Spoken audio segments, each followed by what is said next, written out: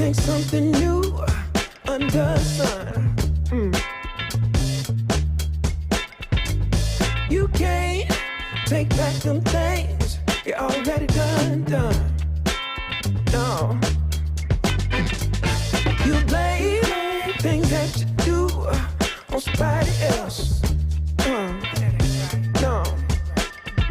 But they all see is you need help.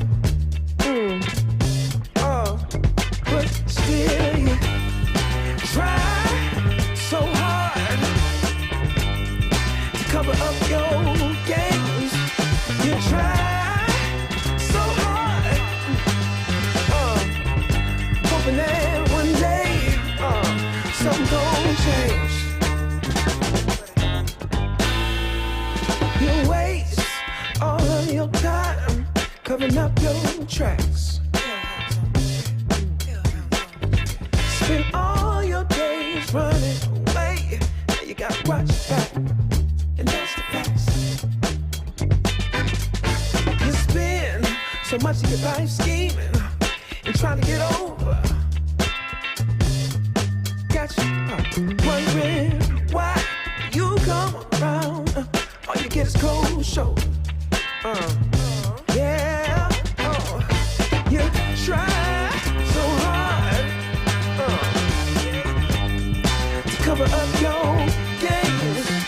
You try so hard, hoping that one day something gon' change. You try so hard. Yeah. You try so hard. You try so hard. Yeah. You try so hard.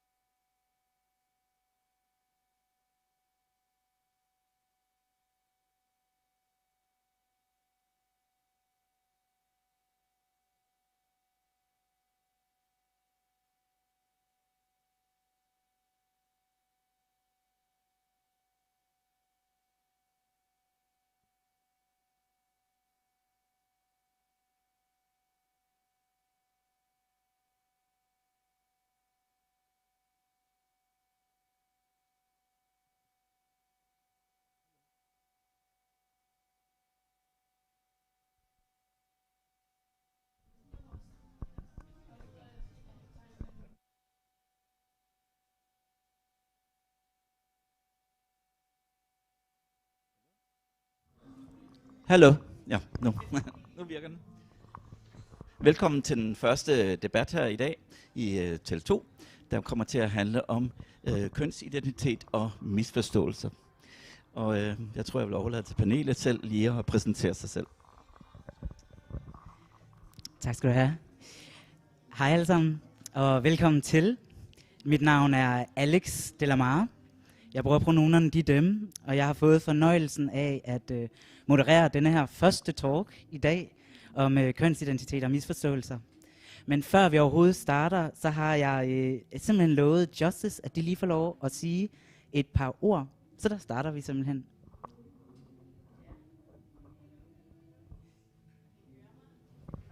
Hallo? Okay.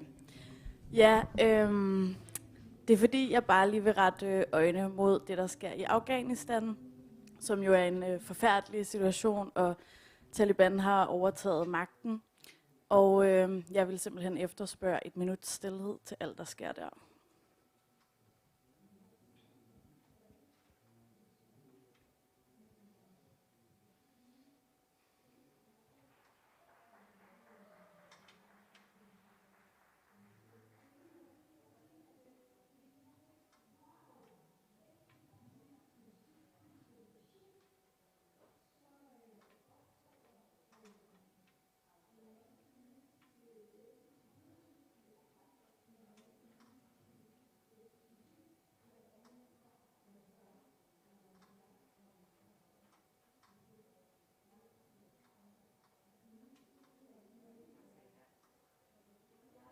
Har ikke særlig god fornemmelse af tid. Det kan også godt være, at jeg får brug for noget hjælp til at holde den, siger jeg. Men jeg vil gerne starte med at sige velkommen til, og vi er enormt glade for at se jer. Vi vil også gerne sige velkommen til de, der måtte sidde med hjemme og se med. I er selvfølgelig lige så velkomne som alle dem, som er her. Som sagt, så er mit navn Alex Delamare. Jeg bruger pronomerne de dem, og så er jeg projektleder og tovholder på LGBT+ Danmarks transpolitiske arbejde. Jeg har fornøjelsen af at stå sammen med de her helt fantastiske aktivister og mennesker, og i dag der skal vi snakke lidt om kønsidentitet og de misforståelser, der kan opstå, enten i en selv eller i samfundet omkring os, når man på den ene eller den anden måde har en kønsidentitet eller et kønsligt udtryk, som stikker i en anden retning, eller ikke formår at leve op til de normer, der nu engang eksisterer, for den måde, vi forstår og har lært om køn på. Jeg kan fortælle indledningsvis, at jeg selv er non-binær transperson, og da jeg kom ned til min læge og bad om en henvisning til CKI i København, blev der spurgt ind til min seksualitet, og hvordan det nu lige det var, og det måtte også være svært at være homoseksuel. Altså, så har vi nogle udfordringer i forhold til vores forestillinger om, hvordan køn og seksualitet hænger sammen. I dag der vil vi beskæftige os primært med kønsidentitet og kønsudtryk, men panelet er selvfølgelig velkommen til at tale ind, hvis I har nogle andre oplevelser i forhold til den her kollaps af køn og identitet og seksualitet. Det er selvfølgelig op til jer selv. Jeg vil starte med at lade panelet præsentere sig selv. I må rigtig gerne præsentere jer med navn, pronomen, alder og hvad I går og laver, hvis I har noget særligt, I har lyst til at præsentere. Og Ivy Oak, vil du starte? Hej, jeg hedder som sagt Ivy Oak, og jeg er også non-binær transkønnet, og jeg bruger de dem pronomener. Til daglig, så er jeg pædagog, og jeg har en privat pasningsordning i mit hjem med små børn. De bliver passet andet sted i dag, hvis jeg kunne komme her. Og så laver jeg aktivistisk arbejde på Instagram primært, på en side, der hedder Tanker om Køn.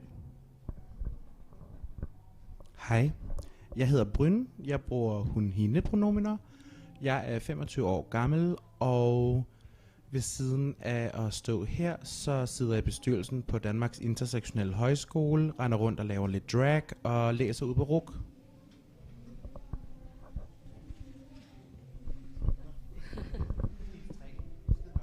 Jeg hedder Rikke, og jeg er 22 år. Jeg identificerer mig selv som kvinde og bruger pronomerne hun-hende, og snakker generelt meget om det her med at være maskulin kvinde og ikke passe ind inden for rammerne som kvinde. Fungerer mikrofonen? Ja, fantastisk. Jeg hedder Mika, Jeg bruger pronomenerne de, dem og han, ham. Jeg er 16, lige startet i 1. G. Og så laver jeg bare sådan diverse ting hos LGBT Ungdom. Hej, jeg hedder Justice Munir. Jeg bruger de, dem. Jeg er 27 år og nyuddannet teknoantropolog. Jeg er aktiv hos en lille transledet NGO, som hedder Transaktion, hvor jeg også sidder i bestyrelsen, men jeg også laver alt muligt andet. Så har jeg min lille personlige side på Instagram, Solgudinde, hvor jeg også bare laver rigtig meget. Ja. Tak skal I have. Jeg kunne rigtig godt tænke mig, at vi lige starter med måske at samle op på den her hjemmeside, eller den her Instagram-profil, som du har, som hedder Tanker om køn. Kan jeg få dig til at bare fortælle lidt om, hvad det er for en side, og hvad du beskæftiger dig med der? Ja, og nu glemte jeg at sige det før. Hvis det har nogen interesse whatsoever, så er jeg 33 år. Jeg tænker, det er lidt ligegyldigt. Men jeg lovede at sige det. Ja. Tanker om køn er opstået her i starten af januar. Og det var egentlig bare fordi, jeg gerne ville skrive lidt mere på dansk om køn. Da jeg selv sprang ud som non-binær, så fandt jeg ud af, at der var meget, meget lidt information at finde på dansk. Der er rigtig meget på engelsk. Det er primært baseret i USA og i England. Og der er bare mange af de ting, der ikke giver mening i forhold til Danmark og at være dansk transkønnet og være non-binær i Danmark. Der mangler ord for rigtig mange ting, og det kan være svært at føre en samtale på dansk om sit køn, hvis man ikke har ord for det. Så da jeg sprang ud, der manglede jeg virkelig de her ressourcer, og det kunne jeg forestille mig, at der er andre end mig, der gør.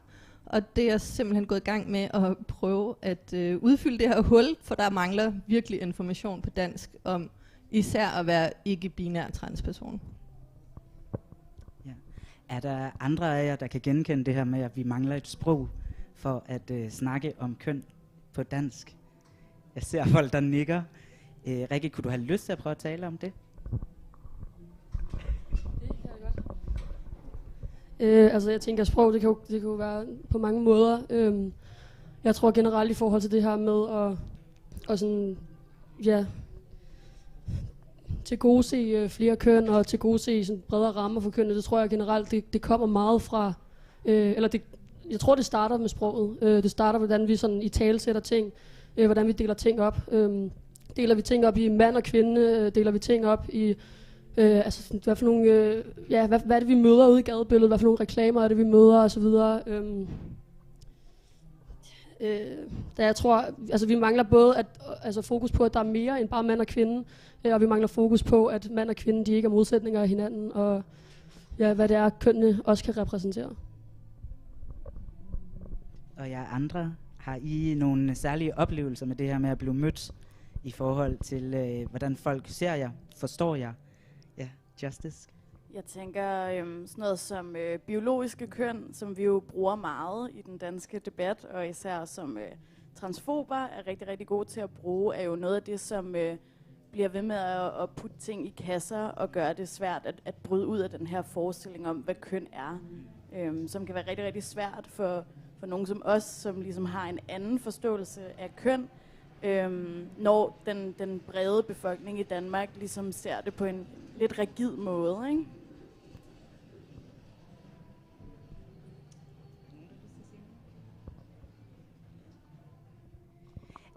Jeg stiller et andet spørgsmål. Fordi det her med, at vi opererer rigtig meget med biologisk køn, tror jeg, at de fleste af os kan genkende. Vi har oplevet at gå i en folkeskole, hvor når jeg snakker med undervisere i dag i forlængelse af mit arbejde, så får jeg at vide, jamen måske er det egentlig vigtigt, at vi underviser i, hvordan folk føler deres køn, men vi har jo allerede biologi, som under i, hvad køn egentlig er. Så altså, at der eksisterer en eller anden form for forestillet distinktion imellem det følte køn og det biologiske rigtige køn. Og der er vi jo en gruppe af personer, der bliver vældig låst i denne her forestilling om, at der findes et forud korrekt køn, som er det køn, som folk har imellem benene. Det er i hvert fald det, vi rigtig ofte hører som argumentet på, at biologien vægter tungest. Det kan også være samtaler om vores kromosomsammensætninger, eller de hormoner, vores krop producerer, Og der fokuserer vi som regel i høj grad på det, vi kalder kønshormoner, altså østrogen eller testosteron. Men sådan set producerer kroppen jo en hel masse andre forskellige former for hormoner. Og der er en hel masse viden om, hvordan køn, det som vi på engelsk kalder sex, og lad os holde grundigt fast i, at der er 2 forskellige ord her, som vi på dansk laver en eller anden sammenkludring af. Altså at vi kalder både det, vi kalder biologisk køn for køn, og så kalder vi det, der er social køn, eller vores følelse af vores køn, for køn, hvor vi på engelsk kalder det gender. Jeg tænker på, er der nogen af jer, der har lyst til at prøve at tale ind i, hvad det er for nogle forventninger til jeres måske tildelte kønsidentitet, som I havde i jeres barndom, eller som I oplevede i jeres barndom, og så bagefter tager vi et spørgsmål om, hvordan vi forholder os til det i dag. Men altså nogle oplevelser af social køn, som I blev påbluttet i jeres barndom. Bryn, kunne du have mod på at starte på den? Sure. Altså man kan sige, jeg voksede jo op som et drengebarn, hvilket vil sige, at der var en masse forventninger til, ligesom hvordan jeg skulle være, men jeg ville hellere bare gerne have kjoler og neglelak og regnbuefarvede støvler på med hjerter. Og på Lolland, hvor jeg voksede op, der er vi altid lige 10-15 år bagud. Så der kan man sige, der blev den sociale regulering ligesom hurtigt indført, således at der var en meget specifik kasse, jeg skulle hoppe ned i. Og man kan sige, det er også i stor grad en, jeg stadig oplever i og med, at jeg vælger at bibeholde mit skæg i en feminin kontekst. Det er noget, jeg tit ofte hører, når jeg er ude i situationer, hvor folk muligvis ikke er helt enige med mig.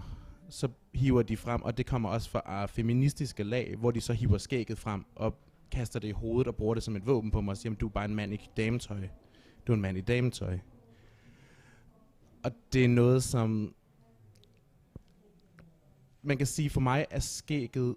Jeg ved, det er en utrolig maskulin faktor i vores samfund. Den er et symbol på maskulinitet for rigtig mange mennesker, men for mig er det også et symbol på min feminitet. Der er mange, der ikke aner, at biologiske kvinder, for at bringe biologi tilbage, også godt kan få skæg. Og hele den her had til hår er en kolonial konstruktion, som vores forfædre sørgede for at installere for 500 år siden for at andetgøre racialiserede minoriteter. Man kan sige, det er et skørt så at stå som transfem, og så få igen smidt endda for ligesindede, så at sige, det her skæg i hovedet og tvunget ned i et greb på at silence og undertrykke og andetgøre.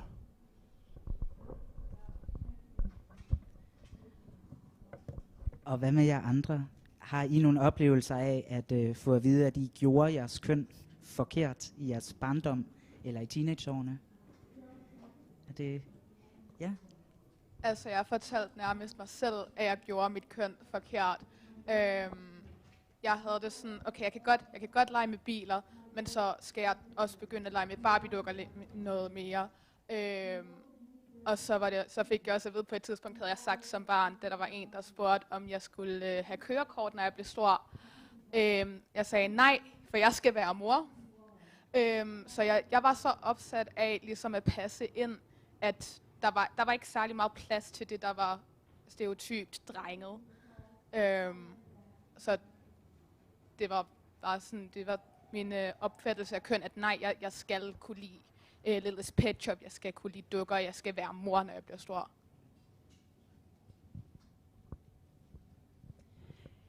Nu sidder vi jo i et panel, som faktisk primært er båret af folk med transoplevelser. Men Rikke, du er en cis-kvinde. Har du lyst til at prøve at snakke ind i, om du også har oplevet noget af det her, i forhold til regulering af, hvordan du skulle gøre dit køn?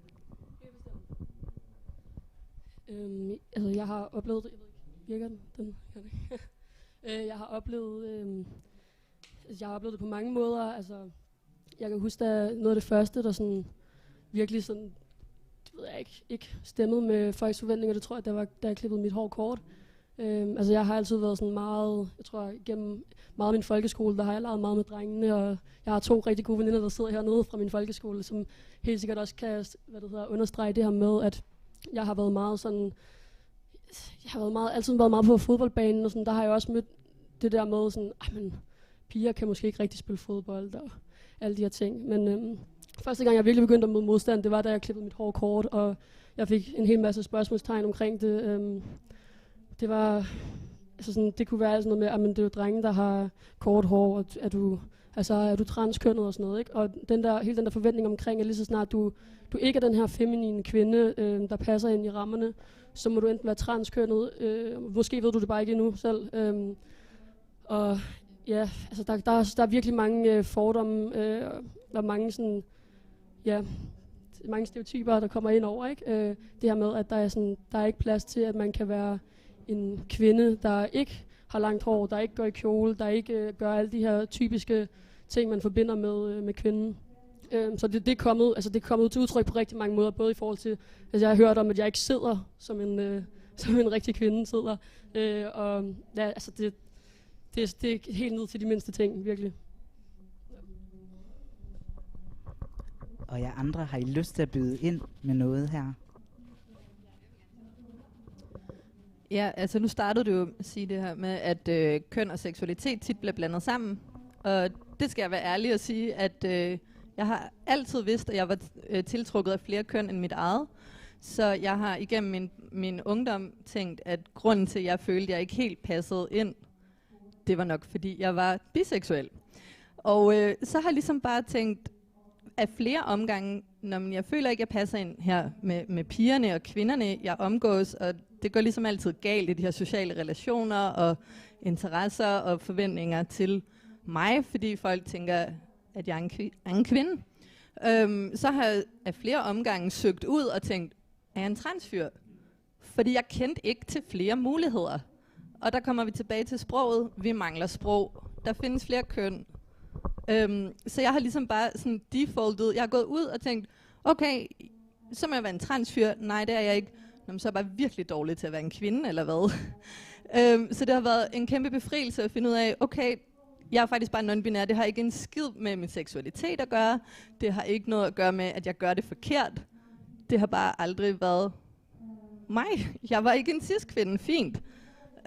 Og det har skabt masser af forvirring. Og for eksempel har jeg været drengespejder i rigtig mange år, som den eneste. Og det har folk svært ved at forstå. Men jeg passede simpelthen ikke ind blandt pigerne. Jeg passede heller ikke ind hos drengene. Men så har jeg sådan siddet mellem 2 stole og tænkt, hvor er der plads til mig? Og Justice, kan jeg se? Ja, altså jeg fandt ud af det her med, at non-binaritet ligesom eksisterede tilbage i 2015, hvor jeg meget hurtigt fandt ud af, at det passede rigtig, rigtig godt på min oplevelse. Og jeg har fundet nogle sådan blogindlæg, som jeg skrev tilbage, da jeg var 16 år, hvor jeg simpelthen har reflekteret det her over mit køn og min oplevelse som det her med ikke at føle mig som hverken mand eller kvinde. Og det her med aldrig rigtig at føle igen, at jeg passede ind, at blive sagt eller fortalt, at jeg aldrig ville kunne blive en dreng, fordi jeg havde bryster og alle de her ting, hvor at jeg jo ikke passede ind i den her oplevelse af, hvad køn skulle gøre, og jeg heller ikke forstod, hvad det var, jeg skulle gøre som mit køn. Og det er jo en alder, hvor jeg tænker, at jeg kunne have haft rigtig, rigtig brug for, at der ligesom var nogle tilgængelige ord, som nemmere kunne have givet mig en oplevelse af, at jeg hørte til, og at andre havde det på samme måde som mig. Så for mig at finde de her ord, har det gjort, at jeg nu har en frihed til at gøre mit køn på en anden måde, end jeg havde dengang. Netop også fordi, at jeg ligesom kan læne mig tilbage og gøre mit køn på min egen måde, i stedet for at, som jeg også gjorde dengang, prøvede at passe ned den her rigide kasse, som kvinde var. Så ja, det har givet mig en stor frihed at have det her begreb, som jeg ligesom kunne udforske og udfordre lidt, og sådan give mig selv lidt højere til loftet i forhold til, hvordan min krop så ud, og hvordan jeg kunne føle i mig selv, tror jeg.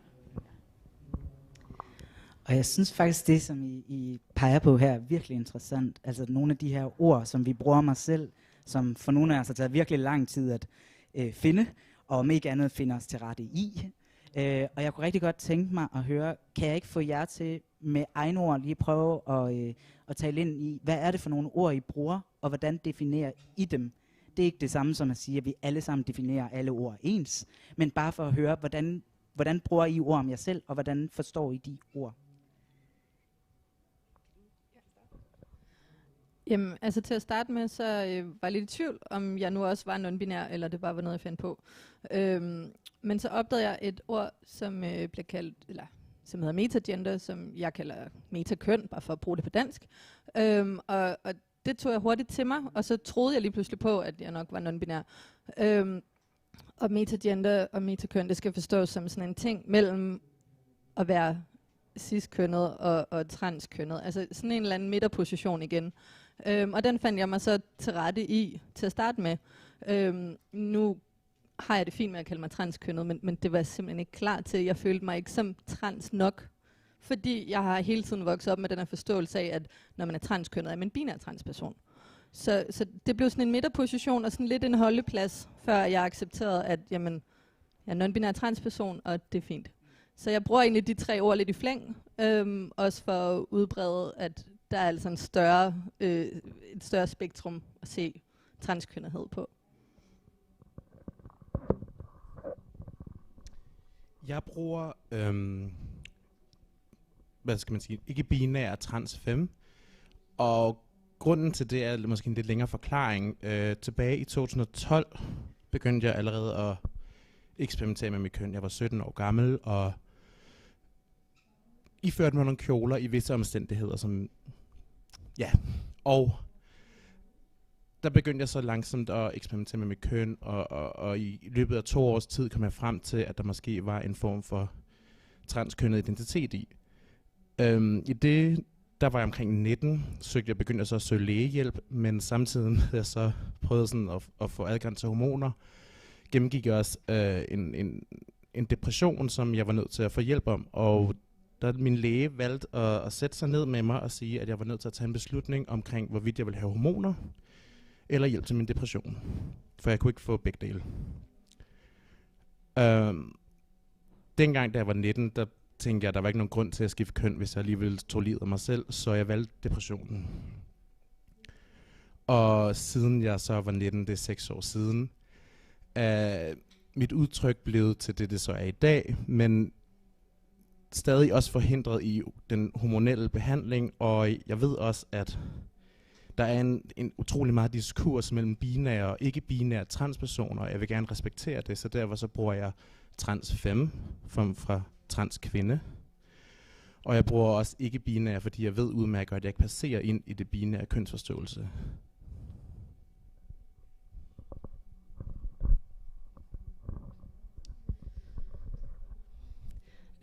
Jeg har altid, sådan, især da jeg var teenager, har jeg oplevet rigtig meget, at folk har, ja, som sagt, de har sådan ikke rigtig troet på, at jeg kan være kvinde, og så se sådan her ud og gøre de ting, jeg gør. Jeg har nærmest skulle overbevise andre om det. Så derfor så havde jeg faktisk en periode i mit liv, hvor jeg gik med nogle tanker selv omkring, at jeg var helt forkert som kvinde, og at måske så havde folk ret, når de blev ved med at spørge mig, om ikke at jeg var, at der var noget helt galt, altså med, om jeg overhovedet var kvinde, om jeg ikke heller ville være noget andet, og så videre. Så på et tidspunkt, der var jeg sindssygt meget i tvivl, og det var faktisk virkelig en svær periode for mig, fordi jeg havde virkelig svært ved sådan at finde ud af, hvem jeg var. Men så kom jeg også til et punkt, hvor jeg tænkte, altså hvor kommer de her tanker fra? De kommer jo fra alle mulige andre, de kommer udefra hele tiden, fordi jeg føler mig jo tilpas. Jeg føler mig super tilpas i min kvindekrop, og jeg har brug for at vise sådan, at man godt kan være kvinde på den her måde, og ja, så tror jeg har valgt at bruge det på den måde, på en eller anden, altså sådan, fordi jeg synes ikke, at andre skal have lov til at definere, hvem jeg er. Det har jeg brug for. Det skal jeg selvfølgelig selv gøre, kan man sige. Jeg startede, sådan da jeg fandt ud af, hvad non-binær var, at være sådan, okay, det er simpelthen en mulighed for mig, ikke at føle mig tilpas i min krop. Men nej, jeg er ikke non-binær, jeg er stadig cis. Så jeg gik bare sådan rundt og sådan vendede mig til tanken om, at okay, det er faktisk fint nok ikke at være sådan en fuldkommen feminin kvinde, og bare sådan være, du ved, taknemmelig for en teamglasfigur og sådan noget, ikke? Så sådan kom jeg langsomt hen mod sådan, okay, måske er jeg non-binær, og så var det bare sådan en langsom passage fra, du ved, cis til non-binær til transmaskulin, og sådan, hvor jeg sådan overgjorde det sådan maskuline, fordi jeg ligesom skulle bevise mig selv som transkønnet på en eller anden måde, til nu er jeg så landet sådan et eller andet sted, der er mere i midten, hvor jeg bare sådan, okay, jeg er non-binær transkønnet, det giver ligesom plads til noget lidt mere flydende end sådan det helt maskuline. Så det er ligesom lidt min rejse.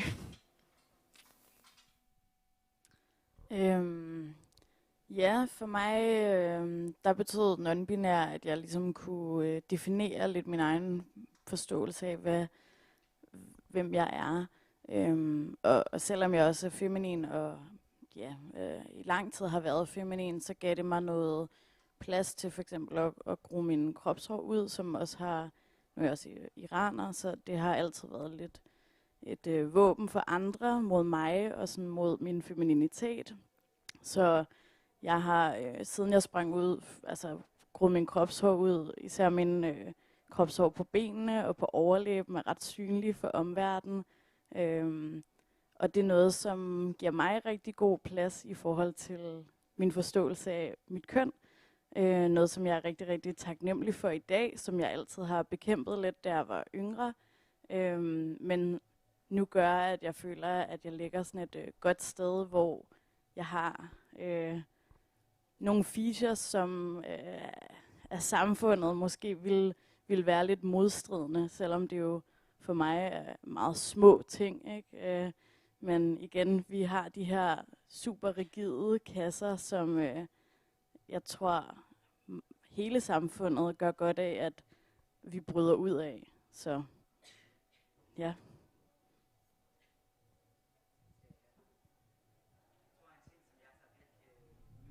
Det her er, at vi sidder i en gruppe af mennesker, der står en gruppe af mennesker, som på alle mulige måder har oplevet enten at få at vide, at vi gjorde vores tildelte køn forkert, og at når man så står på det køn, man har, at så får man at vide, at man ikke er det nok, eller man også gør det forkert. Altså vi er fanget i, at vi i bund og grund enten ikke er mænd eller kvinder nok, og når vi siger, at du har ret, jeg er ikke nødvendigvis mand eller kvinde, eller jeg er det på en måde, som ikke er genkendeligt ind i din ramme, så får vi også at vide, at vi gør det forkert, og at vi skal rykke tilbage ind i den boks, vi fik at vide, at vi ikke gjorde rigtigt i udgangspunktet. Så vi står som regel i en klemme af at have svært ved at eksistere, og når vi prøver at gøre nogle ting for os selv med vores udtryk, altså kommer der som regel nogle sanktioner, som jo desværre enten kan være i form af tale, men det kan jo også være i forhold til verbale, fysiske eller seksuelle overgreb. Og vi nævner det, fordi det er en problematik, der findes, og en problematik, der desværre er rørende mange mennesker, som står i og har oplevet på egen krop. Jeg vil i den sammenhæng nævne den kampagne, som har kørt hele sidste år, som hedder Lev og lad leve, som handler om LGBTI plus personers oplevelser af hate crimes. Og Brynne, er det rigtigt, at du har været lidt inde over her med Lev og lad leve? En lille bit smule i starten. Men hvorfor du gik i det? Ja. Til at starte med, der grund til, at jeg ligesom deltog i det, var fordi jeg kender Alexander sådan perifært. Og selvfølgelig det hele afledtes af den hate crime episode, han havde oplevet, hvor han blev udstillet på nettet. Så derfor så gik jeg ind i den, men efter et stykke tid begyndte jeg også lige så stille at trække mig fra det igen. Fordi jeg ikke lige så meget intersektionalitet i metoden, men det var det, jeg... Ja. Og jeg tror, at grunden til, at jeg nævner Lev og lad leve, er jo, at de for nylig er kommet med den her bog, som samler 1000 beskrivelser af folk, som har oplevet hate crimes på den ene eller den anden måde, på baggrund af deres, om ikke andet, hvordan folk læser dem ind i en LGBTQI plus identitet. Og det er, jeg nævner det, fordi at vi jo ofte bliver spurgt, jamen har vi det ikke ret godt herhjemme i Danmark? Her går det godt. Vi er så frie, LGBT, regnbue, hænger der bare og pynter på det her tidspunkt. Der er ikke særlig meget mere at kæmpe for. Og det er, om ikke andet, inden fra LGBT plus Danmark, inde på mit kontor, ikke noget, vi kan nikke genkendende til. Jeg kunne rigtig godt tænke mig at høre, hvordan navigerer I dag, når folk stiller spørgsmål til jeres køn eller kønsidentitet, eller jeres kønsudtryk? Er der en, der har lyst til at prøve at svare på det? Altså, hvad gør I dag, når nogen kommer og stiller spørgsmål til det? Og det kan både være direkte til jer, det kan også være online. Min metode er ofte at være så, hvad skal man sige, blid som muligt. I og med, at hvis det bliver for udfordrende for dem, så bliver de voldelige. Hvis det bliver for meget, så er der vold. Hvis man gør for meget, så er det vold. Så min metode ofte er, når der bliver stillet spørgsmål, hvilket der bliver gjort hver evig eneste dag, fordi jeg stikker ud som en bullen tommelfinger. Så er det at æbe med hårene, for jeg overgår ærligt talt ikke at tage kampen. Det er på risici af mit eksistens og mit helbred og mit liv, men heldigvis så har jeg så et community, som tager kampene med mig, når de er med mig. Og sørger for at beskytte og tage de svære samtaler, som kan være drænende og skulle tage hver halve time, når du går ned gennem strøget, ikke engang hver halve time, hver 5. minut, hver 5. sekund. De tager dem. Så man kan sige, at jeg gør sådan set ikke så meget andet, end jeg eksisterer. Og jeg lever, og jeg trækker vejret. Og så er det så mit community, som har min ryg, som går tilbage til den gruppe af drenge, der stod og filmede mig til, hvad ved jeg, TikTok, Instagram stories. Konfronterer dem, som pusser sig op, som var de en chihuahua, og fronter en 2 meter høj mand, til trods for, at hun er 1,65. Det er mit community, der har mig. Jeg gør reelt intet andet end bare at eksistere. Hvad med jer andre? Har I nogle oplevelser med, hvordan I prøver at navigere det her med mødet med andres spørgsmål og forvirring? Altså heldigvis, så synes jeg for det meste folk er gode til bare at spørge, og det synes jeg er super vigtigt. Det vidner over om, at folk de er nysgerrige, og de gerne vil blive klogere på området. Og jeg tror generelt, noget af det, som jeg oplever mest som en udfordring for mig, det er, når jeg skal på kvindetoilettet for eksempel, og jeg er ude for diverse konfrontationer eller kvindeomklædningen, der er det sådan set endnu værre. Og hvad det hedder, jeg har lidt den tilgang til det, at jeg tror egentlig ofte ikke, det handler om dårlige intentioner. Jeg tror ofte, det handler om, at folk ikke ved nok om det. Og det er jo lige præcis også det, der viser, at det er rigtig vigtigt, at vi snakker om det. Og at vi snakker om det hele, altså, og gerne så meget som muligt. Fordi vi lever i et super heteronormativt samfund, så vi, altså, det er et eller andet sted, så synes jeg også, at altså, hvis man ikke selv måske er i det og gør sig så meget i det, så kan det også være svært at vide noget om det. Så derfor så generelt, så er jeg meget sådan, meget stille og rolig omkring det, når jeg skal tage og snakke med folk. Altså, så længe de bare spørger på en ordentlig måde. Og, altså, jeg har jo selvfølgelig været ude for meget ubehagelige konfrontationer, hvor folk de har været decideret modbydelige. Og det gider jeg sådan set ikke bruge min tid på. Der har jeg valgt at sige, at der melder jeg mig ud. Det er min måde at gøre det på. Jeg oplever ikke så meget sådan i min hverdag, men jeg arbejder også i mit eget hjem, så jeg er utrolig meget derhjemme med mine børn og de familier, jeg passer børn for.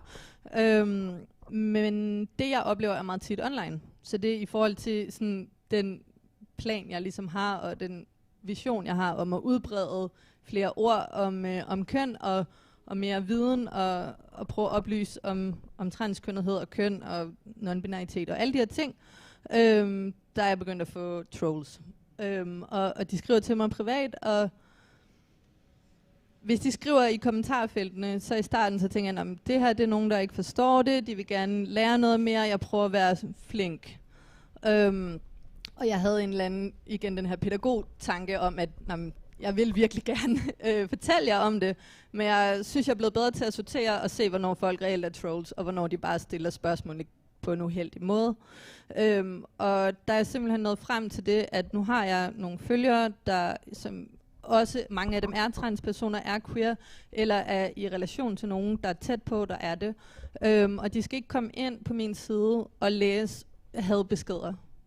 Så jeg er simpelthen begyndt at slette dem, også for mit publikums skyld. For jeg synes ikke, det er okay. Og så prøver jeg at lade være med at tage det alt for meget ind. Men, så det går ikke så meget på min person, det går mere på mit forsøg på at sprede viden. Og jer andre, har I noget at tilføje?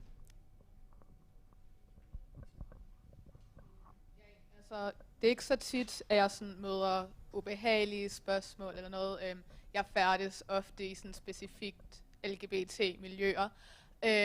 Men når jeg så får nogle spørgsmål, så er de ofte rimelig venlige, og så prøver jeg egentlig bare at tage det på den mest hverdagsagtige måde, jeg kan.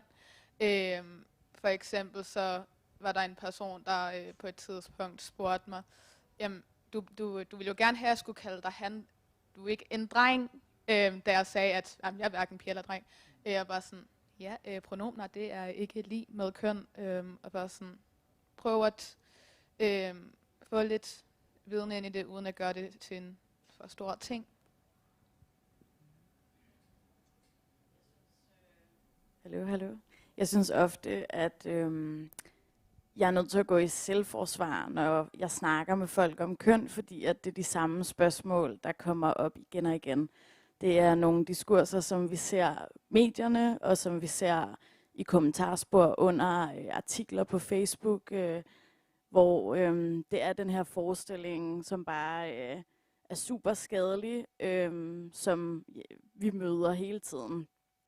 Og jeg sad med nogle aktivister i går og snakkede om, at det ofte er der, vi bruger rigtig meget energi, det er på at være defensiv.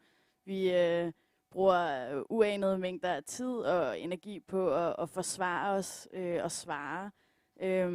Og vi spekulerede lidt i, om det kunne være godt for os, i stedet for at være lidt proaktive og faktisk gå ind og snakke ud for vores positioner og os selv, når vi har lyst til det, i stedet for at svare på alle de her spørgsmål, som man jo godt kan føle lidt ikke går nogen vegne hen. Så jeg håber i fremtiden, at jeg i hvert fald selv helst vil snakke, når jeg har lyst til det. I hvert fald på nettet, hvor man jo lidt nemmere kan vælge, hvad man går ind i stedet for, altså i modsætning til, når man står over for folk, der spørger en. Ja. Og jeg synes jo, det som panelet peger på her, er jo nogle rigtig fine måder at håndtere ting på. Men hvor er det altså fucking ærgerligt, at det er nødvendigt. Og vi har brug for allierede, som tager samtalerne med os og for os en gang imellem, fordi det er sgu pisse hårdt. Og vi ser jo desværre også en tendens til, at LGBTQI plus miljøet er udfordret af minoritetsstress. Og vi har jo også en tendens til at se, at folk med flere minoriserede positioner i samfundet lider under af forskellige former for diskrimination og dertil følgende udfordringer, både på fysisk og mentalt helbred. Så vi har brug for allierede, som hjælper os med det her. Og så har vi, og det kan jeg nogle gange have brug for at høre selv, så nu siger jeg det til andre, vi har brug for at begynde at snakke om, at radikalt self-care, altså at passe på sig selv, i første række er valid aktivisme. Vi står i en hverdag, hvor vi hele tiden skal forsvare os selv og forklare os selv, og nogle gange så har man brug for at trække stikket på den, og det skal der være plads til. Jeg kunne rigtig godt tænke mig at høre, om der er nogen af jer, der har lyst til at tilføje noget. Fordi ellers så vil jeg gerne åbne op for, at der kan komme spørgsmål, hvis der er nogen, der har spørgsmål, eller overvejelser, som I har lyst til at dele. Er der nogen i panelet, først og fremmest? Jeg skal prøve at gøre det kort. Jeg ved ikke, om I andre har nogle erfaringer med det. Det har jeg måske ikke. Jeg ved ikke, om I har børn. Men når man er transperson og har født børn og ammet børn, så oplever man nogle gange en vis forvirring omkring, at jamen, er du så transperson? Altså jeg håber rigtig meget, at noget af det i LGBT Danmark kunne tænke jer at arbejde videre med, det er at få meget mere forståelse for transpersoner på altså området inden for graviditet og fødsel og amning, og det kunne også være super fedt, hvis der kom noget mere fokus på queer parenting og forældreskab og sådan noget. Måske Pride næste år, sådan nogle ting. Det synes jeg kunne være fedt at få med. Den tager jeg med videre, og jeg kan fortælle, at der kommer en talk lige i eftermiddag, som handler om familier med flere end 2 forældre, eller familier med anderledes forældrestrukturer, end det normen ofte præsenterer for os. Så det er noget, vi arbejder videre med, men absolut en vigtig pointe. Og jeg vil skynde mig at sige, at vi jo står et sted, hvor vi bliver nødt til at forholde os til, at vi ser både transpersoner, som bliver yngre og yngre, når de kommer i talesætter deres kønsidentitet første gang, men jeg ser også folk, som er oppe i årene, som i talesætter de her ting, fordi at der findes nye narrativer, som giver plads til, at flere mennesker kan begynde at gøre sig overvejelser om deres køn, som de ikke havde mulighed for tidligere, hvilket flere i panelet jo også i talesætter her. Ja. Jeg vil rigtig gerne høre, om der er nogen af jer, som har nogle spørgsmål eller nogle overvejelser, jeg har lyst til at dele.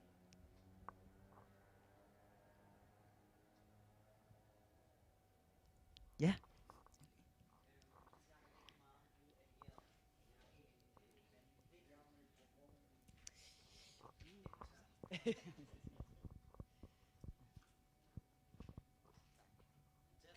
Hallo, hallo.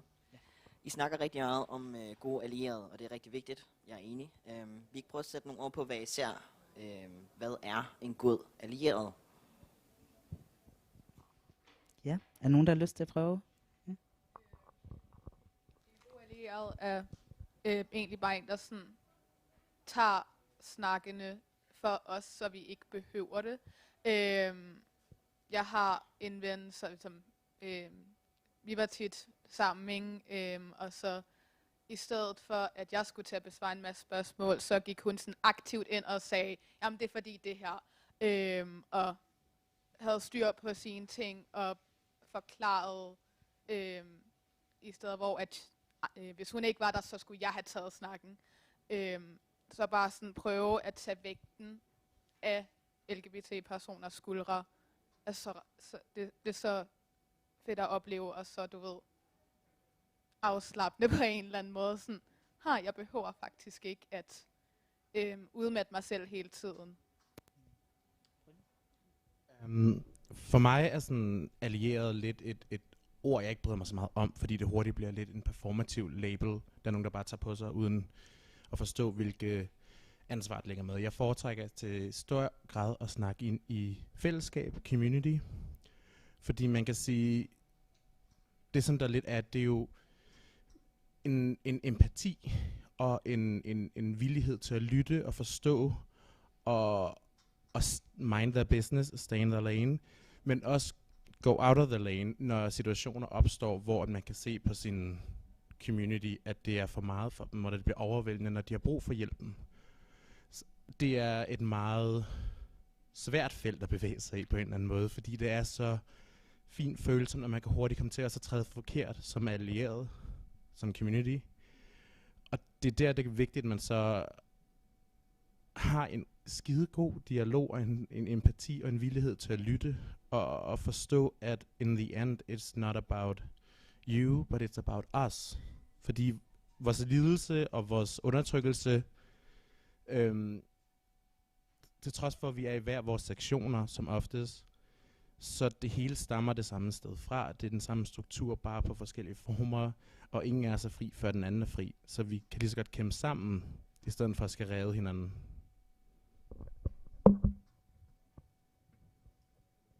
Altså ud over det her store fællesskab, har vi også rigtig meget brug for, at folk har vores rygge i privaten. For eksempel at huske at bruge vores pronomener, også når vi ikke er, ikke er der. Også at gribe ind i situationer, for eksempel på toiletter, hvis man oplever, at der er nogen, der bliver angrebet her, at ja, andre personer ligesom er gode til at sætte sig ind mellem og forsvare. Altså en helt banal situation, men at beskytte de personer, der bliver diskrimineret. Måske også noget som generelt at skabe bevidsthed for de mennesker, som måske ikke er i vores fællesskaber. Gør dem opmærksom på, at vi eksisterer, eller at hvis man har nogle venner, husker at tage snakken med sine forældre, eller søskende, eller venner, om at vi eksisterer, og hvordan landet ligger, så det ligesom kan sprede sig lidt ud.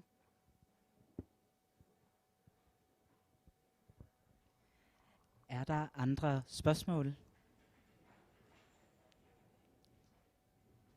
Ja? Du får lige en mikrofon også. Hej. Er den sendt? Ja. Ja, det er den. Jeg kunne godt tænke mig at spørge jer, hvor det er, I føler jer allermest misforstået, og hvor I får en fornemmelse af, at jeg har ikke lyst til at indgå i en dialog her.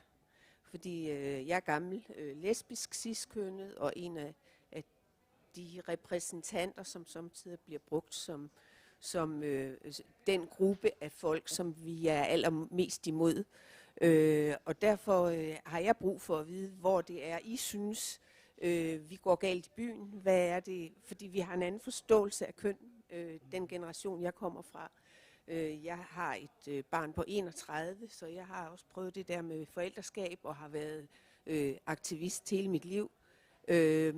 Jeg synes, nogle af de ting, der kan være svære for mig, det er at forstå, at der er en antibiologisk diskurs. Altså I siger, at det handler ikke om biologi, men I bruger rigtig meget diskussion om biologi og argumenterne omkring krop, som jeg ikke, og det forstår jeg simpelthen ikke. Men spørgsmålet var egentlig, hvad er det, som får jer til at reagere og sige, at den gruppe, som jeg bliver gjort til en del af, er transfober? Tak for dit spørgsmål. Det er en super vigtig diskussion, og en, som jeg ser ofte bliver taget online, og ikke i et fysisk møde. Og vi ved alle sammen, at når ting sker online, så er der plads til rigtig mange misforståelser og frustrationer. Så vigtigt spørgsmål. Jeg vil starte med at spørge jer, er der nogen, der har lyst til at prøve at svare på, hvor I føler jer mest misforstået? Ja, jeg vil gerne forsøge i hvert fald. Altså, jeg kunne rigtig godt tænke mig, at der netop var nogle flere som dig, der havde lyst til at lære noget nyt, og altså udvide sin kønsforståelse, og acceptere, at okay, det jeg har lært, da jeg var barn og ung og voksen og forælder, alle de her ting, har måske ændret sig med tiden. Så simpelthen udvide sin binære kønsforståelse til at blive et meget større spektre.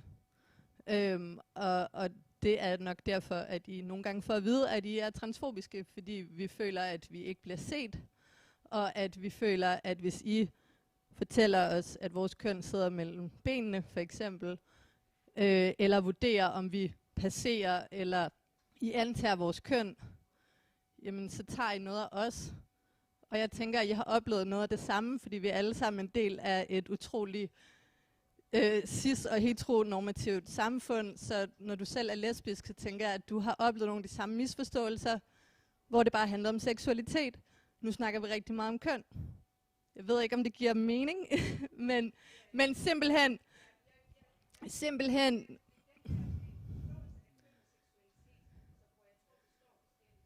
ja, altså, for eksempel at lade være med at bruge udtryk som det modsatte køn, eller biologisk køn. Jeg bruger altid tildelt køn for sex, og kønsidentitet for gender, fordi vi har køn og køn på dansk, og det er et kæmpe problem. Vi bliver nødt til at udvide vores ordforråd, vi bliver nødt til at udvikle vores sprog, og sådan vil det være resten af livet. Det kan være, at jeg sidder der om 30 år, og at den der ikke helt forstår, hvad der bliver snakket om, og så må man simpelthen holde sig i gang og lære nyt og udvide sin horisont hele livet. Så det er det, jeg bedst kunne tænke mig, at du gjorde. Jeg er simpelthen bange for, at vi ikke har tid til det. Det er en debat i sig selv, og jeg synes, den er vigtig. Ja. Justice. Ja, jeg tror, at det, der går galt meget i den her dialog, er, at der bliver snakket i den her diskurs, som vi jo kender så godt som transpersoner, at det er en dialog, der oftest foregår på Facebook eksempelvis, og som bruger en masse af de samme, hvad hedder det, argumenter, der var det. Og de her argumenter, hvis man piller lidt i overfladen, så er det noget, vi kalder dog whistles, altså noget, der er en lille smule kodet, og som oftest leder ind i en dialog, som ender det samme sted, og som er enormt svær at svare på, som den, der forsvarer sig selv. Så som transpersoner, når vi er på nettet, og vi ser den her dialog, så ved vi, at hvis vi piller til den her, eller rykker lidt til den her domino-brik, så falder der sådan en helt skare. Så det er rigtig, rigtig svært at have en dialog med for eksempel jeres gruppe eller andre, som har nogle forestillinger, og måske kommer med nogle helt reelle spørgsmål, men som vi kender fra nogle af de stemmer, som er rigtig banebrydende i den her debat, som ikke spørger med gode intentioner, eller intentioner om at lære noget, men som spørger på en måde, som ligesom er opstillet, så vi bliver fældet, eller så de kan komme med et modargument, som så kører i sådan en ret ond cirkel. Så det er nok et af de steder, jeg føler mig mest misforstået, også fordi jeg har indgået i dialoger med nogle af de her stærke stemmer, som er kritiske, siger deres egne ord, i forhold til kønsdebatten. Og det er et sted, hvor der ikke rigtig sker så meget udvikling. Der sker en masse tomgang og en masse angreb, og generelt en masse, som virkelig ikke er sundt for nogle af parterne, som indgår i. Et sted, som er rigtig, rigtig svært for mig lige nu at se, at der kan komme en god udvikling. Udover for eksempel, at vi måske kunne blive lidt mere proaktive, skabe en masse indhold, som kunne skabe noget læring til dem, som jo er nysgerrige, på en måde, hvor der ikke bliver brugt rigtig meget tid på at forsvare og debattere, som jo også er noget af det, som desværre tager en masse af taletiden for dem, som har den her lærte oplevelse, som faktisk eksisterer som transpersoner og har erfaring fra det. Så ja, det er det. Brynne? Man kan også, sådan der var den. Man kan også sige ofte, så er det, at biologien ligesom bliver våbensliggjort over for os i samtalerne. Og i samtalen om biologi, der er ofte utrolig meget uvidenhed, fordi der er mange, der ser biologi som enten XY eller XXXY, hvor at kromosomblandinger er så meget større. Der er 47 mig bekendt forskellige, man kender til. Og igen, biologien bliver hurtigt gjort til et våben mod os for at dehumanisere og silence igen. Man kan sige, biologi er jo usynligt til en vis grad jo, fordi man kan ikke se på folk, hvordan deres kromosomer, hvordan deres hormoner ligesom sådan alligevel kommer frem. Altså man kan ikke se på mig, jeg har en kromosomafvigelse måske, jeg har mælkekirtler, jeg producerer mælk. You can see that.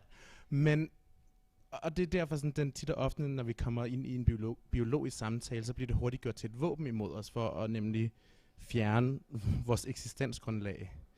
Og det er jo ikke en ny samtale, fordi mig bekendt, så har videnskaben talt ind i både et socialt, og et psykologisk, og et biologisk køn i 50-70 år. Så derfor så er det sådan, det kan blive meget sådan trættende tit og ofte, når man hele tiden får smidt det biologiske køn i hovedet som et våben for at afvige, og som Justice har sagt med dog whistles, for at aflede opmærksomheden fra det sociale køn, som er det, der opstår imellem os. Som opstår, når vi lever og ånder, og ikke reelt, hvad der er inde i os. Tusind tak for det svar. Jeg kan for mig selv sige, som en, som har nogle gange en lidt trættende fornøjelse at gå ud og lave rigtig mange oplæg om kønsidentitet 101, hvor er vi henne i dag, at en af de ting, som jeg oftest løber ind i, er folk, der siger, du prøver at tage mit køn fra mig. Jeg kunne ikke drømme om at tage nogens køn fra dem. Jeg synes, alle skal have lov at leve deres bedste liv med det køn, de nu engang har. Jeg vil rigtig gerne, at vi arbejder i kønsdiversitet, at der er plads til, at jeg får den samme rettighed. Derfor er denne her samtale vigtig for mig, at misforståelsen er, at vi, den farlige translobby, eller den farlige kønsdiverse gruppe, at vi prøver at tage noget fra nogle andre. Jeg kunne ikke drømme om det. Jeg vil bare så enormt gerne, at der bliver plads til, at vi om, jeg kunne drømme om at sige et år, jeg tror ikke på, at det er det, der sker, men om vi om 5 år eller 10 år, ikke behøver at stå heroppe og snakke om de meget kedelige tendenser, vi desværre ser. Fordi helt tydeligt, så har vi et samfund, som for det første har snakket om køn i mange år. Vi har snakket om feminisme, og hvis ikke det er køn, så ved jeg ikke, hvad det næsten ellers er. Men vi har snakket om køn, og nu begynder vi at gøre det på nogle andre og nogle nye måder. I virkeligheden er de måske ikke nye, de er bare nødt til Danmark. Og pludselig har folk en hel masse holdning til både deres eget og andres køn. Og det er en samtale, jeg tror, vi bliver nødt til at spore ind på nogle helt andre præmisser, end den måde, vi har gjort det indtil videre. Og der har LGBT plus Danmark og andre foreninger selvfølgelig et ansvar. Det har vores mediehuse i den grad også. Jeg synes, de løfter det på en ret crappy måde, ret langt hen ad vejen. Men så ser jeg sørme også, at nogle af dem, som er sponsorer på WorldPride og så videre, også godt kunne lægge nogle penge resten af året, sådan så at de aktivister, som står her, som laver aktivisme med blod, sved og tårer og på egen konto, også bliver betalt for det arbejde, for vi har et problem, at vi aldrig bliver taget seriøse eller bliver læst som professionelle, når ikke vi bliver anerkendt ind i nogle institutioner, som bliver anerkendt som professionelle. Vi kigger altså ind i et systemisk, strukturelt problem. Det er et problem, som stikker langt ud over WorldPride og LGBT plus organisationen. Det stikker i alle mulige retninger, og det er noget, som vi bliver nødt til at tage meget seriøst, hvis vi skal have rykket på nogle af de her ting. Vi har 2 minutter tilbage, så jeg vil rigtig gerne høre, om der er nogen af jer, der har nogle afsluttende kommentarer, eller noget, I har lyst til at dele.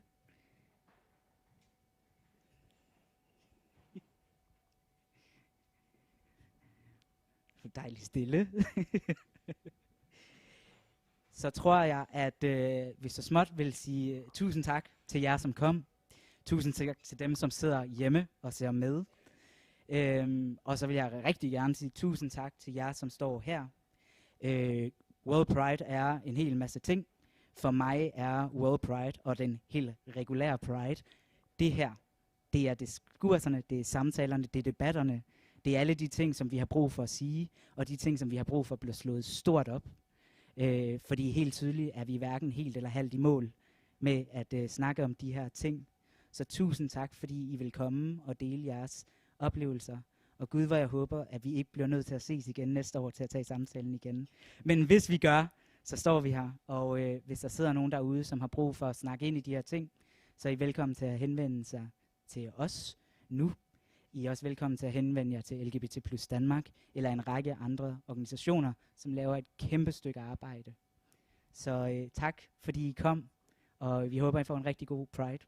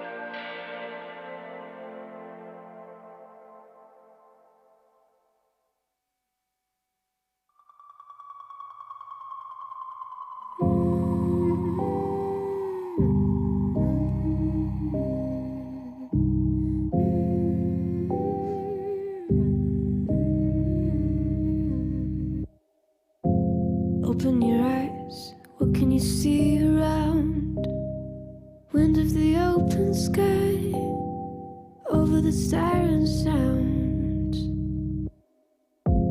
This is a dream, getting the royal scar, holding a diamond blade, throwing it far.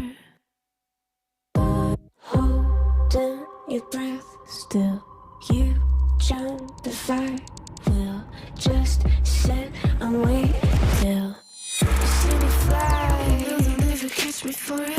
See me fly, the way I put my finger on it. See me fly, you got it.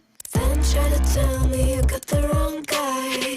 See me fly, you know they'll never catch me for it. See me fly, the way I put my finger on it. See me fly, you got it.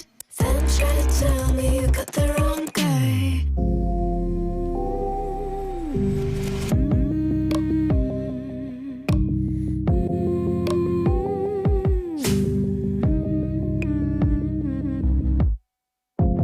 Look at them now, all of the noise they make, counting the cards to one. Queen of Hearts never breaks. Falling asleep, here might just take a while. Try not to grind your teeth, dreaming to touch my style. Well, can't say I blame you. Try to come close to, but all you can do. See me fly, you know they'll never catch me for it. See me fly, the way I put my finger on it. See me fly, you got it. Then try to tell me you got the wrong guy. See me fly, you know they'll never catch me for it. See me fly, the way I put my finger on it. See me fly, you got it. Then try to tell me you got the wrong guy.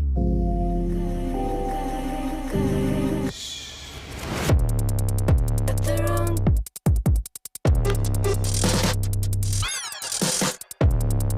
Got the wrong guy.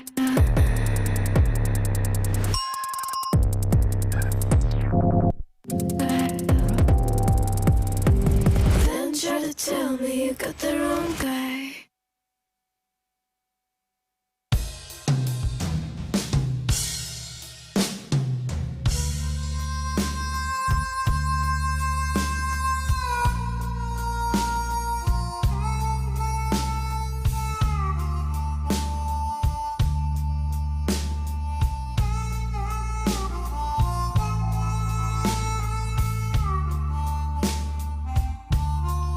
Is there alone on your back,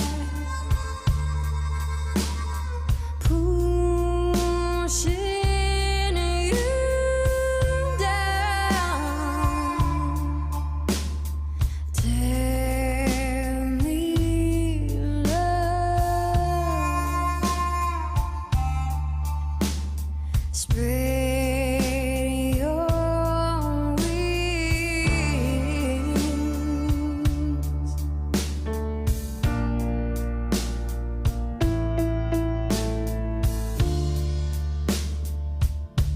A new day will come again. I promise it will get better.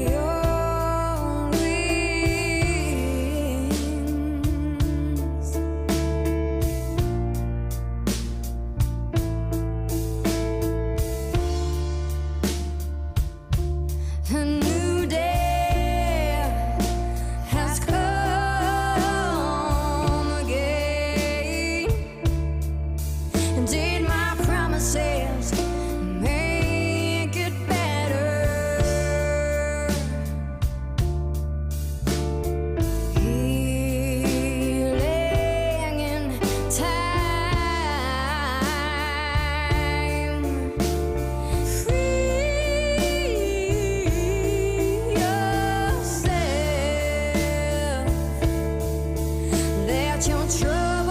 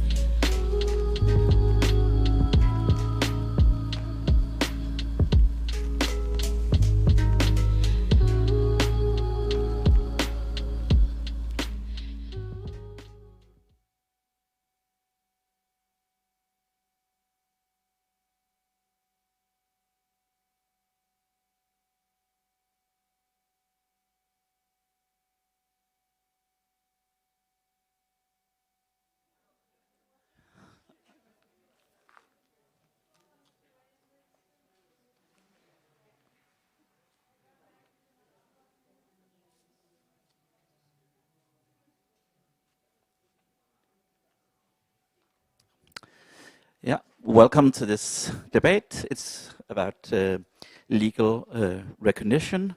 Is it just a number? And it's going to be in English. There'll be possibility to ask questions in the end. So, welcome to all. Thank you.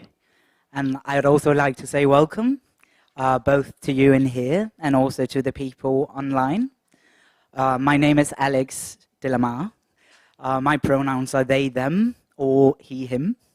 And I have the pleasure of moderating this talk today about legal gender representation and recognition of trans youth, children and teenagers who are younger than 18 years. And I would like to start by saying that this is being filmed. The camera will primarily look at us, but everybody who's sitting in front of the camera will be potentially within the field of being seen. So if that is uncomfortable for somebody, you are welcome to move behind the camera. Just mentioning it. Yeah. Also, there will be time for questions. You are welcome to ask your questions in Danish as well, if it's more comfortable, and I would do like a quick translation, to the best of my abilities afterwards. All right. Good. So like I said, my name is Alex. I work at LGBT+ Denmark. I work with trans rights and trans activism. And I am very privileged in that I get to go out and give a bunch of talks about gender and what gender is today. And I was asked to come here by the organization If Is To Be, who will talk about their politics in a little while.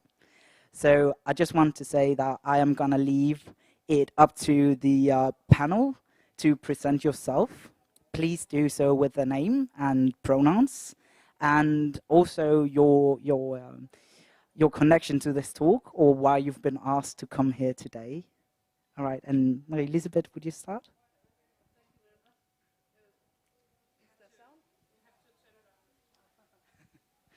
There's always going to be a bit of technical, yes. I'm trying again. Is it better? Okay, good. My name is Marie-Elisabeth Lind Thomsen. My pronouns is her, she, and I'm the chairperson for the organization FSTB, which is an organization who supports transgender children and young people. Hello everyone. Is it on? No. I am not quite sure, but it will be in a second. Hello? It's better? Yep. Yeah. My name is Samir Nava, and I'm a politician from Radikale Venstre, the Danish Social Liberal Party, and I'm the spokesperson on equality. I've been in touch with the FSTB a lot of times because we have the same agenda on this legal gender recognition question. Hi everyone, my name is Mikkel, and I use the pronouns as he and him. And I'm here today because I'm a candidate for the local elections this fall for the party Enhedslisten, the Red Green Alliance. Mainly, I've been part of the LGBTQ community myself, and thus have an interest in these matters. I haven't been very much involved in gender politics, but I'm here today to represent Enhedslisten and to become smarter at gender politics. Yeah. Hello, my name is Lucas, and I use he, him, and they, them. And I'm a young trans person. I'm here to talk about my experience with changing my legal gender. Hello everyone, my name is Astrid, and I use the pronoun she, her, and I'm the spokesperson for LGBT plus politics for SF, also a political party. It's Socialist People's Party, and I'm a member of the Danish Parliament. Yeah, and I'm very looking forward to this talk, even though it's in English and it makes me a little bit nervous, but I think we will manage. way at this point. So we will do our very best. If we say something that is wrong, either grammatically or just factual, please feel free to notify us afterwards. No, I want to thank you all for being here, and I want to thank FS2B for asking me to moderate this conversation, because it is a topic that I personally, as a non-binary trans person, but also as a member and a co-worker at LGBT plus Denmark, think is incredibly important. We see that a bunch of things have gotten significantly better for trans people in Denmark, both in regard to medical transition as well as social transition. But we are lacking, unfortunately, still, on a bunch of very important topics. One being trans youth's rights to legal gender recognition. And Marie-Elisabeth, would you start by telling us how FS2B has worked with this matter until now, really? Yes, as I said before, FS2B is an organization which is working also political to improve the conditions for transgender kids and teenagers. One of the big topics for us, it is that the children and teenagers below 18 years is possible to have a social security number which matches and fits their identity and their names and how they look. And we have been working for that for all the time that the organization has existed. And last year we also were here, not in this tent and not in this place, but at the Copenhagen Pride human rights program, and we had a talk almost like that. And there, the former Minister of Equal Rights, Mogens Jensen, he said, yes, now I'm having the government is having an action plan for LGBT, and in it is the right for children to have a new social security number without age limits. He said that a year ago, and now here we are 1 year after, and we are still waiting, and we have almost the same situation. Now the government has the same LGBT plan of action, and they are planning to do something in the autumn. So the purpose for me is to say, this time it has to be. We really wish and don't want it to be postponed once again. Yes, and just for those of you who aren't familiar with the plan of action that Marie-Elisabeth talked about, it is the one that we in Danish called LGBTI handlingsplanen, som kom for nogle år siden, og hvor man blandt andet talte ind i en række forskellige tilbud til LGBT plus personer, men også at der blev stillet en række forslag til, hvor vi skulle sætte ind med nogle politiske ting, som er enormt vigtige for at forbedre transpersoners rettigheder og det resterende LGBTQI-miljø. Så nu har vi den lige på dansk, så tror jeg, vi alle sammen er nogenlunde med på, hvad det er, vi snakker om. Alright. Also, I want to say, I think this is really important. FS2B står for, på dansk, forældres støtte. Foreningen til støtte for transkønnede børn. Ja, præcis. So, if everybody know this organization, I personally think that the world would be better, especially in Denmark at least. So, I'm just going to put that out there, so everybody knows that this is a group of people who are working tirelessly to better trans rights for kids and youth. All right. And I would first like to hear, Lucas, could you tell me why is this important?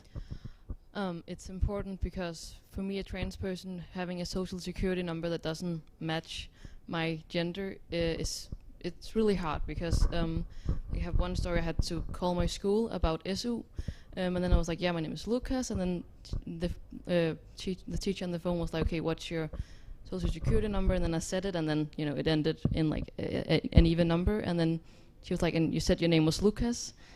Yeah. And then she said the number again, and I was like, yeah, that's the number. And then it was just like silent for like a long time, and she was just, oh, okay, let's move on.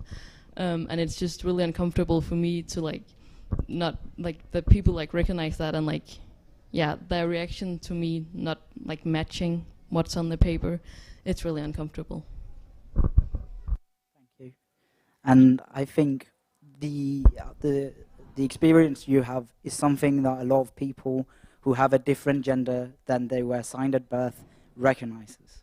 Like the idea that you walk up to a person and you meet the system, and we have a tendency to forget how often we actually meet the system, the binary system, which is basically everywhere, but especially the legal system is sometimes invisible to people who have never thought a day in their life about their gender identity, or maybe more specifically, who identifies with the gender they were assigned and therefore have never experienced the clashes that happen when you do not identify with the gender you've been assigned and is recognized as within the government and our social security system, or CPR register.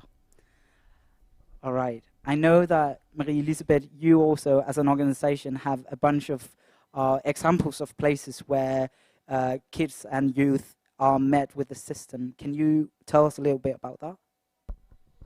Yeah, it is places like, and as you said, it is because in Denmark it is bigger issue than it might be in other countries, because we are using our social security numbers in a lot of different places, and therefore it is also a bigger issue for the transgender kids.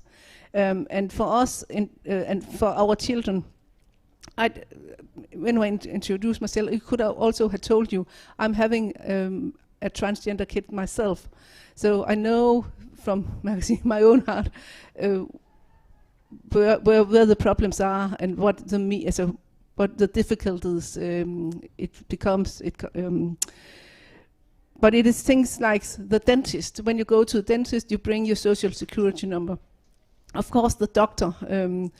But it's also places like going to library. A lot of places we use our social security number to borrow a book, and very, very practical and very, very nice. But when you have to, if you occasionally talk to a librarian, what's it called, bibliothekar? Librarian, yes. Then the librarian might look at your social security number and look at you and wonder, is it actually your card? And I mean, borrowing a book or talking with a librarian, it shouldn't be a problem. One of the big issues is also about in the school, because we have IT systems which is using our our personal numbers, and then we can draw lists of girls and boys in the class. But when your social security number doesn't correspond with your gender identity, then you have a problem, and then you are in the list of the boys, even though that you actually are a girl. And that could be the consequence of that could be that when you are invited to birthdays, then it's normal in Denmark we invite all the girls, all the boys, and then you doesn't got invited to the birthday among the girls if you want that. And I think it is one of the most traumatic things in a small kid's life, and in the daily life. It is not being inviting to the birthday. So there's a lot of some very practical, normal daily life situations where our transgender kids getting in problems. So that's the reason why a possibility to get a social security number that actually fits a gender, it will contribute to get a better life for transgender kids and teenagers. Thank you. And I'd like to hear from our politicians. What are your party's current state, or like what do you currently ask for, or what are you asking in regards to LGBT plus rights, but also specifically for transgender people's rights? I forgot to say my pronouns Please before she, her. But to answer your question, I think this is it's a very important thing with regards to equality in Denmark. We have come far, that's true, but we also have big issues where we are way behind when we think that we are in 2021 right now, and this is one of the areas. Because normally when we see kids or young people are unhappy or sad, we will react to that. And in this specific case, there are young people, there are kids being sad with their social security number. So why did we not react as politicians? From my point of view, from my party's point of view, we want to have no age limit. So even small kids, they can change their social security number. And I say that because it does no harm to me or to you or to anybody if a kid or a young person wants to change their social security number. It is, as it says here, just a number. And it's a recognition of people for who they are. So as you, Lucas, you do not have to explain all the times. In every context that you participate, you have to explain, by the way, I was born like this and I feel like this and now I can't change and my age is and blah, blah, blah. I believe that's what I've been told from transgender persons, that as everybody else, they just want to be who they are with no explanation, want to be recognized as a student, maybe a co-worker, a football player, without explaining. So that's why to this specific matter, we from Radikale Venstre, from the Danish Social Liberal Party, says that we should not have any age limit. Thank you. And yeah, do you want to follow up? Yeah, definitely. And I can only second that, because Enhedslisten, the Red Green Alliance, has the same policy that we do not wish to have an age limit. That's also what the authorities, the healthcare authorities, says would be the most, the least problematic way to do it. And I also want to say today that I really do understand if you're disappointed in the governing party, the Social Democrats. I'm too really disappointed that they're not here today, mostly because they put out this proposal that we talked about earlier, and they even put out the proposal that Samira and I are talking about, with no age limit on the legal gender recognition. But they haven't followed up on that. And I just want to tell you today that if I could see one thing that we as political representatives should do, it is to hold them to their what do you call it, promises. Enhedslisten, the Red Green Alliance, did actually propose in the Equality Committee in Parliament that we should follow up on this, and that we should make it possible for kids also to have legal gender recognition. But unfortunately, the government party voted it down, even though they promised to do it, because they want to have the ethical committee look on it, which it just really disappoints me. And I really want to say to you today that if I'm disappointed being a person that's not directly involved in this matter, I definitely understand if you are too, and I don't think it's okay to make promises to people and not follow up on them. And I really hope that Samira and Astrid and I, being representatives from parties that actually do support trans rights, follow up on this and make sure that the government is held up on their end of the promise. Because what Lucas is talking about is a great example of the minority stress that's not only when that doesn't only occur when you actually are discriminated, when you talk on the phone with somebody from school or anywhere. Minority stress also occurs even before you make that phone call, even before you go into the library or before you enter a new school. This minority stress of being even scared of being discriminated is just such a big thing. I can't talk from a point of what can you say? I haven't been discriminated on my gender, but on my sexuality, and know what it feels like to not fit into those boxes and then be scared that whenever you walk up somewhere, somebody is going to discriminate you, because it does happen. And that's why I think it's so important that we hold the government up to their promises. Very much for that. And Astrid, will you? Is it on? Yes, perfect. It's a little bit difficult. I don't know why. I in SF, my party, we also try to get the proposal of no age limit for legal gender recognition. And my two good colleagues just said basically why it's not possible to say at what age you have to be able to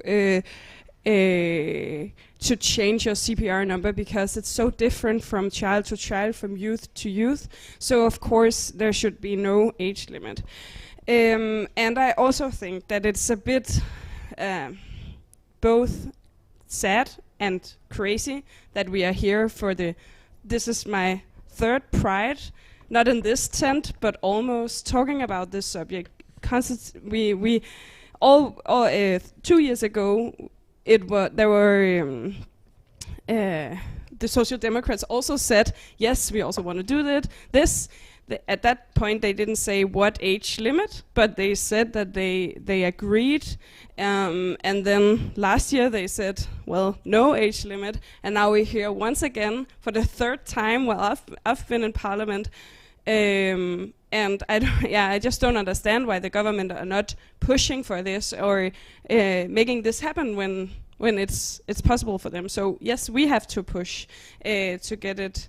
And I mean, they use a lot of excuses, like we have had the corona crisis and stuff like that, but I mean, they have been able to push other agendas like the migration issues and stuff like that instead of this, and this is way more important. So it is possible if they want to, but I guess they don't want to. And when the Enhedslisten made the, what's it called, proposal in the parliament, they voted it down. So, but hopefully this year, so we will not be here next year.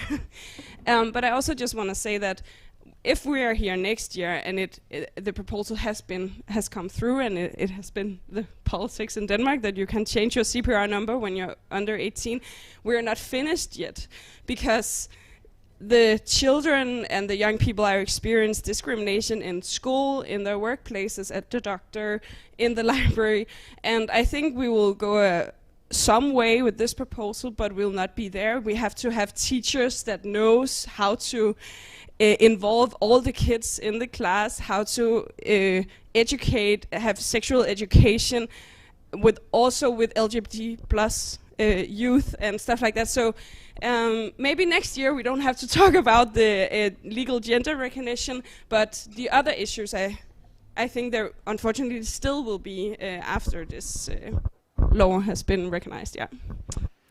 Thank you for that. And I absolutely agree with you. Law is not going to make the social change that we need. It's going to make a lawful change. And we need to stop thinking that things are fixed when we change these laws. Right. We have a fashionably late person to the debate. Please, Helle, will you tell us about yourself? Yes. Okay. I'm really sorry I'm late. I actually just arrived back to Denmark from my first trip in 2 years. So yeah, very sorry. My name is Helle and I work for Amnesty International as a researcher and advisor on different gender-related topics. And I actually had the exact same thought as Astrid when I was going here, like, this must be the third or the fourth time that we are debating the same law. I mean, both here, but also at folkemødet in Bornholm. But I'd like to go a little bit further back, because I remember that Amnesty did a report in 2015 looking at access to legal gender recognition in 7 European countries, where Denmark was one of them. And at this point in time, you could only get access to legal gender recognition if you went through medical treatment, which by Amnesty International was called torture. So that's only 5 years ago, and of course it was shocking to see that the procedures were like such in my own country when we did the research. So already since 2016 has Amnesty raised this topic when the law was made, that of course it has to be accessible for everyone without an age limit, and different international human rights conventions supports that point of view. Of course, the Convention of Children's Rights, which says that every child has the right to be heard and be part of making important decisions about themselves and their own life. This is clearly a very important decision, but also the right to a life free from discrimination and the right to a private life, because what we saw with our research is that when you don't have the right to legally change your gender, it kind of violates a lot of other related rights in your everyday life. But also there has been at least one really important court ruling by the European Court of Human Rights that also underlines this. And I'm surprised that it hasn't been passed in Denmark yet, but of course we do see a lot of backlash in a lot of European countries on this specific topic, and I believe that's also why it hasn't been passed in our own country yet, which of course is very sad. As from Amnesty's side, we will continue to take this up, and on Friday we have a debate with our colleagues from all the other Nordic countries, with trans organizations from the other Nordic countries, debating exactly this, and also a little bit broader some of the concerns we have in access to health, which of course also still is a huge concern in the Danish context. Yeah. Thank you for that. And I think something that is really important, at least for me, to keep pushing for is for people to realize that when we're talking about the rights to legal gender recognition, we are not also saying that these kids should then automatically have medical transition possibilities. That is not to say that we do not need to work on this area as well. We do. And there are some a lot of interesting things happening there as well. But when we are arguing that kids and youth should have the right to change their legal gender, what we are arguing is that they are being recognized within the system as the gender they identify with. It is not to say that they will then be able to go and get hormones in 2 weeks' time. We all know, hopefully, or at least we know that that is not the case. Children who do wish to medical transition at some point go through rigorous testing and talks and conversations throughout years. So that is not to say that this is gonna make it more accessible for them as the system is right now. I think it's an important thing to mention, because one of the things we see very often is a pushback from people who believe that letting kids have the right to decide their gender and also be recognized as that within the system will make it easier for them to access medical transition. As of right now, that is not the case. Just gonna hammer that in because it is an issue that we see very often. Yes, Esther. No, actually, the case today is that we actually have children and young people getting hormones either to stop puberty before they turn 18, but they're not able to change their legal CPR number, gender. So actually it's the other way around today. So I just agree a lot with you. We just wanted to add that. Yeah. And it is a really good point, because we actually do see that. Yeah, yeah. Thank you. Yeah. Yeah. What's this, Samir? Yeah, I think that it's very important to be clear about what you just said, because some people who are maybe not in touch with the LGBT plus agenda or the problems, because as you said, it is a minority, and maybe every people are not in touch with the community. they would possibly misunderstand. So I also try whenever I get the chance to say that this is just a number, and it does no harm to you, but it will change the world for that young kid. And just a reaction to what Helle said about the backlash in other countries with regard to the LGBT plus agenda.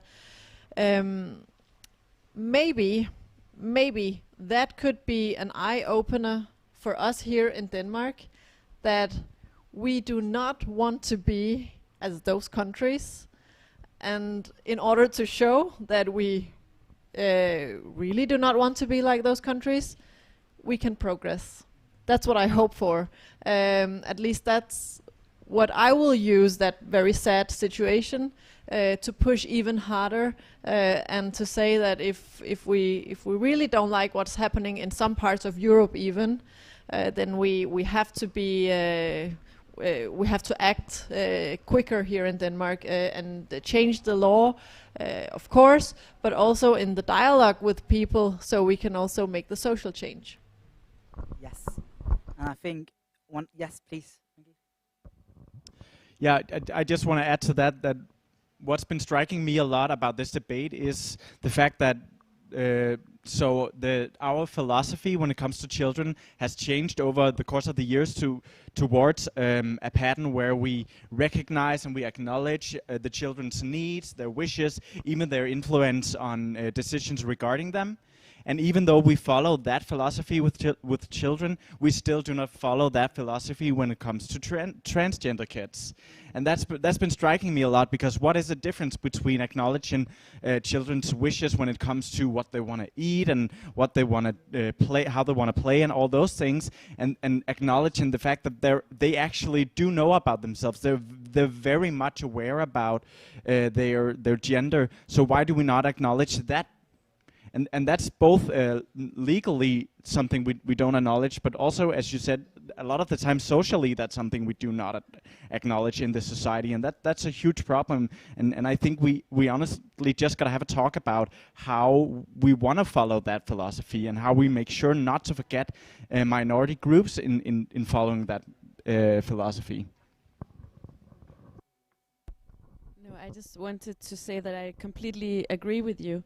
And I think, it's called discrimination, because, it's different access to rights for different groups. And I know we don't want to talk about health today, but I just still want to mention that we were doing a research together with some of the trans organizations here, looking at access to health for trans people. And it was just exactly the same pattern we saw, that, me as a cisgendered person, I can just go and ask for hormones when I reach the menopause. But if you're a trans person, you have to go through really degrading psychiatric screenings. So I think it's the discrimination angle that we have to work with, and probably also be a bit more bold and call it what it is. And that also takes us back to one of your points before, that of course a law is really important because it sets norms in a society and it tells you what you legally have a right to. We can use the consent rape law as an example, but it doesn't change society. It has to, you have to work with both, and I think that's what we also probably have to do more. And also as Amnesty, to do more communications work with the mainstream society, because it's also a good way to make politicians act if society changes opinions. And I think that taps into something that, at least for me, is super interesting, which is what you mentioned before, I think, Samir, about the anti-gender movements and the anti-gender discrimination that we're seeing across the world, but especially also in Europe at this point. And it's something that we at LGBT plus Denmark, but various different organizations, are very concerned with, because we do see that people, the more we talk about gender diversity, we see that a bunch of people are coming together with the clear idea that we need to stick to and uphold sort of classic gender roles and gender recognition. And it is harmful not only to trans kids, but to all of the trans community, because we are being met with sometimes curiosity and questions about our gender, and often we are being met with direct discrimination, violence, or even like hate crimes.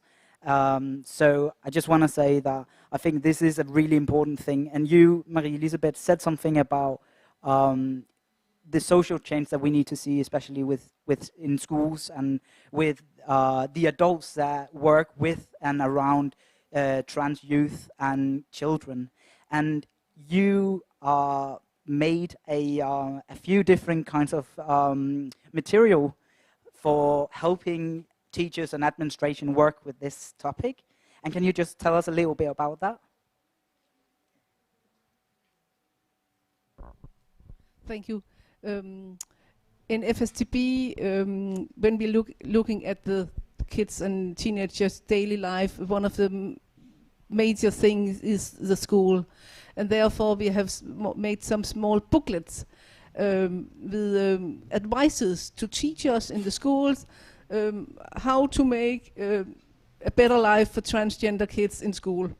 And it is we have a tent here at the place, and if you go around our tent, you're very welcome to have one of the booklets.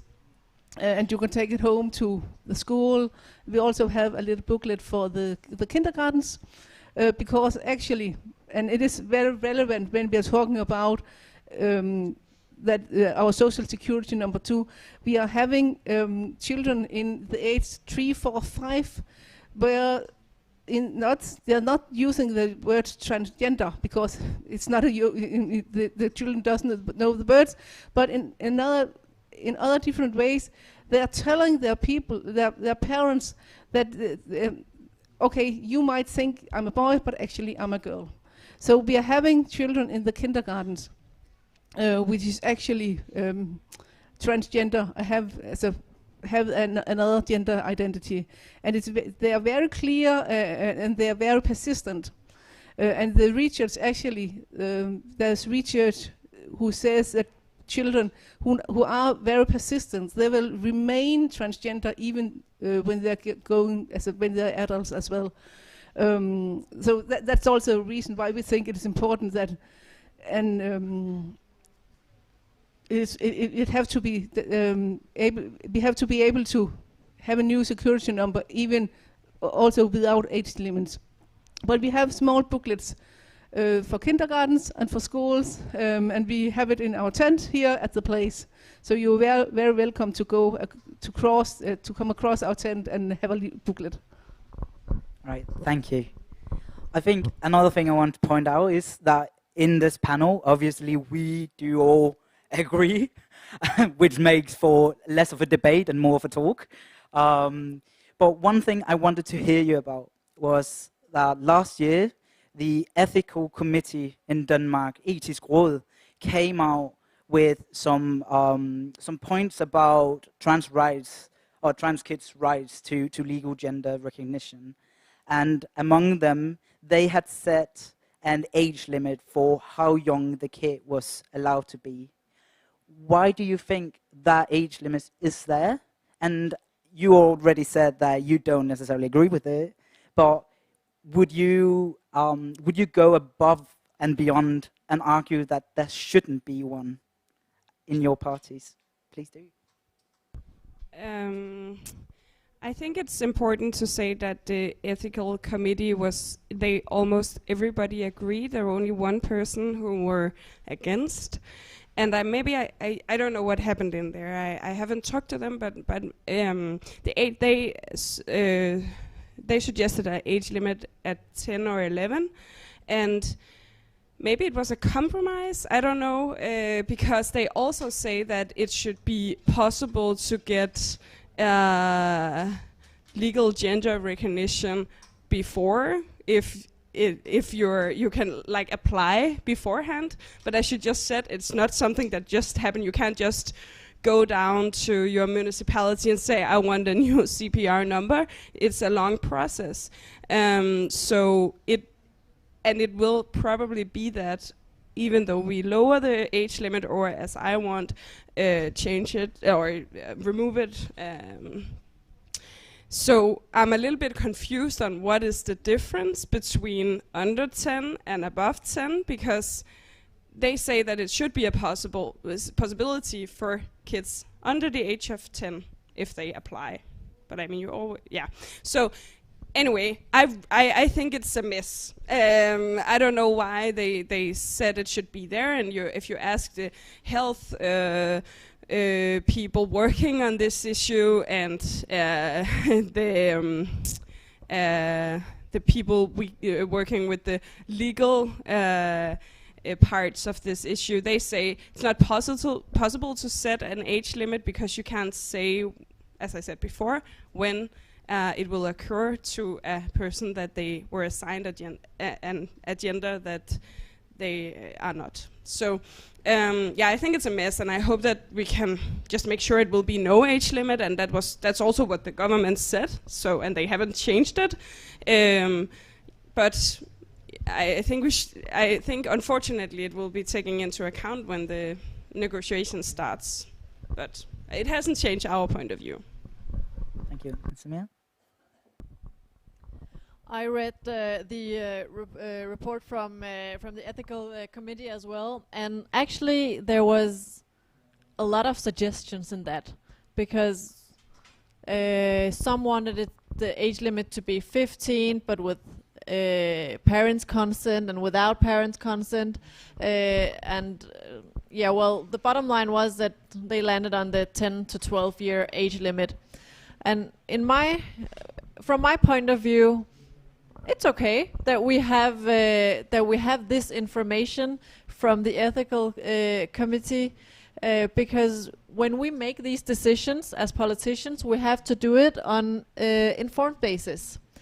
But the ethical committee is not everything. We also have to listen to the parents, the transgender kids, the healthcare workers, and then take everything into consideration. Also what the ethical committee finds, at least that's my point of view. But again, it has not changed for me anything. It has not changed Radikale Venstres how we look at this, and we still say that we should have no age limit, because again, as I said, it's a huge thing. You can really change a lot for the kids and their parents, and we talked about education, or you did, Astrid, that's also, we have to take that into consideration as well. And yes, we have to educate the teachers also to know about how families can be in Denmark year 2021, because minorities now in kindergartens, they get point out that she are not like the rest of us. I know that as a mother to a son with an ethnic minority background. He's been told in his kindergarten that you're not like the other kids. It hurts, no matter which minority you have. And also, I want to give the word to Mikkel before you. Yeah, maybe this is one point where we can actually disagree on something, because I definitely agree on the fact that we need to be informed about the decisions we make, but I think it was a miss in itself to put the question on the ethical committee, because this is a political question. If we want to give people rights, that's not, to me, a question that some people arbitrarily appointed to some ethical committee should decide. That's something politicians should decide, and politicians did put out their arguments, and what the health authorities and all the research on those parts of this question says is that we cannot pinpoint some age at which it makes sense to make an age limit, and I know that we do agree, but I think it's important to say that coming back to the point of me being disappointed with the government, I am disappointed because putting it on the ethical committee to me is pushing the responsibility away from themselves, and that's just, I feel like we should confront the government with that fact and not let them just slide back on some decision that an ethical committee has made. Thank you for that. I know that both Astrid and Helle has raised their hand. Do you want to respond to it, Astrid? I don't know. I also, as Samir, think it's a good thing that we hear a lot of people when we make new laws in Denmark. But I'm also disappointed that they made this conclusion also because when we talk to health care workers and everybody involved with this issue, they say we cannot make an age limit. We have to have no age limit. So yeah, that's why I say it's a mess. I don't know why they ended on that age. I think maybe it's because they wonder, that's when maybe puberty and stuff like. But it doesn't have anything to do with sexuality. So yeah, it's a mess. And sure, we could regret that we asked them. It was a suggestion from the Danish People's Party in the equality, what's it called? Committee. Thank you. And I mean, they have had a lot of issues as well afterwards, and very disappointed of the ethical committee that they said what they said. So I think if we had said no to asking the ethical committee, there would have been a way bigger push back from the Danish People's Party in particular, but also from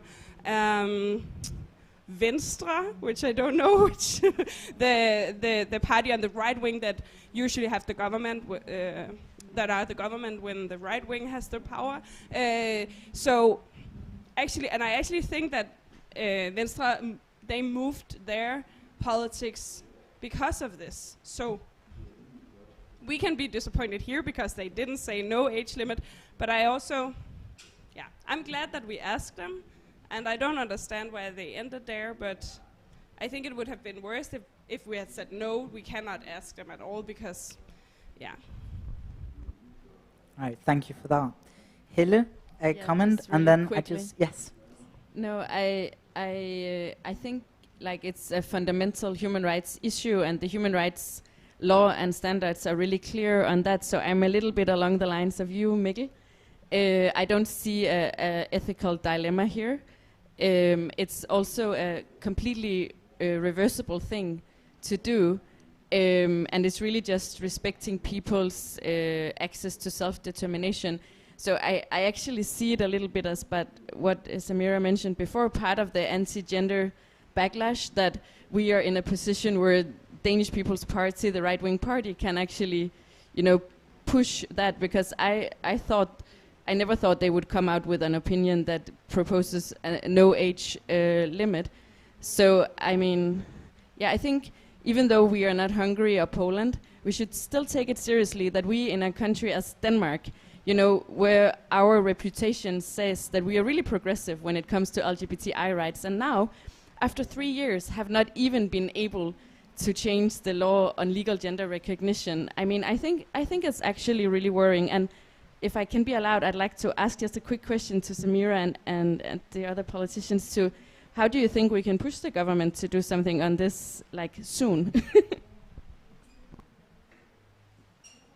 I don't know if we can do much more than we are already doing, because as we have already said, that Enhedslisten actually made the proposal in the parliament half a year ago, I think, and it was turned down. And I know that Samia and I, and every meeting with the Ministry of Equality, Gender Equality, is saying, when is this coming? When can we expect that you put out the proposal in the parliament?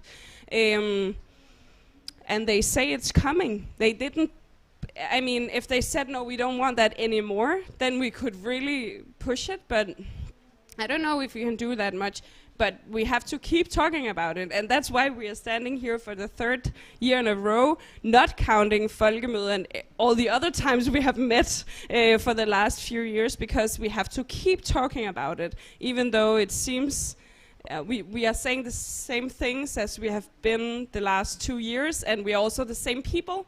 The people from the White Wings Party are not coming to these debates to tell why they don't want to agree with this law. So, but this is important. It's important to keep talking about it. And hopefully this year,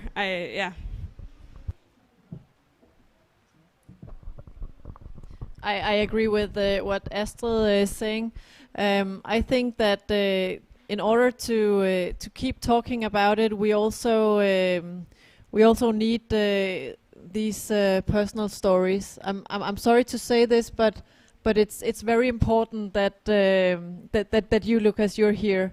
It's very important that FSTB visited us in the Equality Committee and told us upfront what are the problems, because that's what can change the opinion of single politicians, and then we can go back to our parties and change their opinions. And next step is maybe to tell these stories even more to the Social Democrats, because they are in the government. Astrid and I, we are doing, and we have to keep pushing. And I think what you're saying is so on point. We cannot just keep pushing for this during Pride.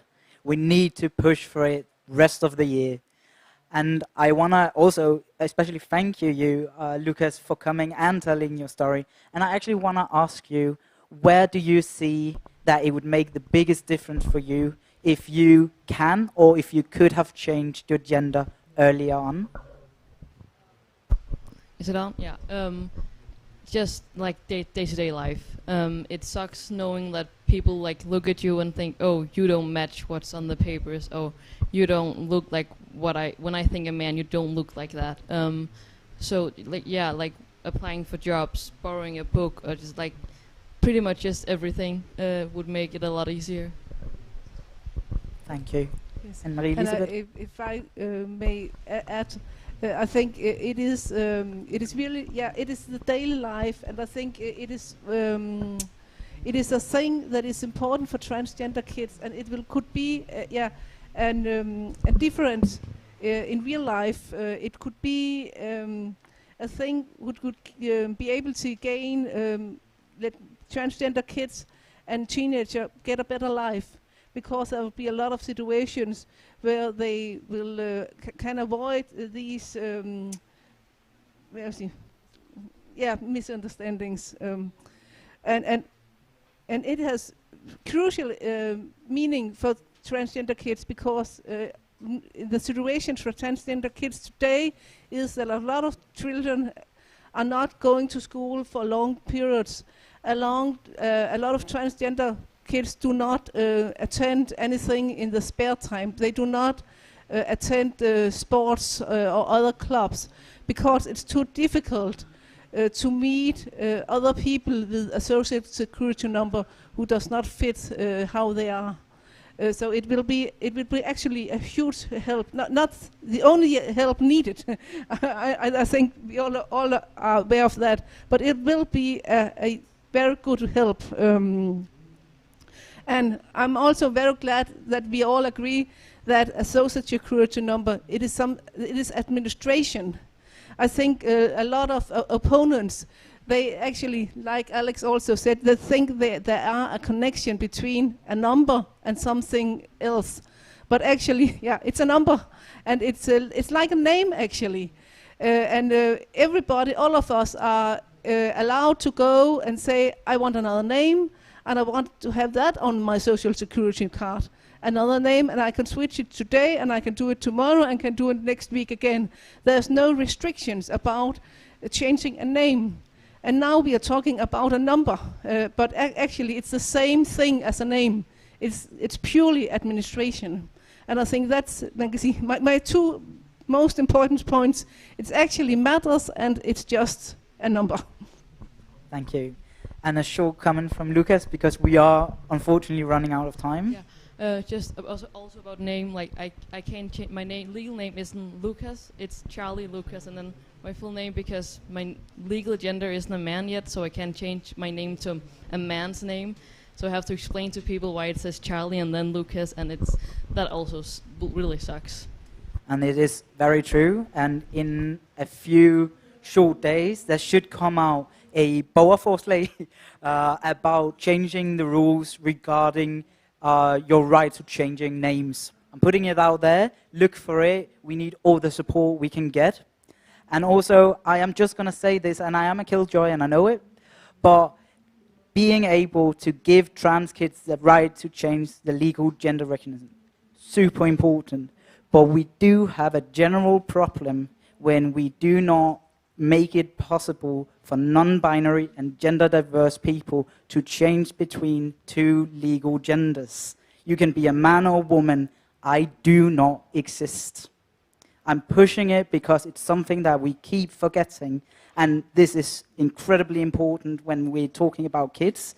I don't know that society is quite ready for kids to be a third gender, but for the rest of us, and actually for the kids as well, who are gender diverse, we need to keep pushing, because as of right now, we have no other option than man and woman, and for those of us who are neither or, both, or somewhere in between, we are fucked. So that's, yeah. Esther? I actually wrote gender-neutral CPR system here on my paper, but I forgot to mention it, because that would be the dream for me, that we could make a system where you get your social security number, but it doesn't say anything about your gender. And I think it's because our system is very old, and it was necessary at one point, and it is still necessary to know who to call into the doctor about checking for cancers in the uterus and stuff like that. But you can just like make an IT system where it lays under the number, so it is not, you can see it in the number. I wish we could do that tomorrow. It's a bigger issue, and we have asked the government what the price would be, and it's very expensive. But luckily, in I think it's 10 years or 8 years or something like that. 32 is the year I heard. 2032. Yeah, in 2032 we have to change our CPR system either way. Because it's like 1 billion Danish crowns to change it. So, yeah, but hopefully we can do it then, and it's like in 11 years, so it's not very, yeah, it's killjoy, it really is. But hopefully we can do it then, and we can prepare for it, because if we reach 2032 and we haven't talked about that we have to have a system like that, then we will not get it there. So, yeah, sorry to be, it's a little bit a disappointment, but hopefully it's coming, and then we have to do what we can with the system that we have now. Absolutely agree. And I'll see you in 10 years, when I'm still here, arguing that I should exist as a basic right. Not in 10 years, hopefully before that, but I will also be here then. We are unfortunately running out of time, and I did not moderate time well enough for there to be time for questions. I apologize for that. If anybody has any questions, please feel free to come up and talk to us afterwards. Otherwise, I want to say thank you very much to all of you for participating. Thank you for sharing your story, Lucas. It's not an easy thing being a face of something that is that important to you. And I want to thank IFSTB for inviting us yet again. And hopefully I will not see you next year. I will, however, hope to see all of you next year, and again tomorrow, and again the next day. I wish you all a happy World Pride. And please, again, feel free to come up and talk to us. All right. Bye. Thank you.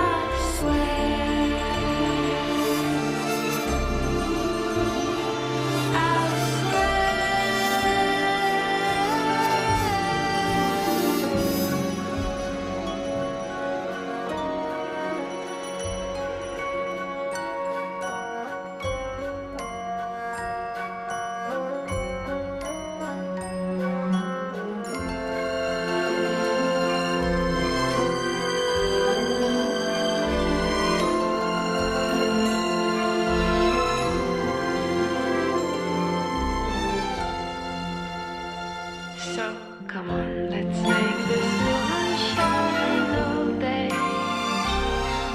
Let's make this world do everything you say.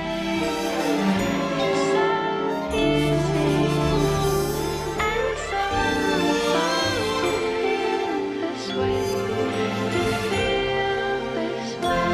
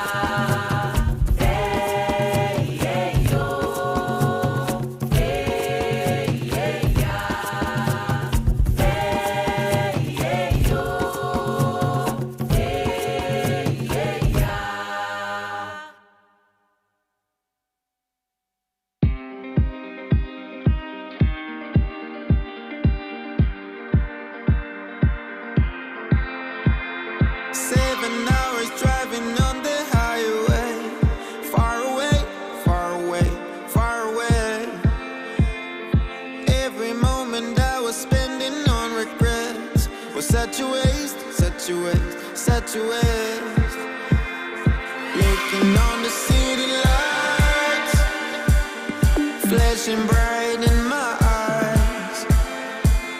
Look up to the sky and I got this relief inside. Then there's no need to hide. I'm going all the way up. I'm going all the way up. I'm letting go in my heart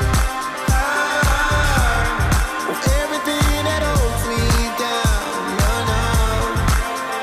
And it's feeling like I'm going above. I can feel the love. Oh yeah, it's all around me. Oh, I need to know how I can make it. Not afraid to fall. Embarrassing behind me. Feeling like a stranger on a foreign land. Far away, far away, far away. I could get along, could be a different man.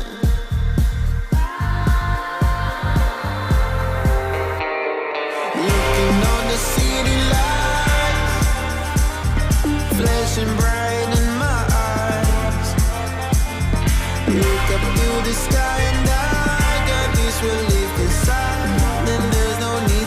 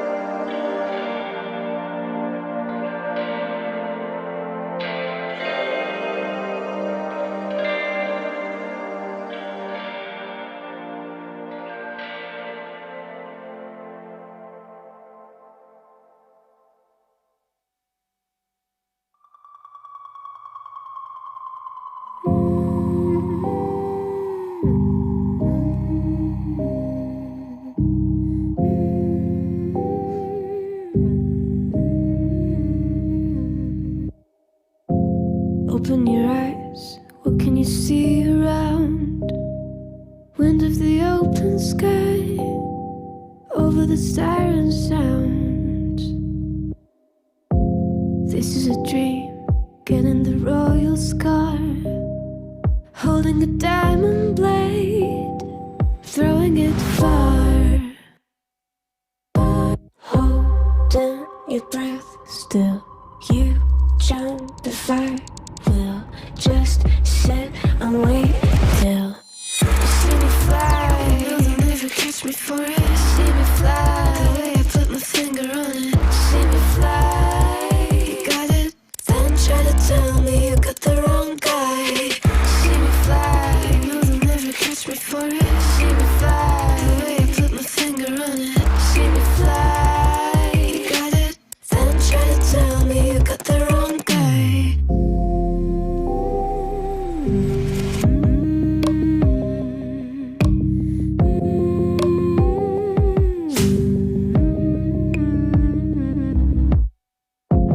Look at them now, all of the noise they make, counting the cards to one.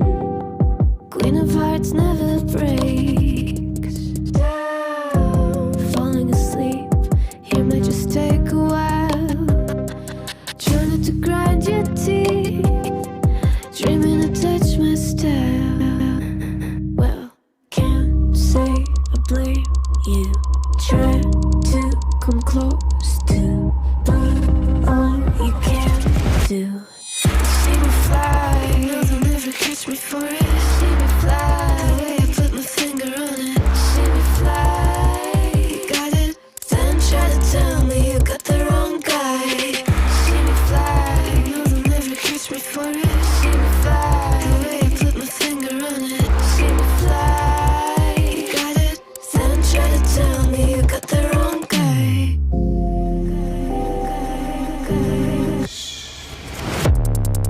Got the wrong.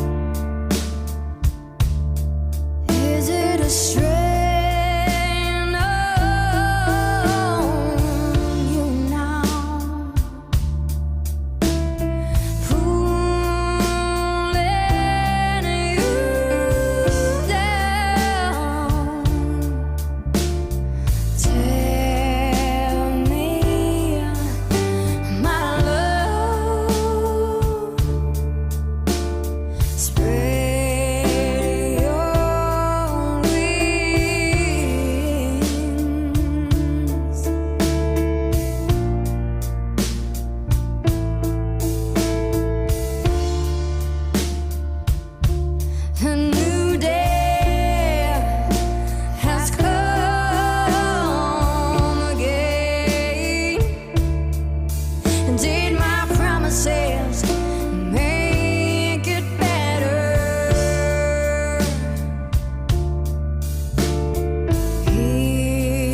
Healing in time, free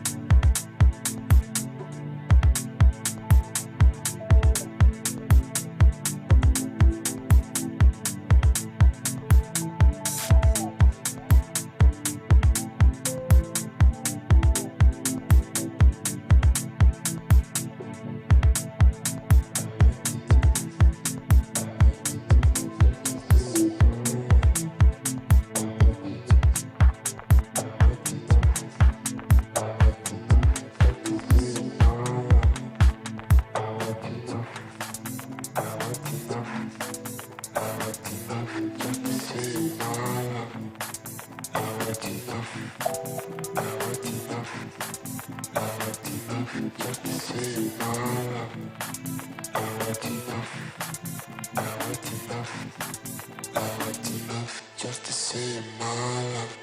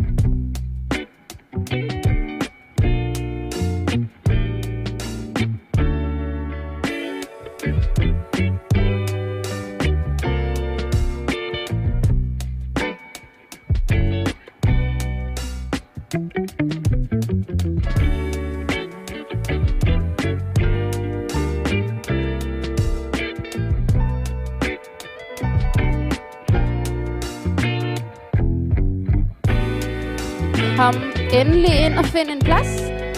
Specielt hvis det regner udenfor, så er det jo helt fantastisk at være herinde.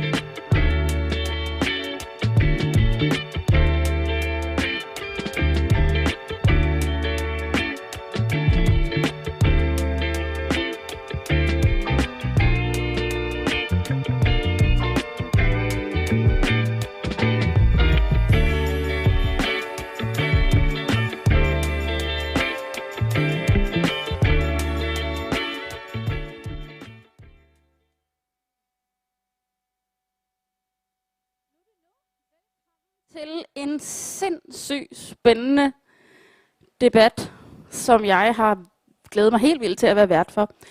I skal vide, at det bliver livestreamet. And if there's anyone on the digital end, this will not have subtitles. I'm so sorry. Og nu vil jeg give ordet videre til Mads. Kan I høre mig her? Nu kan I høre mig. Jeg hedder Mads. Mads Hvid. Jeg er tidligere politisk rådgiver i LGBT Danmark. Jeg tror, det er derfor, jeg har fået æren af at være her i dag. Beskæftiger mig en masse med de her ting, og også en del af LGBT plus Danmarks familiepolitiske udvalg. Så det er derfor, I får æren af mig i dag, men det er slet ikke mig, det handler om. Det er vores gæster, vi skal høre fra, og vi starter her. Eva Schmidt, vil du lige hurtigt præsentere dig selv? Ja, jeg har været professor i... Du får lige den der. Jeg har været professor ved Københavns Universitet i mange år. Nu er jeg professor emerita Men jeg har jo stadigvæk lidt begreb om, hvad juraen egentlig siger, og det er min opgave her i dag, at snakke til jer om juraen. Det ser vi frem til. Camilla Tved? Nu lader jeg gøre det selv, fordi jeg tænker, I kan så mange ting, og så får vi det hele med. Jeg hedder, der er meget dårlig lyd den her. Jeg hedder Camilla Tved, jeg bruger pronomen hun, hende, og jeg er jordperson og seksolog, og jeg kommer lige fra en anden debat. Skal lige omstille mig og ikke snakke om det forkerte. Jeg er privatpraktiserende som de to ting, men jeg er også meget aktiv på det her område og underviser en masse og laver alt muligt på det her område, kan man sige. Jeg er specialiseret i LGBTQ på begge mine fagområder og arbejder rigtig meget med LGBTQ-familier. Og jeg er selv forælder i en familie med 3 forældre. Ja. Vigtig detalje. Vi er alle sammen løbet hertil fra alle mulige forskellige ting, tror jeg, så bear with us, men hvis vi er en lille smule rundt på gulvet lige her fra starten. Musa? Er det sådan der? Det er meget mærkeligt, den røde knap er, kan man se, når den er tændt. Jeg hedder Musa Mshangama, og jeg er medforælder i en familie med 3 forældre også, og har et barn på snart 1 år. Og har beskæftiget mig med en del også offentligt efterhånden med den her dagsorden, og blandt andet sammen med Camilla i øvrigt en del af panelet til LGBT+ Danmarks politiske høring om LGBTQI-familier på Christiansborg tidligere i år. Det er et spændende emne det her. Det er også ret komplekst på det juridiske. Det er måske mindre komplekst, når vi kommer til det personlige. Det kan man sikkert også diskutere. Men jeg tror, vi skal beskæftige os lidt med begge elementer af den her snak. Altså bare lige for at sådan opsummere, hvad debatten handler om. Det handler om familier, som ikke er, som vi er vant til at se dem repræsenteret i medier osv., hvor der er 2 forældre, en far og en mor som oftest, når vi ser dem, men hvor man er mere end 2, som beslutter sig for at få en familie sammen med den ene eller den anden årsag. Så bare lige så alle ved, hvad det er, vi snakker om. Som det er i dag, har man ikke juridiske rettigheder som forældre, alle 3. Og det er det, vi sådan lidt skal finde ud af, hvad det betyder for forældreskabet, og ikke mindst for børnene i de her familier. Og når vi nu skal tale om nogle rettigheder, som ikke findes i dag, så er det ikke fordi familierne ikke findes, så vi kan høre, så har vi faktisk 2 af dem repræsenteret her. Og bare sådan, så vi begynder at forstå, hvad snakken handler om, og hvad det er, de er, som godt kunne tænke os, at der bliver ret til at have mere end 2 forældre juridisk. Så tænker vi starter med dig, Musa. Og hvis du lige vil fortælle os lidt om nogle af de overvejelser, I gjorde jer, da I begyndte jeres familiedannelse. Det kan du tro. Jamen, vi startede vores familiedannelse for godt 4 år siden, må det være efterhånden, eller 3,5 år siden i hvert fald, hvor vi i fællesskab, jeg og mine 2 medforældre, begyndte at udforske, om vi skulle have lyst til at skabe en familie sammen. Til at starte med over utrolig meget rødvin, og derefter over utrolig mange meget, meget dybe snakke. Det, der var hele fundamentet, var, at jeg vidste, at jeg gerne ville have børn, og mine medforældre ville også gerne have børn, men ville gerne have det i en anden konstellation end i deres parforhold i sig selv. Og jeg vidste, at jeg gerne ville have børn også i en konstellation, der involverede flere mennesker, hvor vi var flere om forældreskabet, og hvor det var et meget bevidst og aktivt valg, at vi valgte hinanden til som forældre. Og det betyder, at vi startede den her samtale, som bliver nødt til at være, hvad kan man sige, jeg håber det er, optimistiske, positive, vi får sådan nogle dyt. Det er jeg sikker på. Ja, ikke? Men det betød jo helt grundlæggende, at vi blev nødt til at tage nogle sådan meget, meget grundlæggende samtaler om, hvad vi drømte om. Skal jeg lige vente, eller? Godt. Okay. Jeg tror, de kom forbi der, hvor de skulle forbi. Okay, godt. Det er et skønt lydspor. Nej, men det betød jo, at vi måtte tage nogle meget grundlæggende samtaler fra start, fordi det vi jo gjorde var at vælge hinanden til som forældre og som familie, uden for en romantisk relation, altså uden for et parforhold i sig selv. Og det har jo en ret stor betydning på alle mulige ledere og kanter. Det næste, da vi ellers besluttede os for, at vi gerne ville skabe en familie sammen, vi derfor blev nødt til at beslutte, det er, hvem af os er det, der ikke skal have nogle juridiske rettigheder. Altså helt grundlæggende fra start beslutte sig for, hvem juridisk står uden for det her. Og det er jo en meget, meget grundlæggende og meget voldsom samtale i virkeligheden, man bliver nødt til at have. Vi havde den i et meget smukt og trygt rum, synes jeg, men ikke desto mindre er det jo noget meget, hvad kan man sige, grænseoverskridende, man skal forholde sig til, inden man overhovedet er gået i gang med at prøve at få et barn. Så det er jo sådan en grundlæggende start, man skal, altså sådan en erkendelse, man gør sig og sige, wow, det her, det er muligvis det mest bevidste valg, vi nogensinde kommer til at tage i vores liv, men det er der ikke nogen, der tager højde for i virkeligheden. Og det, nu har vi et barn på godt et år, som sagt, og er jo som sagt 3 forældre, og har haft virkelig, virkelig god sådan, synes jeg, samhørighed som familie. Vi har gjort vores forarbejde rigtig, rigtig grundigt. Vi har fået rigtig meget hjælp og vejledning, i øvrigt af Camilla blandt andet, til det, fordi det er meget, meget konkret, når man stifter en familie som vores, som på en eller anden måde står uden for systemet, at hver gang man så møder systemet, så bliver det tydeligt, at der er noget, som juridisk, eller som rettighedsmæssigt, eller som bare sådan meningsmæssigt, menneskeligt, støder på en eller anden måde. Det er der, man oplever de der skub tilbage. Det vil sig igennem et fertilitetssystem, det vil sig igennem sundhedsvæsenet, hospitalsvæsenet, nu institutioner osv. osv. Der er ikke et sprog for at være 3, der er ikke nogen bokse for at være 3, der er en, der aldrig modtager information, der er en, der hele tiden juridisk set, og derfor også informationsmæssigt står udenfor, og rettighedsmæssigt derfor er slet ikke er sikret. Camilla, du møder en del af de her familier, og er selv en del af dem, men møder dem også i din praksis, både før, under og efter familiedannelsen. Hvis vi holder os til rettighederne, hvad betyder særligt dem, eller manglen på dem, for de overvejelser, familierne går igennem? Jamen, det afhænger jo lidt af nogle forskellige ting, men man kan sige, de ting, som du ridser op der, Musa, det er jo, det får jeg lyst til at sige, og i forlængelse af det, du siger, så skal man være en meget stærk og velfunderet og velkommunikerende familie, hvis ikke det også skal have psykiske konsekvenser. Så du ridser jo nogle ydre omstændigheder op, som jo sætter sig i folk på den ene og den anden måde. Det er der nok ikke nogen, der siger sig fri for. Og det kan man selvfølgelig afbøde i et eller andet omfang. Man kan gøre meget forarbejde ved det. Typisk er det også sådan nogle ting, som gør mindre ondt, når man har det godt sammen. Og når man så får det svært, så vil det typisk poppe op. Så man kan sige, det der jo er humlen her, det er, at man fra det politiske og det juridiske system måske har haft en tendens til at sige, jamen det betyder ikke så meget. Det kender vi for LGBT-området historisk gennem en lang række år og gennem flere forskellige familiekonstellationer. Det kan ikke betyde så meget. Jamen I kan da bare. Det kan man ikke bare.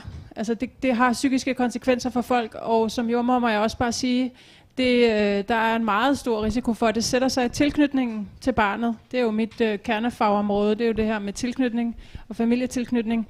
Og fordi, at som I kan høre, som Musa fortæller sin historie, så er vi er jo allerede før fertilitetsbehandling, ikke? Altså rødvinssnakkene, og det her ligger jo før man overhovedet når frem til det her med at komme i fertilitetsbehandling. Så når man går i gang med den familie, og tilknytte sig den her familie, og det gør queer-familier tidligere, fordi de godt ved, at de skal danne familie på den her måde, så rammer det ind i den proces meget tidligt, at man skal tage den her beslutning om, hvem af os skal ikke være juridiske forældre. Så det er jo det, der er humlen her. Hvad gør det ved folk? Ja. Eva, du skrev et debatindlæg i Politiken, tror jeg det var. Var det tidligere på måneden her, hvor du gør det lidt til talsperson for, at mange af de her ting kan godt løses ved at tale dem igennem, og som vi kan høre også, som også sker. Men der bliver givet udtryk for her, at de juridiske rettigheder rent faktisk betyder noget i familiedannelsen og for en følelse af tryghed og tilknytning. Hvorfor er det, eller du ikke mener, at vi skal gå dertil, hvor vi giver juridiske rettigheder til 3, måske 4 forældre? Altså, mit synspunkt er, at jeg kan selvfølgelig ikke gøre noget ved de følelser, I har, men i jeres almindelige liv med 3 forældre, behøver I jo ikke overhovedet at skele til juraen. Altså, I kan jo bare have jeres familieliv, som I gerne vil have det. Jeg kender jo også vuggestuer, hvor der står mor, og så er der et billede, far, og så er der et billede, og farmand, og så er der et billede. Så der er faktisk også institutioner, der anerkender, at der er familier med 3 voksne. Og det, at der kun kommer information til 1 eller 2 af jer, jeg har så virkelig svært at forstå, at det er så stort et problem. I bor sammen, og I kan jo dele den information, I har brug for. Så jeg synes faktisk, det er svært at forstå, at det er så svært. Men klart, det er klart, man kan ikke gøre noget ved, hvis man har en følelse af, at man ikke er lige så god som de andre, fordi man altså ikke har de juridiske rettigheder, så er det jo svært at gøre noget ved det. Men ellers vil jeg sige helt generelt, at der, hvor juraen kommer ind i billedet, det er jo i det øjeblik, man bliver uvenner. I det øjeblik, den der familie skal opløses. Hvis du så har 3 forældre, hvad gør du så? Skal det lille barn, som er 1 år gammel, så være en uge hos en forælder, en uge for en anden forælder, og en uge hos en tredje forælder? Det tror jeg altså vil være uendelig svært for det lille barn. Det er svært nok, som det er, hvor det skal være en uge hos en, og en uge hos en anden, men også hos en tredje. Og så var det 3 uger, før det ser mor igen. Altså, jeg synes, at i denne her diskussion, det er fint med jeres følelser. Det er også fint, at I gerne vil skabe en familie med 3 voksne. Jeg tror også, at det er lige så fint for barnet som en med 2. Men jeg synes, I også skal tænke på, at den dag, I bliver uvenner, der er det jo altså barnets tarv, der skal stå i centrum. Og der tror jeg ikke, det er nogen god idé med en uge hos hver, især for et lille barn. Musa, nu hører vi, at det er fint med dine følelser. men ud over følelserne, som jo er valide nok, og det tænker jeg, at vi måske også kan snakke om, at der er et eller andet, 2 forskellige paradigmer, vi snakker i her. Men hvorfor kan I ikke bare snakke det igennem? Og i øvrigt, hvad har I snakket om, der skal ske, hvis det ender med en konflikt, som Eva nævner? Jamen, jeg synes, man skal, og det tror jeg er ret vigtigt at sige allerede nu, jeg synes, man skal holde forskellige aspekter af forskellige situationer adskilt her. Der er noget, der handler om en meget juridisk, sådan faglig, professionel tradition, som jeg tænker, du i øvrigt er en stor repræsentant for. Og så er der noget, der er en barnets tarv-diskussion. Den vil jeg gerne diskutere med folk, der repræsenterer organisationer, der arbejder med barnets tarv i øvrigt. Men noget af det, synes jeg, som det her og den her samtale jo tit er udtryk for, det er, at det man skal stå på mål for fra start, det er, hvad hvis det går galt? Og det er en meget mærkelig tilgang at have til folks familiedannelse. Det er jo ikke en, man spørger folk om, inden, altså heteroseksuelle folk, inden de bliver gravide nødvendigvis. Men vi skal hele tiden stå på mål for, hvad skal der ske, hvis noget går galt. Og det gør vi så. Altså det tager vi så højde for. Det taler vi så om på forhånd. Det lægger vi planer for. Og fordi blandt andet, at der jo er en, der står uden for de rettigheder, og som vi derfor bliver nødt til at prøve at pseudosikre ved at skrive et testamente i øvrigt, eller prøve at lave forældre kontrakter og aftaler, der prøver at gøre det op for den manglende sikkerhed, som den ene af os må have, hvis noget skulle gå galt. Men det, der jo mangler oftest i den her samtale, det er jo den bagvedliggende diskussion. Altså ikke, nej, hvad hvis noget går galt? Og i øvrigt, hvis det skulle gå galt, og der er 3 hjem, så tror jeg ikke, at der sker det, at jeg sidder med mit barn alene hjemme i en uge, og så er der ikke nogen, der må se nogen som helst eller noget. Det er en anden diskussion. Men det er jo den helt principielle diskussion nedenunder. Synes vi det menneskeligt, politisk, er vigtigt, at børn har rettigheder til flere forældre, at man kan skabe familie, som man drømmer om herhjemme, og at vi har et system, der rummer det, både juridisk, men også menneskeligt, og at det gør det muligt, især for queer-personer, at leve familieliv, der blomstrer, i stedet for at blive endnu mere psykisk belastende, end det nogle gange kan være at være en del af et queer community i forvejen, fordi systemet taler imod en. Det er jo den helt overordnede samtale, som vi bliver nødt til at have. Altså, hvad er det, vi drømmer om, skal kunne lade sig gøre rent familiemæssigt? Og det er den, vi sjældent har, og som jeg synes, vi skal have i virkeligheden i de fleste forår. For Eva, nu snakkede vi om forældrenes ret til at være forældre, og i øvrigt om barnets tarv. Er der ikke også noget om hvis vi siger, at de her børn har 3 forældre, og vi ender i en ulykkelig situation, og den lukker vi lige om lidt, den der snak om hvad der sker, når konflikten, hvis den skulle ske. Men har et barn ikke også kunne vi ikke godt gøre noget for børnens ret til at se alle 3 forældre, eller alle 4 for den sags skyld? Er det ikke også, bør det ikke også være en målsætning i vores arbejde med juraen? Altså, det er jo et spørgsmål om, at heller ikke at forvirre barnet alt for meget. Ikke? Vi har også haft en diskussion om, at bedsteforældre skulle have ret til at se barnet, fordi pludselig så er familien skilt, og så ser de ikke så meget til deres barnebarn. Altså, vi skal jo også passe på, at vi ikke har så stor en gruppe af forældre, at barnet bliver fuldstændig komplet forvirret. Barnet har jo brug for nogle tætte relationer. Det kan det sagtens have til 3 personer. Hvis du begynder at sige 4, 5, 6, 7, 8, især for et lille barn, så bliver det nok lidt besværligt, ikke? Det synes jeg ikke er barnets tarv, det må jeg indrømme. Og jeg kan ikke se andet end, at det kan godt være, at I ikke bryder jer om at tale om, hvis det går galt, men det er jo der, juraen kommer ind. Indtil det går galt, der kan I jo gøre præcis, som I vil. I kan indrette jer præcis, som I vil, indtil det går galt. Så længe I 3 er enige, barnet kan anbringe det hos den ene, eller hos den anden, eller hos den tredje, længere eller kortere, eller præcis, som I vil. Det er ingen, der blander sig i. Nu repræsenterer Eva det juridiske perspektiv her, men vi havde faktisk også inviteret nogle af børneorganisationerne, som ikke havde lyst til at være med. De meldte i hvert fald, at de ikke var i stand til at være med i dag. Men der er også nogle af dem, som taler imod den her ret til mere end 2 forældre. Hvad er dit svar til den her påstand om forvirring, Camilla? Og også ud fra din erfaring med nogle af de her familier, og i øvrigt alle mulige andre slags familier. Ja, men altså, hvor skal man starte? Altså, jeg tænker i hvert fald heller ikke, det er diskussionens tarv at tale om 5 og 6 og 7 og 8 forældre, fordi det tænker jeg egentlig ikke er jeg har aldrig mødt det, eller hørt om det. Jeg har et sted til gode at møde familier, hvor der er flere end 4 forældre, og det vil typisk være sådan, at de bor sammen 2 og 2. Og jeg tror, de idéer om ny lovgivning, der har eksisteret, har været op til 4. Ja, lige præcis. Jeg ved også, at i Sverige, der har den svenske rigsdag lige bestilt en undersøgelse af nogle af de her familietyper med det formål at tilgodese dem juridisk, og der er det samme, der er det antallet 4, man har pejlet efter. Så bare lige sådan for at holde snakken på sporet, så vi taler sådan nogenlunde om det samme. Så får jeg sådan lidt lyst til at sige, og det tænker jeg på en eller anden måde, det ved du jo godt, eller sådan, så det er måske også lidt mere, men sådan jura og familieret er ikke noget, der eksisterer i en lufttæt boks. Det er isoleret fra resten af samfundet. Det er jo noget, som vi beslutter som samfund, hvordan skal se ud. Og det har ændret sig over tiden, og det ændrer sig hele tiden. Vores forståelse af barnets tarv ændrer sig hele tiden. Så der er jo også noget med det her med, måske ligesom, når I kan have jeres følelser, og så er der noget jura herover. At det er måske ikke sådan, virkeligheden faktisk ser ud.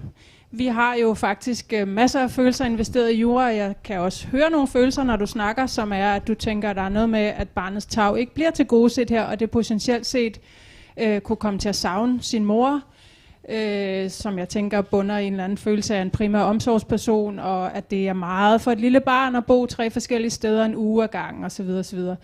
Så det er mere sådan, at der er jo følelser alle vegne, det her også på din side af feltet, fornemmer jeg. Og så tænker jeg det her med, at der er et eller andet med, at jeg savner noget tillid i det her, i den indgangsvinkel, som er, at kunne man prøve at vende den om. Jeg arbejder med mennesker, jeg kan godt lide at arbejde ud fra et perspektiv, hvor jeg har tillid til mennesker. Det er klart min erfaring, at det virker bedst, og det er der, de gror mest. Så jeg tænker, at der er noget med det her med måske at have tillid til, at det løser folk.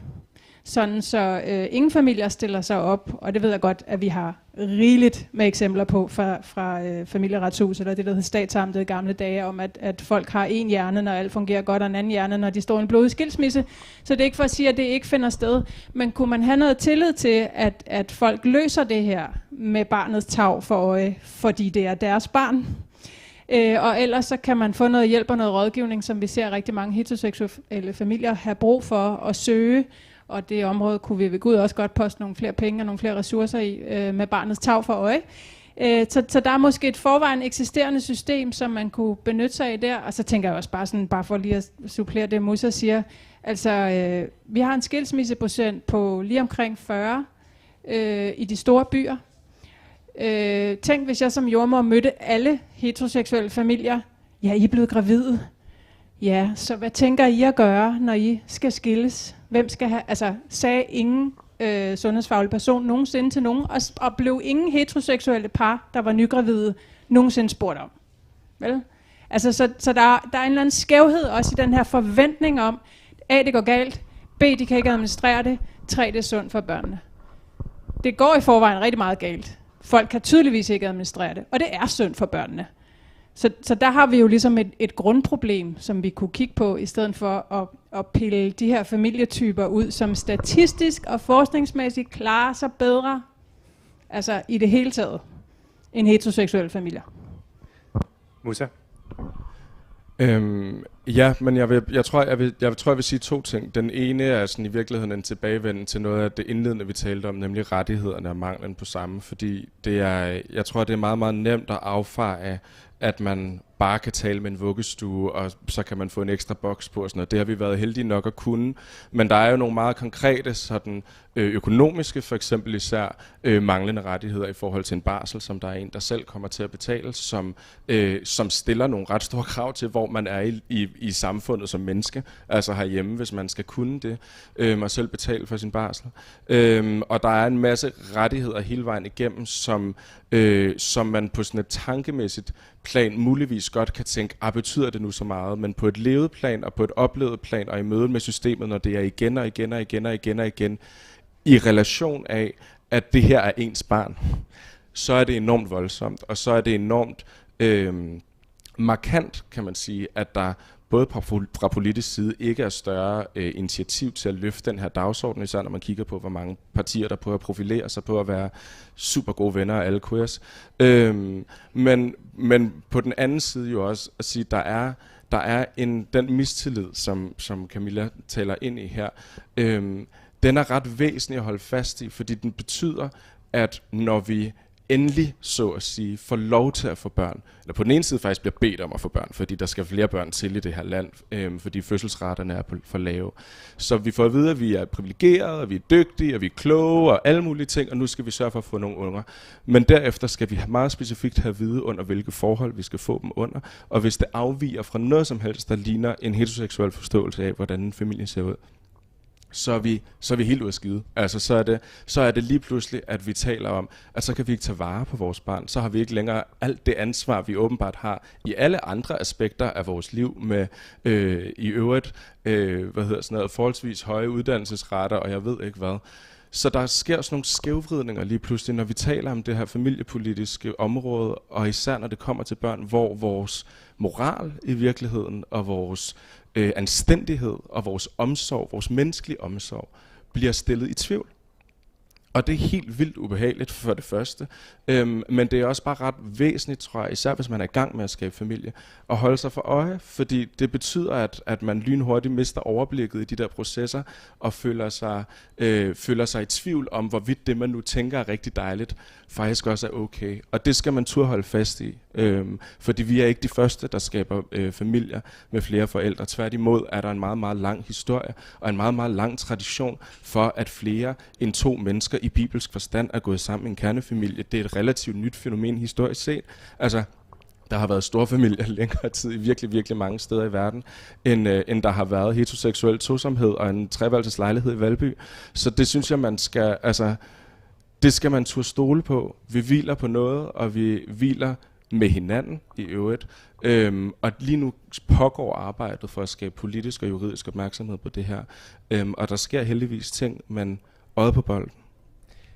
Eva, nu snakker vi omkring det her med tillid, og du har i dit debatindlæg nævner du blandt andet det her med, at jeg tror faktisk, det var en familie, du selv kendte, som var lykkedes med faktisk at have fået mulighed for, om ikke barsel, så ligesom at få minkeleret lidt rundt på tingene, sådan, så de alligevel havde fået mulighed for at tage noget, der lignede barsel, måske ved hjælp af noget ferie eller sådan noget.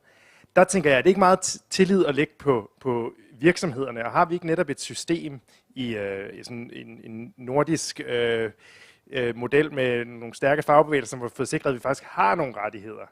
Og skal de her familier ikke på samme måde, som alle mulige andre familier, sikres de samme rettigheder? Og hvorfor ikke gå den vej? Jeg vil sådan set sige, at det er så det eneste område, hvor jeg egentlig synes, at det er fornuftigt. Det må jeg sige, det med barslen. Jeg kan ikke se andet, end at det ville være okay, hvis de de forældre, der har forældremyndigheden, hvis de siger til det offentlige, at vi vil gerne have, at 3 af de måneder, det går altså til denne her tredje person. Det kan jeg ikke se, hvorfor samfundet skulle have noget imod. Altså det ville da være udmærket, hvis det er noget, man er enige om, de 3 personer imellem, så kan jeg ikke se andet, end man kan godt dele barslen op. Altså måtte man have lov at dele barslen op på den måde. Det er jeg i og for sig enig i. Men ellers vil jeg sige, at jeg forstår sådan set ikke helt det, du taler om, at det hele tiden bliver stillet i tvivl. Jeg forstår ikke, altså jeg er helt sikker på, at ved langt de fleste jordmøder og hospitaler, hvis man siger, at vi er altså 3 om det her barn, så er man 3 til undersøgelsen, så er man 3 til fødslen, og hvis der er en lægeundersøgelse, så får I lov at være der alle sammen. Altså det undrer mig meget. Jeg kan ikke rigtig... Nu er jeg selv mormor til adskillige børn, og jeg har da meget tit fået lov at gå med, selvom begge forældrene var der, til lægeundersøgelse. Hvis jeg sagde, at jeg vil altså forfærdeligt gerne med, så får jeg lov at gå med. Så hvorfor den tredje forældre ikke skulle kunne få... Det undrer mig meget, at der hele tiden bliver draget i tvivl. Men hvis det er din oplevelse, så kan jeg jo ikke sige andet end at åbenbart. Du ligner en, der har et godt eksempel lige på tungen, Musa. Ja. Det er jo i hvert fald... Det vil være dejligt, hvis du udbredte det synspunkt til fødselslæger, facilitetsklinikker, jordmøder, sundhedsplejersker, sygeplejersker, alle mulige steder i systemet, fordi det er ikke det, der er oplevelsen. Det har det ikke været for os, og det ved jeg, at det heller ikke har været for rigtig mange andre. Min ene medforælder, den der ikke har juridiske rettigheder, fik specifikt for eksempel at vide af en læge på den første facilitetsklinik, vi var på, at han i øvrigt, da han faldt at vide, hvordan vores familiekonstellation var, at han ville lade som, at det jo var meget fint, men han ville lade som om hun ikke var i rummet, og derefter kiggede han ikke på personen resten af samtalen. Og personen fik ikke lov til at komme igen.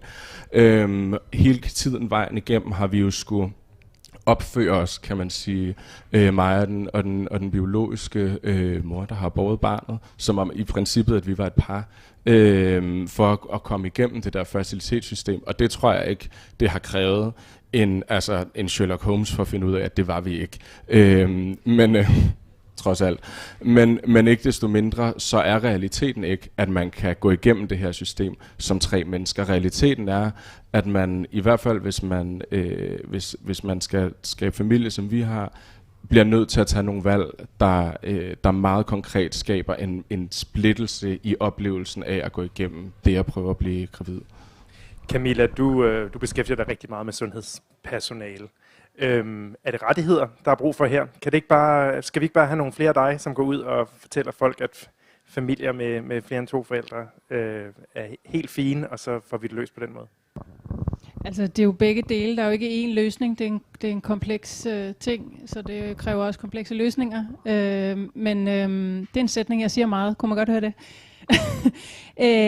Først og fremmest vil jeg bare gerne bakke Musa op, at det er ikke en individuel oplevelse. Altså det har været ekstremt tydeligt gjort under corona. Du var selv lige ved at ryge ud af dit eget barns fødsel, fordi man kun måtte være 2, og der var ikke nogen kære mor, hvad jeg vil sige der. Det kan man godt fortælle. I forhold til, ja, det kunne du faktisk godt lige til at gøre. Ja, corona er specielt, men det har snart varet 3 år. Så, men uanset faktisk, så er det sådan, at hvis man ryger til kejsersnit, så må der komme en pårørende med. Og det kan man så vælge, hvem det skal være. Så, og vi har en relativt høj kejsersnitsrate i Danmark, så det er ikke en uvæsentlig problemstilling, det her. Og så tænker jeg, at det her med lægeundersøgelser, det kan man typisk tale sig til rette med praktiserende læge. Det kan man også med nogle daginstitutioner, men ikke med alle.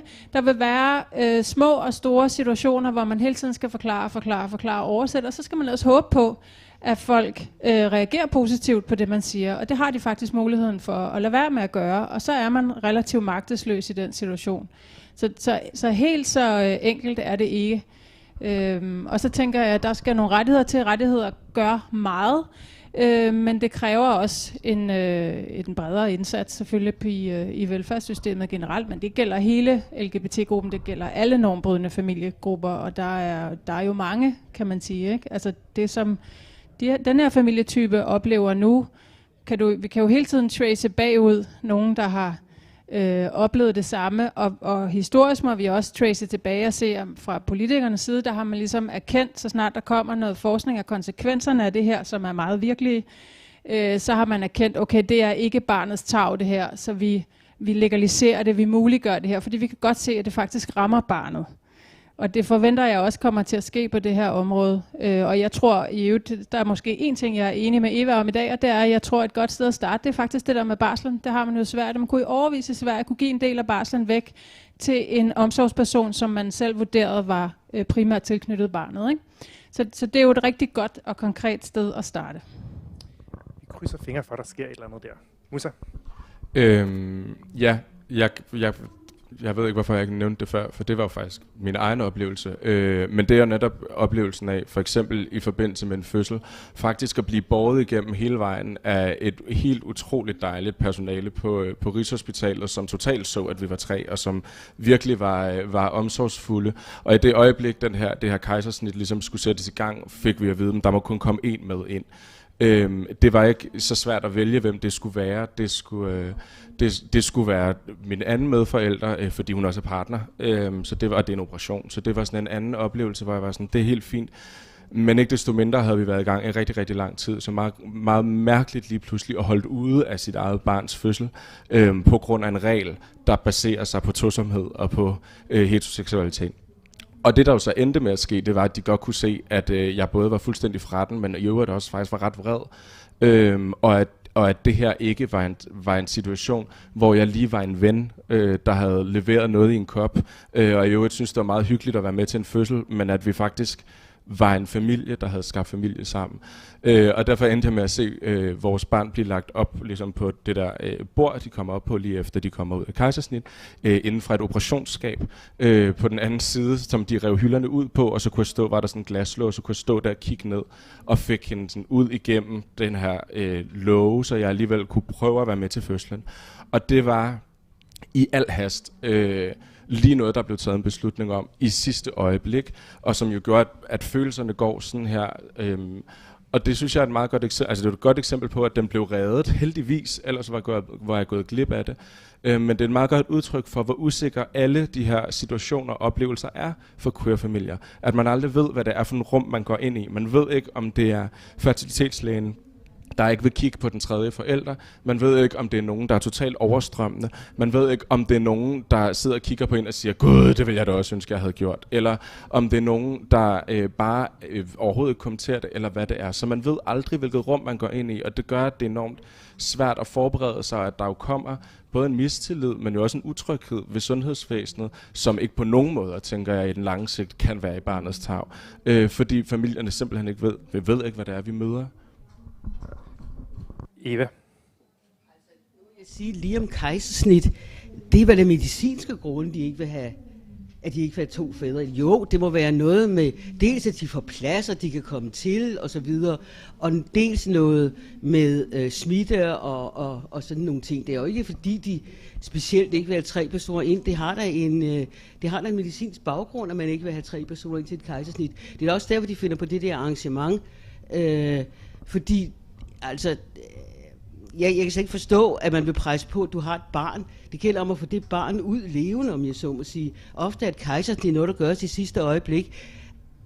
Det vigtigste, synes jeg, altså ikke er dine følelser, det må jeg indrømme. Jeg synes, det vigtigste er, at det lille barn kommer levende ud så hurtigt som overhovedet muligt. Og et kejsersnit skal normalt. Men er pointen her ikke, Eva, udover det konkrete eksempel, at her er der nogle rettigheder, og man kan sige, det er måske endnu bedre, at der ikke er nogen som helst til stede i rummet, men at det bare er endnu et eksempel på steder, også ud over barslen. Du nævner selv i dit debatindlæg det her med arveretten, hvor man som oftest godt kan sige, om vi kan skrive under på nogle ting, og så kan vi nok godt regne med, at kommunen skeler til det. Men det er da en enorm utryghed at stå i, at man skal sætte sin igen. Så har vi en masse tillid til nogle myndigheder, og jeg kan høre, at du også har en masse tillid til daginstitutioner og lægefaglige, at de tager de rigtige beslutninger. Men mangler der ikke en tillid til, at de her forældre selv kan være med til at tage sådan en beslutning og give dem nogle rettigheder, som ligner dem, som heteroseksuelle familier med 2 forældre har? Jamen det har de jo på en hel masse områder, hvis de gerne selv vil. De kan jo bare beslutte, at vi er 3 om at vælge skole til barnet. Vi er 3 om at komme til forældremøder, det er normalt, det er ikke forbudt at være 3. Vi er 3 om at gå til lægen, og så er det rigtigt selvfølgelig, eller tvivlsomt rigtigt, det siger I jo Så det går jeg ud fra rigtigt, at der vil være nogle lærere, der ikke er særlig pædagogiske, når det sker. Men det er jo et spørgsmål om oplysning. Man må jo fortælle folk, at der Men er det de her familiers ansvar at stå for den oplysning? Er det ikke noget, at de bør forvente af det system, de er i kontakt med? Jo, altså jeg vil da bestemt mene, det er statens opgave at sørge for de oplysninger og sige, der er altså familier nu, hvor der er 3 forældre, og det er vigtigt, at vi alle sammen forstår, at de forældre er mindst lige så gode, måske endda bedre, end mange forældre, eller end mange familier med 2 forældre. Det synes jeg bestemt. Men altså, problemet er stadig, om de skal have nogle juridiske rettigheder. Og det der med kejsersnittet, jeg synes, det er et godt eksempel på, at det er helt afgørende for pokker at være, at det barn kommer levende ud, og moren også er levende bagefter. Langt vigtigere end de følelser, du så måtte have med, at du ikke får lov at se dit barn blive født. Altså jeg kan ikke se andet, det må jeg indrømme. Og når du siger, vi må have tillid til, at de godt kan finde ud af det i forbindelse med en skilsmisse, du ved jo godt, det ved vi alle sammen.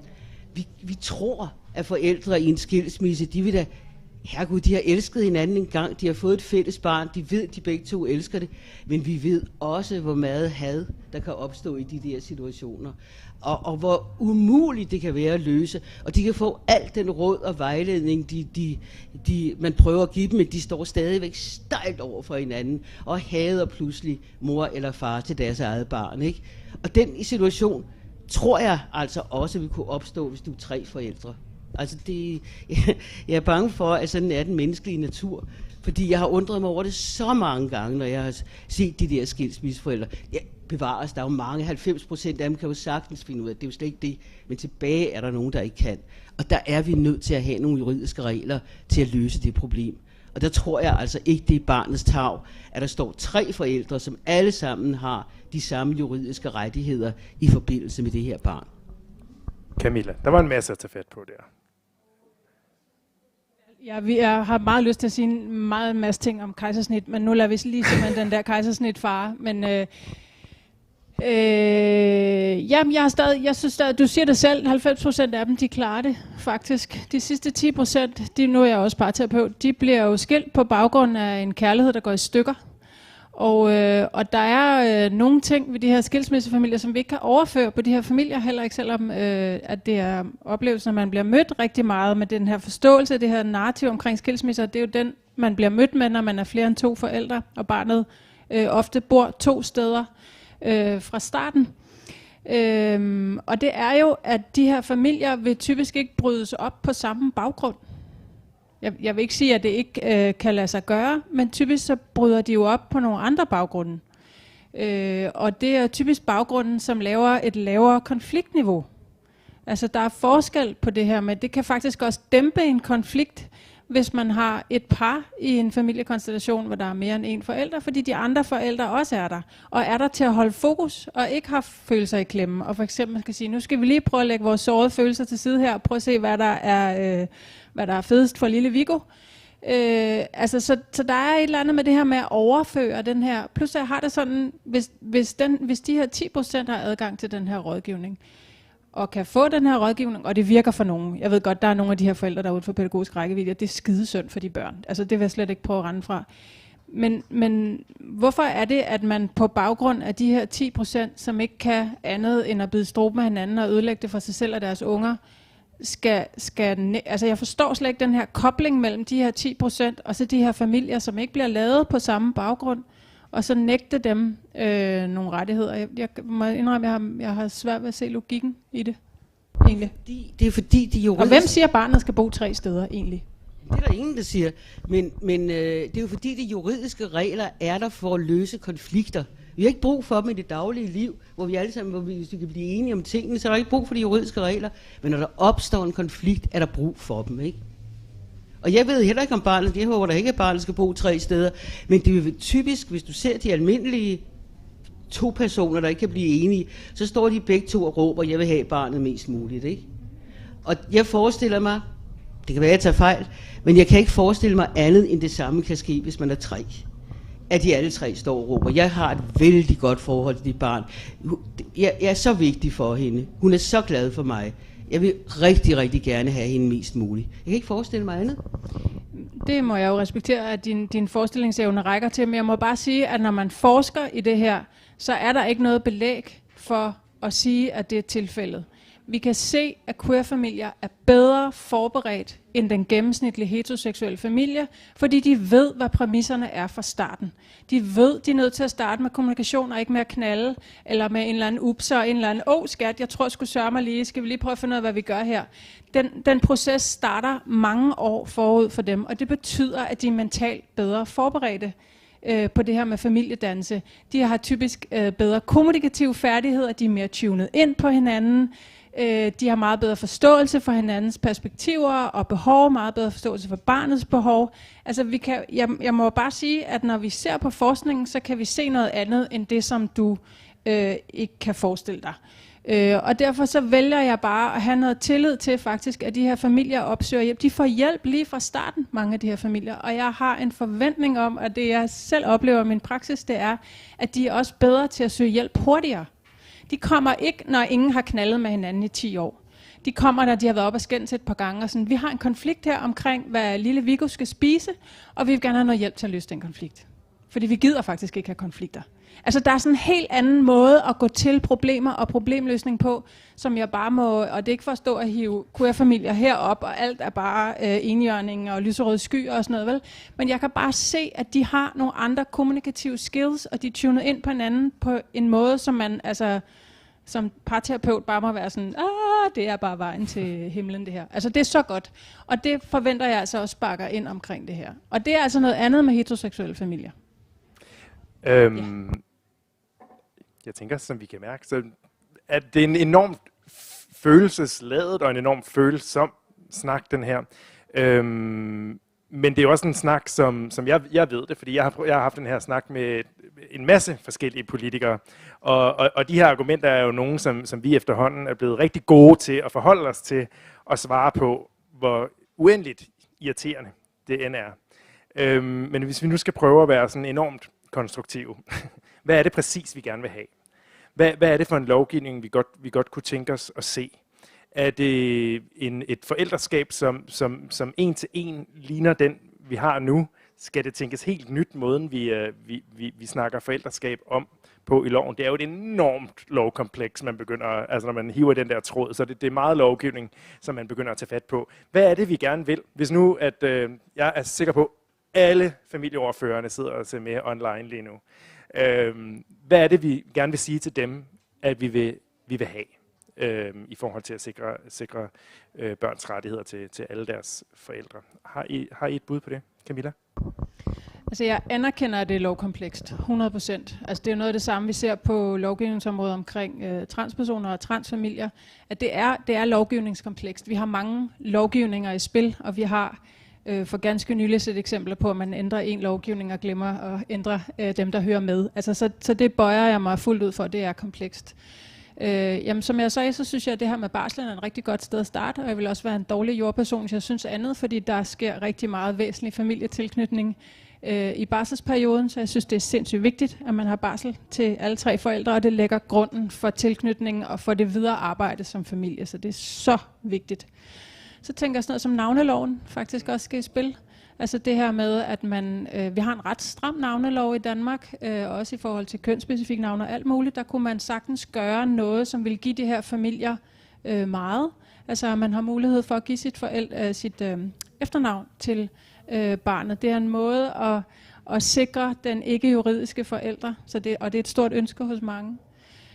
Så det er helt klart de her to ting, og så er der selvfølgelig sådan den store i det her, som jo er det her med at få juridiske forældrerettigheder til flere end to. Men jeg tænker, hvis man starter med de her to første lovgivninger, så kan man rigtig meget, fordi der er noget med det her med arveloven, det er også vigtigt, og der er noget med, altså jeg synes også, at man skylder lige at sige, at der er en ting er skilsmissekonflikterne, en anden ting er dødsfald. Altså det kan vi ikke se bort fra. Nu kommer jeg også selv fra en familie, der har været ramt af forældredødsfald. Man tror aldrig, det sker for en selv, indtil det gør det. Og der har du jo ret, Eva, at det er jo der, at lovgivningen kommer til. Altså, men der kan man faktisk lave testamenter, hvor man kan Altså, det koster så også penge, ikke? Men jeg synes vitterligt barsel, navnelovgivningen og så den store, ja. Musa, hvad havde I haft gavn af, at havde været anderledes i lovgivningen sådan helt konkret? Jamen mange ting, og det vil jeg gerne svare på om lidt. Først så tror jeg bare lige, at jeg bare lige hurtigt vil anerkende offentligt, hvor sydende af ejerskab jeg er over, at du tror, jeg holder mine egne følelser for mit barns fødsel højere end hendes liv. Det gør mig meget, meget vred. Det er muligt, at det lyder sådan, men det er ikke tilfældet. Og jeg siger de ting, at jeg siger og deler den historie, blandt andet fordi vi talte igennem med fødselslægen på Rigshospitalet. Så det vil jeg bare lige sige sådan helt klart, så jeg ikke skal høre på sådan noget ting. Nå. I forhold til juridiske rettigheder, så tror jeg for det første, at jeg ligger mig meget i forlængelse af Camilla. Vi oplevede jo for eksempel også faktisk ret overraskende at det her navn for eksempel ikke var muligt. Altså der var et efternavn, der ikke kunne overføres fra den ikke-juridiske forælder, og skal jo i gang med at lave nogle krumspring der. Men jeg tror faktisk, det jeg privat vil knytte mig til, det er den her, sådan, det er den store, altså det er der vi skal hen. Det skal være muligt at blive anerkendt som mere end 2 forældre, rent juridisk, fordi det har følgeskab over i sundhedsvæsenet, for eksempel, hvem kan tage barn med til lægen eller med på sygehuset. Det har følgeskab i alle mulige forskellige henseender, og ikke mindst har det følgeskab rent socialt og rent mentalt for ens familieskabelse. Det kræver sindssygt meget, som Camilla sagde tidligere, at skabe en familie under pres og under mental pres, og vi har været både heldige og privilegerede nok, at vi har kunne få ressourcer og haft hinanden i øvrigt også, og er forholdsvis veluddannede, velfungerende, alle sådan nogle ting, mennesker, der har kunne stå imod, og som har besluttet os for aktivt ligesom og politisk at kæmpe for det her. Men det er det jo langt fra alle, der kan. Og hvis ikke man anerkender det også i den her proces, så er der endnu flere, man kommer til at tabe på gulvet, fordi det simpelthen er for hårdt. Så det er den ene del af det. Den anden del, tror jeg, det er, at det jo var meget sigende, synes jeg faktisk, da vi var tidligere på året på Christiansborg til den her høring, at der jo faktisk var politisk opbakning. Enhedslisten har lige vist sin første sådan, politiske opbakning til juridisk at have flere forældre muligt, som de gik ud med her for et par dage siden. Jeg hører, at det muligvis sker lidt andet på Christiansborg, men det, der var meget tydeligt til den konference, var også, det bliver de små skridt, fordi vi synes stadig, at det er så langt fra noget, vi kender. Det er stadig, og der er jo ikke nogen, der vil sige ordet mærkeligt, men det er jo det, der ligger under neden, ikke? At det er så mærkeligt og langt væk fra noget, vi kender, at det er vi faktisk ikke klar til. Og derfor så skal vi tage til takke med de hurtige småbidder, for eksempel som barsel. Og der må man bare sige, det er ikke godt nok. Tak for det. Jeg tror, vi har sådan en 8 minutters penge tilbage. Jeg kan se, at Charlotte sidder klar, men 9 minutter tilbage. Er der nogle spørgsmål fra salen i forhold til det her tema? Der var et hernede. Der blev snakket rigtig meget om det her i forhold til, hvis det ender i en form for skilsmisse, og i forhold til, hvor hårdt det kan være for et barn, hvis de så skal pendle mellem 3 forskellige forældre. Men jeg tænker, at det kan være mindst lige så skadeligt, hvis barnet er tilknyttet 3 forældre, og har levet nogle år, lad os sige, for eksempel et barn på 10, som så ender med kun at skulle have 2 forældre, og den sidste forældre, som barnet har brugt 10 år på at knytte sig til, bliver skubbet ud på baggrund af den her hårde skilsmisse. Så jeg tænker, selv hvis man tager skrækscenariet, også der tænker jeg, at det juridisk er enormt vigtigt og sundt for barnet at være sikret, at de har mulighed for, at alle 3 forældre bliver tilgodeset, så de ikke får et virkelig brat skil med en af forældrene. Hvem tænker du retter dit spørgsmål til? Det var til Eva, ja. Jo, men det kan du da have ret i, at det kan være meget svært for et barn, der har levet tæt sammen med 3 forældre, pludselig helt at få afbrudt forbindelsen til den sidste forældre. Der kan man jo håbe på, som du siger, at de vil være så fornuftige og så have så meget empati og sådan noget, så de kan se, at det vil virkelig være sundt for barnet, ikke? Men ja, hvis man ender i de der meget hårde skilsmisser, så er det rigtigt, så vil man kunne risikere, at den sidste forælder ryger ud. Og det er selvfølgelig, der kan du sige, at et barn på 10 kunne jo nok klare at have 3 forældre-relationer, men et barn på 2 ville det nok være lidt sværere for. Et barn på 2 kunne nok godt undvære en forælder, det havde haft det tæt sammen med, hvis det beholdt de 2 andre tætte forældre, ikke? Så det er klart, der er en forskel på, om du har et barn på 2, eller du har et barn på 10. Så jeg har ikke nogen måde, jeg kan løse det der på, men Men er der ikke en måde at løse det på? Fordi nu kommer vi til at give status quo meget sådan, for gavn af tvivlen her. Altså, så hvis jeg synes lidt, du siger begge dele. I den nuværende situation, så kan man nok godt finde ud af det, og vi giver forældrene trods alt den tillid, at det skal de nok finde ud af, selvom der ikke er 3 juridiske forældre. Men når det er i den anden situation, hvis vi siger, at der var 3 juridiske forældre, så har vi mere mistillid til, at de kan finde ud af det. Nej, jeg er enig i, at hvis det bliver virkelig hårdt med de 3 forældre, så tror jeg, at en af dem vil ryge ud, og det vil selvfølgelig være den, der ikke er biologisk far til barn, eller mor til barnet, ikke? Men bør man ikke sikre barnets ret til sine forældre i den situation?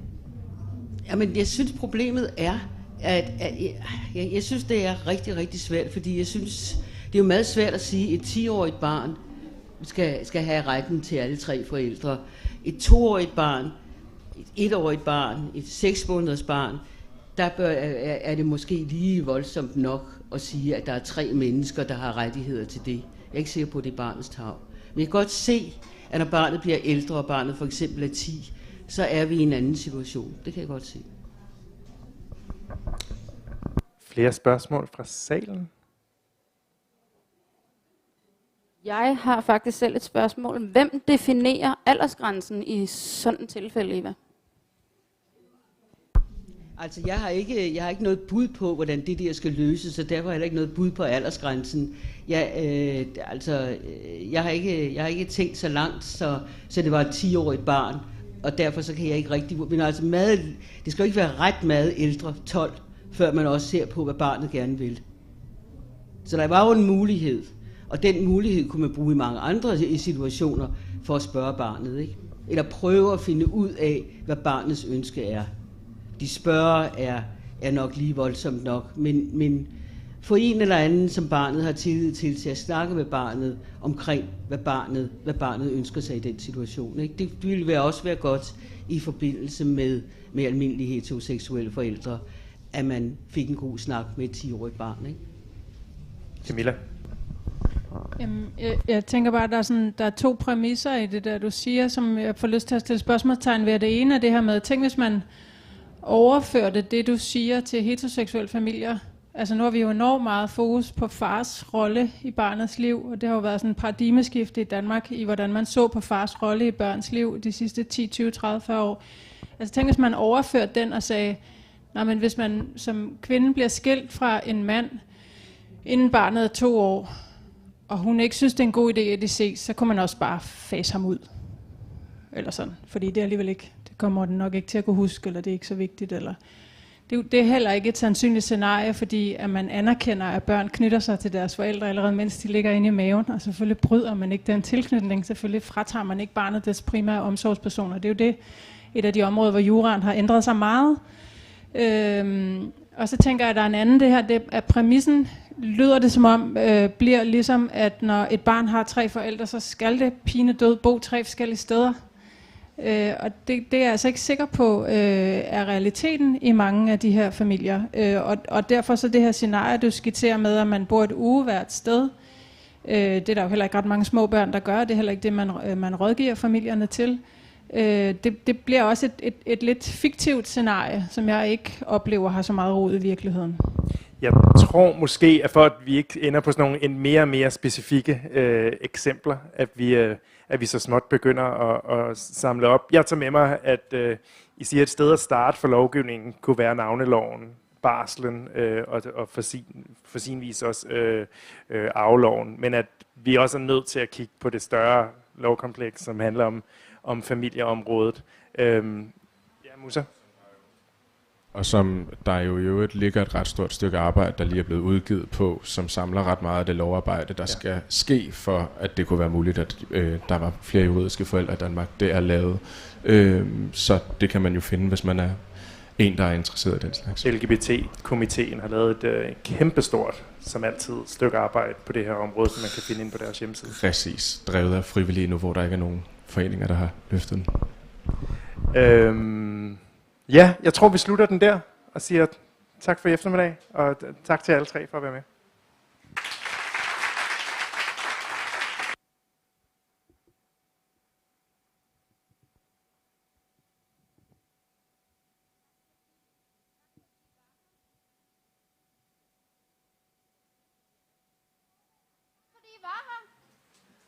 I må meget gerne tage jeres...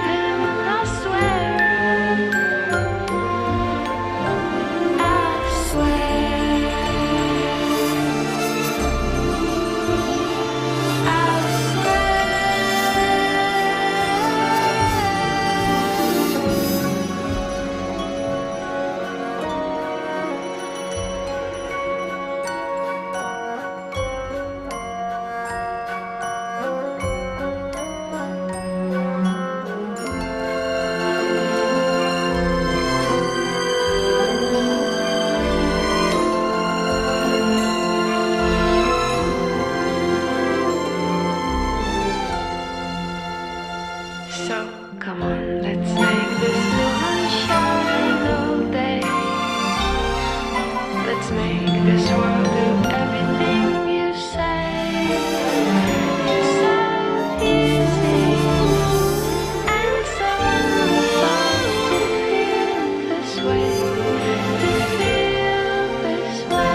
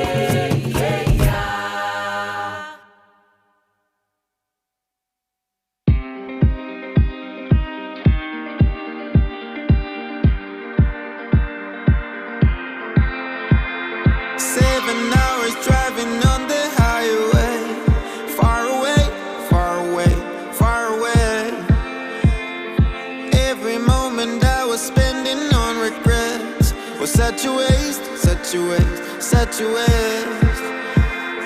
Looking on the city lights, flashing bright in my eyes. Look up to the sky and I got this relief inside. Then there's no need to hide. I'm going all the way up. I'm going all the way up.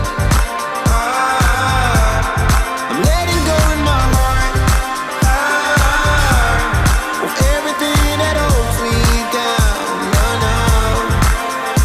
And it's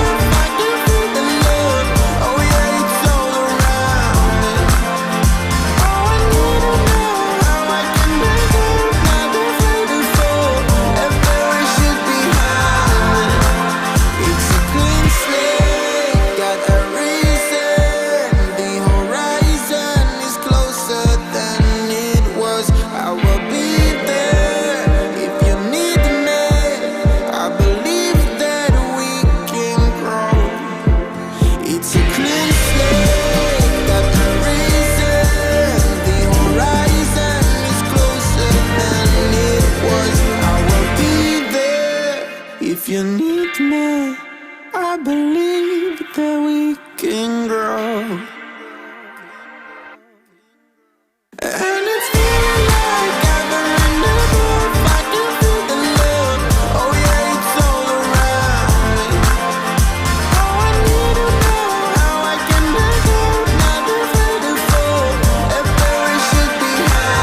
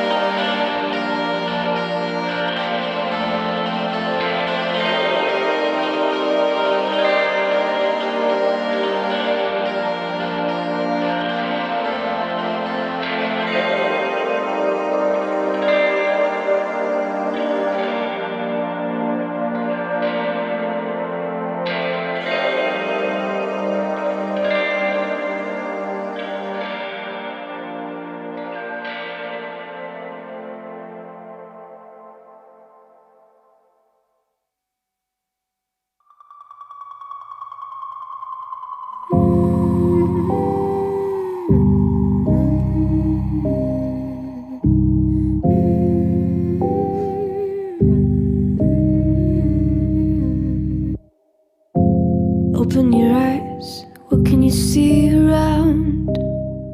Wind of the open sky, over the siren sound. This is a dream, getting the royal scar, holding a diamond blade, throwing it far. Holding your breath still, you jump the fire. We'll just sit and wait till you see me fly. You know they'll never catch me for it. See me fly, the way I put my finger on it. See me fly, you got it. Then try to tell me you got the wrong guy. See me fly, you know they'll never catch me for it. See me fly, the way I put my finger on it. See me fly, you got it. Then try to tell me you got the wrong guy.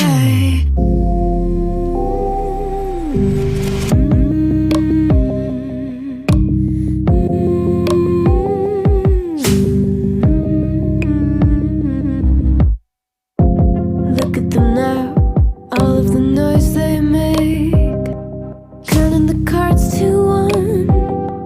Queen of hearts never breaks. Falling asleep, here might just take a while. Try not to grind your teeth, dreaming to touch my style. Well, can't say I blame you. Try to come close to, but all you can do. See me fly, you know they'll never catch me for it. See me fly, the way I put my finger on it. See me fly, you got it. Then try to tell me you got the wrong guy. See me fly, you know they'll never catch me for it. See me fly, the way I put my finger on it. See me fly, you got it. Then try to tell me you got the wrong guy.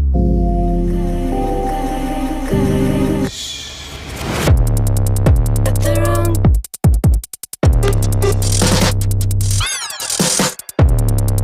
Got the wrong guy.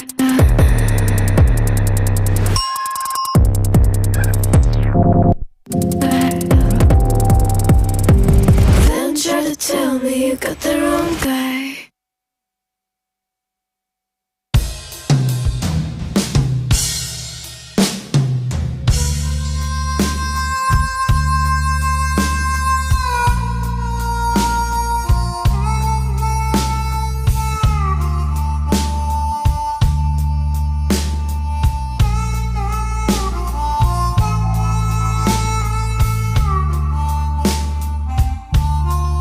Is that love?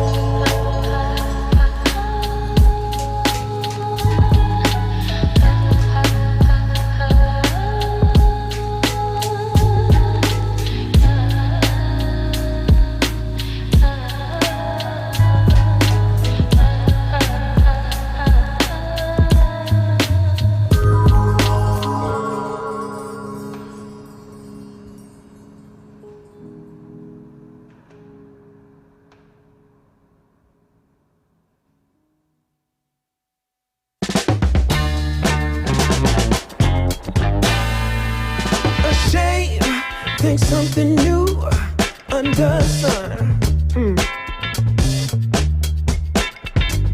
You can't take back them things you already done. No. You blame things that you do on somebody else. No. But they all see is you need help. But still you try so hard to cover up your games. You try so hard, hoping that one day something gon' change.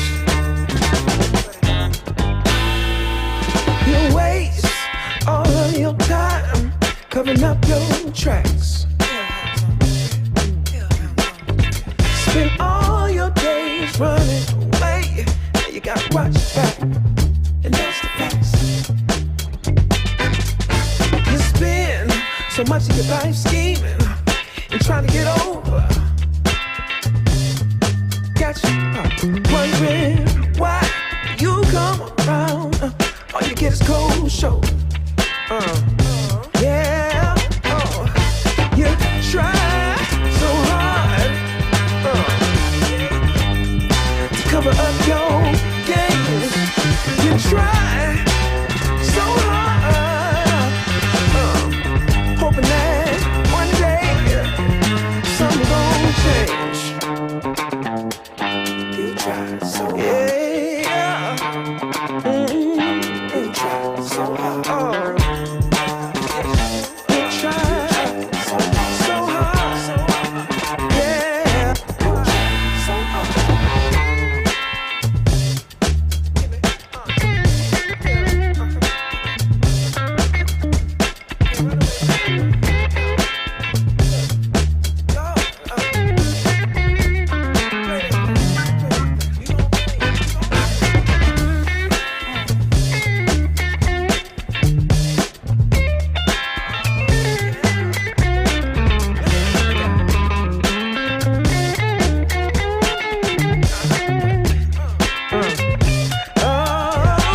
Still you try so hard to cover up your games. Got you thinking don't nobody see all this time. Ooh, it ain't nothing changed.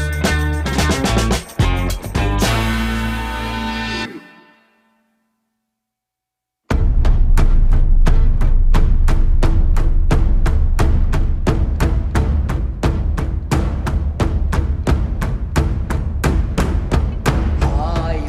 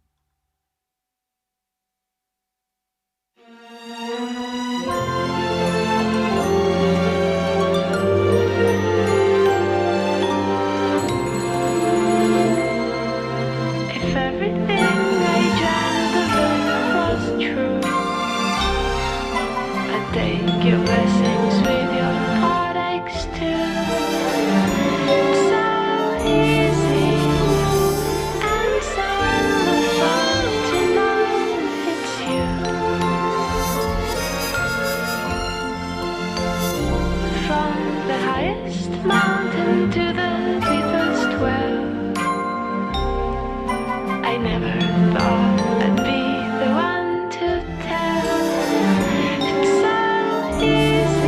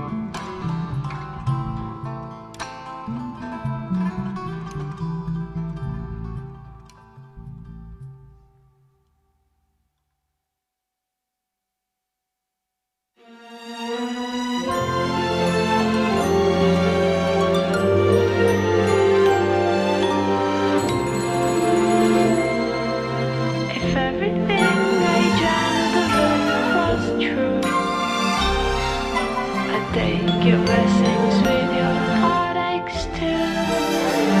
It's so easy and so wonderful to know it's you. From the highest mountain to the deepest well, I never thought I'd be the one to tell. It's so easy and so wonderful beneath your spell.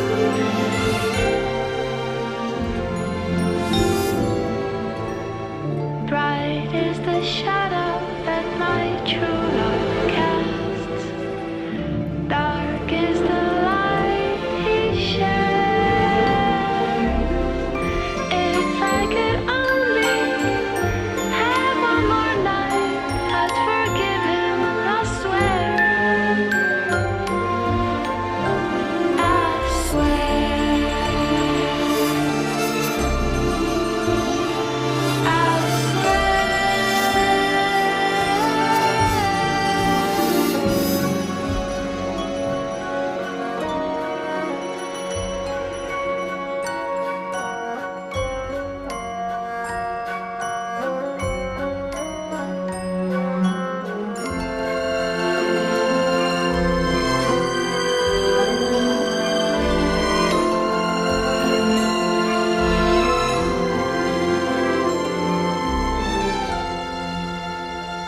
So come on, let's make this moon shine all day. Let's make this world do everything you say. It's so easy and so wonderful to feel this way, to feel this way.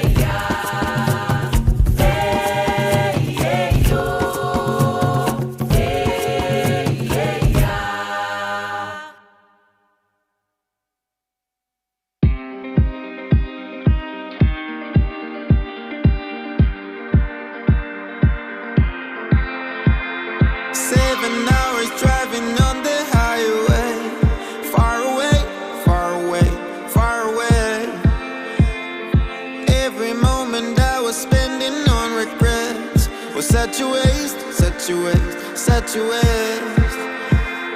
Looking on the city lights, flashing bright in my eyes. Look up to the sky and I got this relief inside, and there's no need to hide. I'm going all the way up. I'm going all the way up. I'm letting go in my heart. Welcome, everyone, and also those who are joining on live stream in a few seconds. This is very exciting. This is Spotlight Turkey. So listen up and listen good. Perfect. Welcome, everyone. So my name is Mathias Findalen. I'm a historian, a writer, and an advisor at the Danish Institute for Human Rights. And I'm looking really forward to this talk. I've lived in Turkey for many years, so it's very big for me to meet all of these great activists and the Danish ambassador in Turkey. So we will have a discussion, a conversation for the next hour, where we will dig into the political climate in Turkey in terms of LGBT rights. We will look into the overall frame of what is happening there, and then we'll look into the international community and what is being done. Is there also some great stories and narratives we can look into? Turkey, a country with around 85 million citizens, bordering 8 countries. A possible EU future member country is experiencing a clear and disturbing downfall when it comes to LGBT rights. The decline in rights have been underway for more than 10 years, and it's even more devastating since the country actually have had periods where LGBT rights have been much better, and where, for example, popular culture has been has collected some of the most strong pop stars in Turkey from that community. But there has been a clear decline.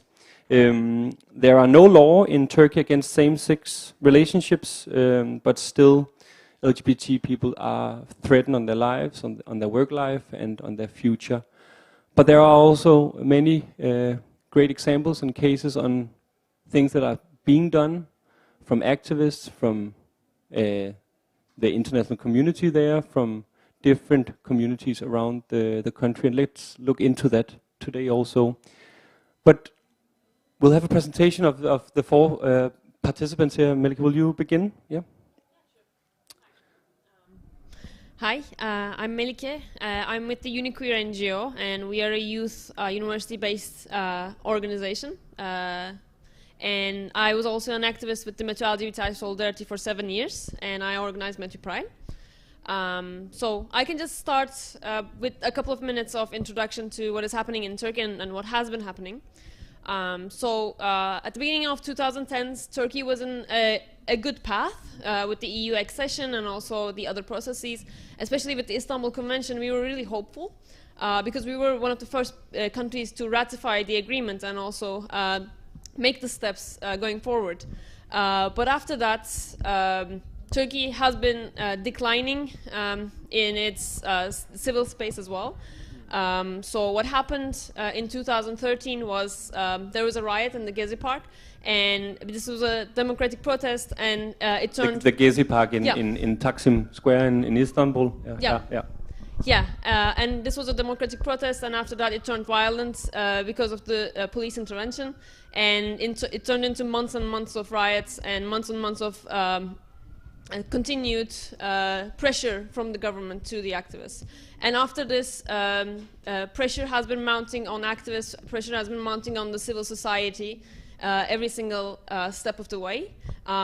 Another key event that happened was in 2016, the Ankara governor banned all LGBTI events, regardless of size or regardless of the event type, for an indefinite time. And this was the largest ban to have ever happened in Turkish history. Fortunately, 3 years later, this ban was lifted by the courts, but for 3 years, we had to live through that in Ankara, and all of our events were banned. All of our events had police presence there. And after 2016, obviously, coming to the marches, also one other thing that I have to mention is after 2014, every single Pride march had police intervention, and a lot of them were banned. So if you were doing one in Istanbul, if you were doing one in Izmir, if you were doing one in any other province, you'd probably meet with police, and your march was probably banned. And all of the LGBTI activists had the police breathing down their necks. Also, surveillance was really, really high on all the activists. And coming to the time of the pandemic, at the start of the pandemic, a lot of scapegoating was done to the LGBTI community. At the start of the pandemic, the Minister of Religious Affairs actually called out gay people, saying that they were bringing the disease to the country. And after that, we saw a steady increase in the scapegoating and the attacks on LGBTIs. And coming to the protests that happened in Boğaziçi, my friend Soner will explain much better than me, is that a lot of government officials actually targeted LGBTIs to delegitimize the democratic protests that were happening at the Boğaziçi University against the rector that was a trustee from the government. And they said that the LGBTI inclusion and the LGBTI flags actually present at the scene was actually a site of perversion, and that it had to be stopped.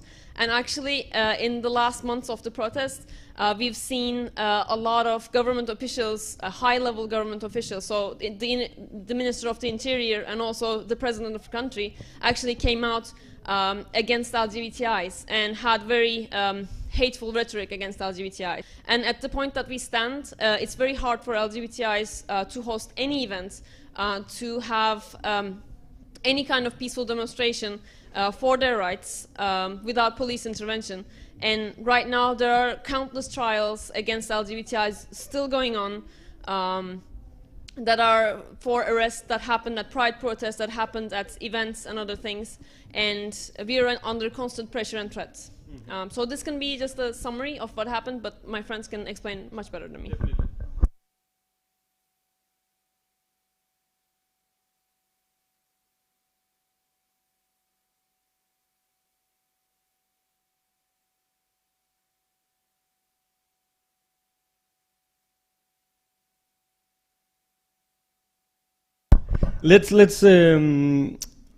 Let's just jump to you, Özgür, and just quickly tell who are you and which organization you are involved in, and then we'll go to you afterwards, Sonia, and end up at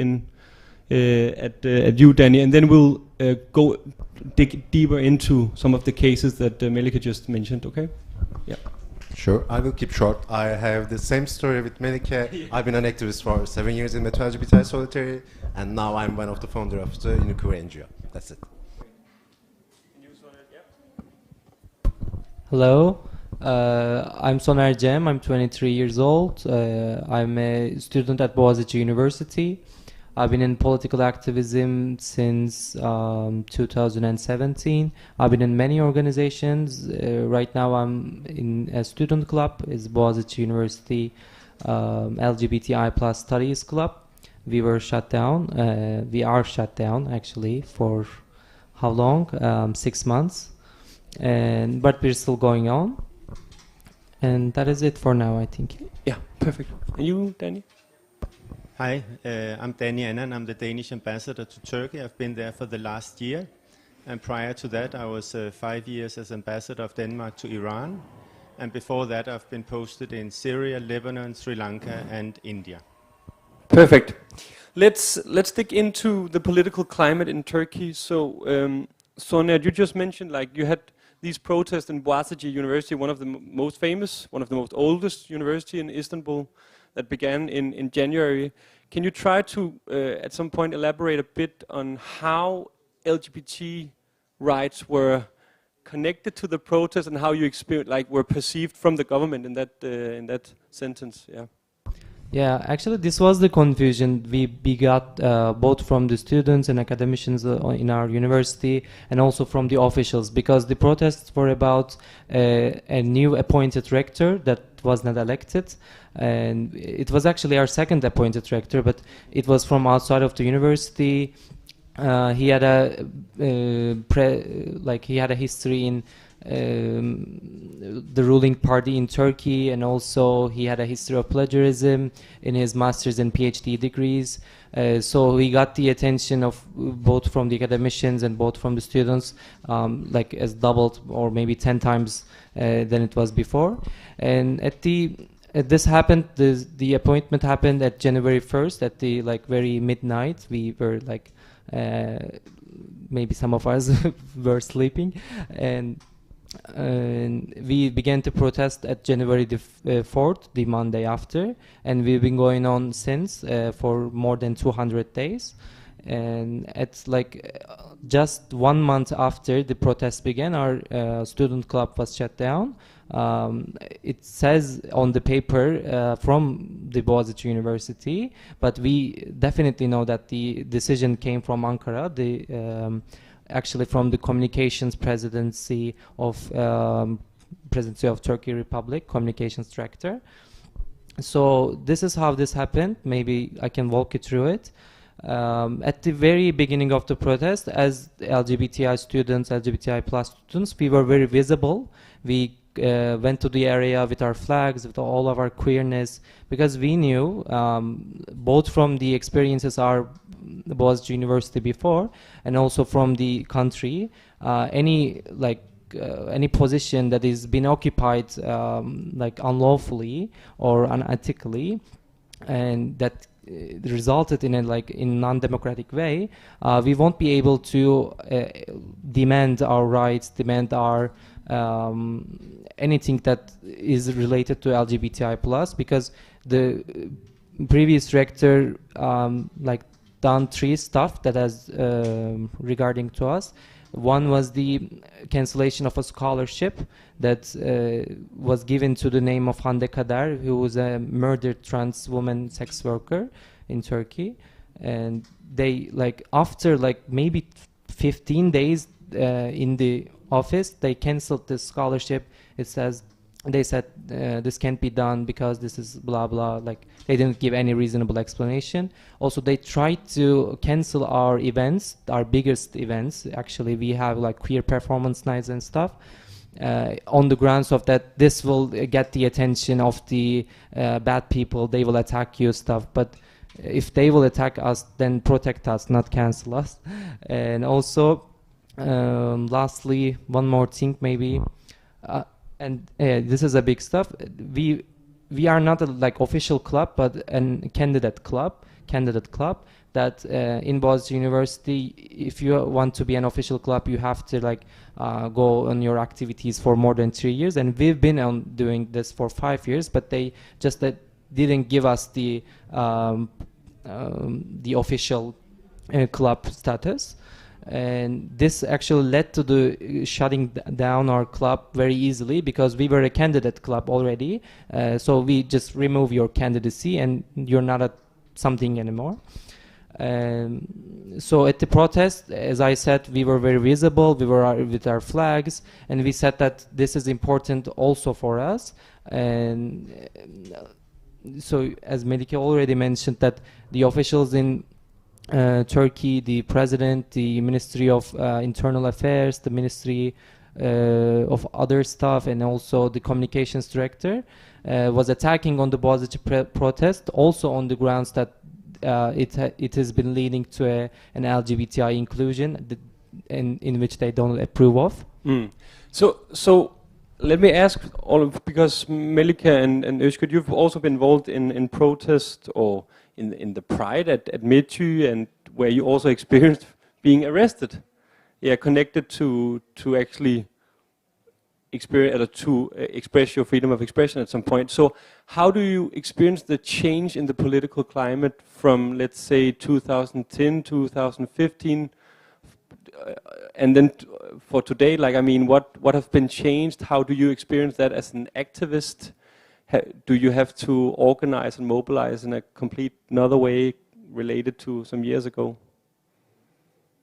I can go ahead. So first of all, in 2010s we were kids. Yeah, it was because I moved to Turkey the first time in 2010. That was why. Yeah. Yeah, Let's but say it, yeah. in 2013, when the Gezi Park riots were happening, we were actually in the streets, and I was in Istanbul and a high school student, and I attended the marches and I attended the event, and it was the first time that I really experienced street activism and police violence. Yeah, but the police are the same. They haven't changed. They have become a little bit more brutal, but they were really brutal at that time as well. But what happened in the last couple of years is actually the legal side of it has become much stronger. So we have a lot of lawsuits piling up on pride activists, on LGBTI activists, and they're also cutting our scholarships. They're also attacking us through unofficial ways as well. So they're becoming more resourceful in their attacks on us. And I think in 2013 I wouldn't have imagined that I would have my house broken into by police officers, by anti-terrorism unit officers. But in 2019, because I was a pride activist, actually, the police actually came into my home and took me into custody, and I actually had to spend 1 day in a solitary cell because of a bogus claim, and after that I was let go. So I wouldn't have imagined this when I was at the Gezi Park riots, but it became my reality in 2019. So right now, all of the activists, all of the LGBTI activists in the country are much more fearful for their future, for their families, for all of the other things. And one other thing to mention is that police are using methods that are inconceivable to us. So what they do at the Boğaziçi protests is that they call the parents of the people that get arrested, even though they're over 18, and they talk about the protest, saying that your child is involved in this activity, and they're trying to like discourage the people, discourage the students from attending these marches. So these are the methods that they're using, and they're becoming much more brutal at this point. So that's the change that I see in the country. They try to go into the values and the private life of you also. Yeah, it's good. Maybe I can continue. Yeah. Like another reason can be the attitude coming from the government has changed dramatically, like because of the Gezi protest, because of a lot of things. So before the Gezi protest, they like just ignoring the LGBT people. They just ignore our existence. But after the Gezi protest, we can say that they started to see as enemies. So this political climate has effectively impacted us. So coming forward to the metro, we will talk about the universities, but I want to explain why we are talking about universities, because like some people may not know that in Turkey there are more than 100 universities. So it means that millions of students. So it's a really big climate, and the political situation is really dynamic in the universities. Because of that, we will talk about the universities. Yeah. And Danny, as the Danish ambassador in Turkey, and looking into the political climate, and you can hear now from the activists that things have changed the last couple of years dramatically. How can you, as an ambassador, go into a dialogue with the authorities, with the Turkish state in terms of this aspect, which clearly has changed? How do you perceive that? How do you? Yeah, first of all, it's absolutely clear that LGBT rights is a high priority for the Danish government. LGBT rights is human rights, and human rights are universal. So it's not an issue about Denmark, it's not an issue about the Nordic countries, it's a global issue. And that's why we, of course, support LGBT rights all over the world. And basically, I think it can be put pretty simple. It's about a right to be whoever you are and love whoever you want to love. And Melike, Özgür, we have met each other many times, I think, by now. and listening to your stories again, it just underlines the challenge facing LGBT activists in Turkey. You have mentioned the court case against you, and the fact that it is being kept on, being postponed. And that basically means that you don't have like an access to getting a job, and that is an extra punishment, I would say. So we do actually, from the embassy's side and also like-minded countries in Ankara, we do follow the court cases in Ankara. We also follow court cases in Istanbul to show to the activists that we are there, we are supporting them, but basically also to show the Turkish authorities that we are following how LGBT activists are being treated in Turkey. Also, before you mentioned that since 2014, I believe, it has not been possible to organize Pride events, Pride marches in Turkey legally. You have done it. That has brought you into trouble. But another way we can, of course, assist the local activists is also to give space to them at our embassies. We organize events. We organized a panel debate in June. A good party. Also, we had a lot of fun, and we're also organizing it again in September, and that is in cooperation with Copenhagen 2021.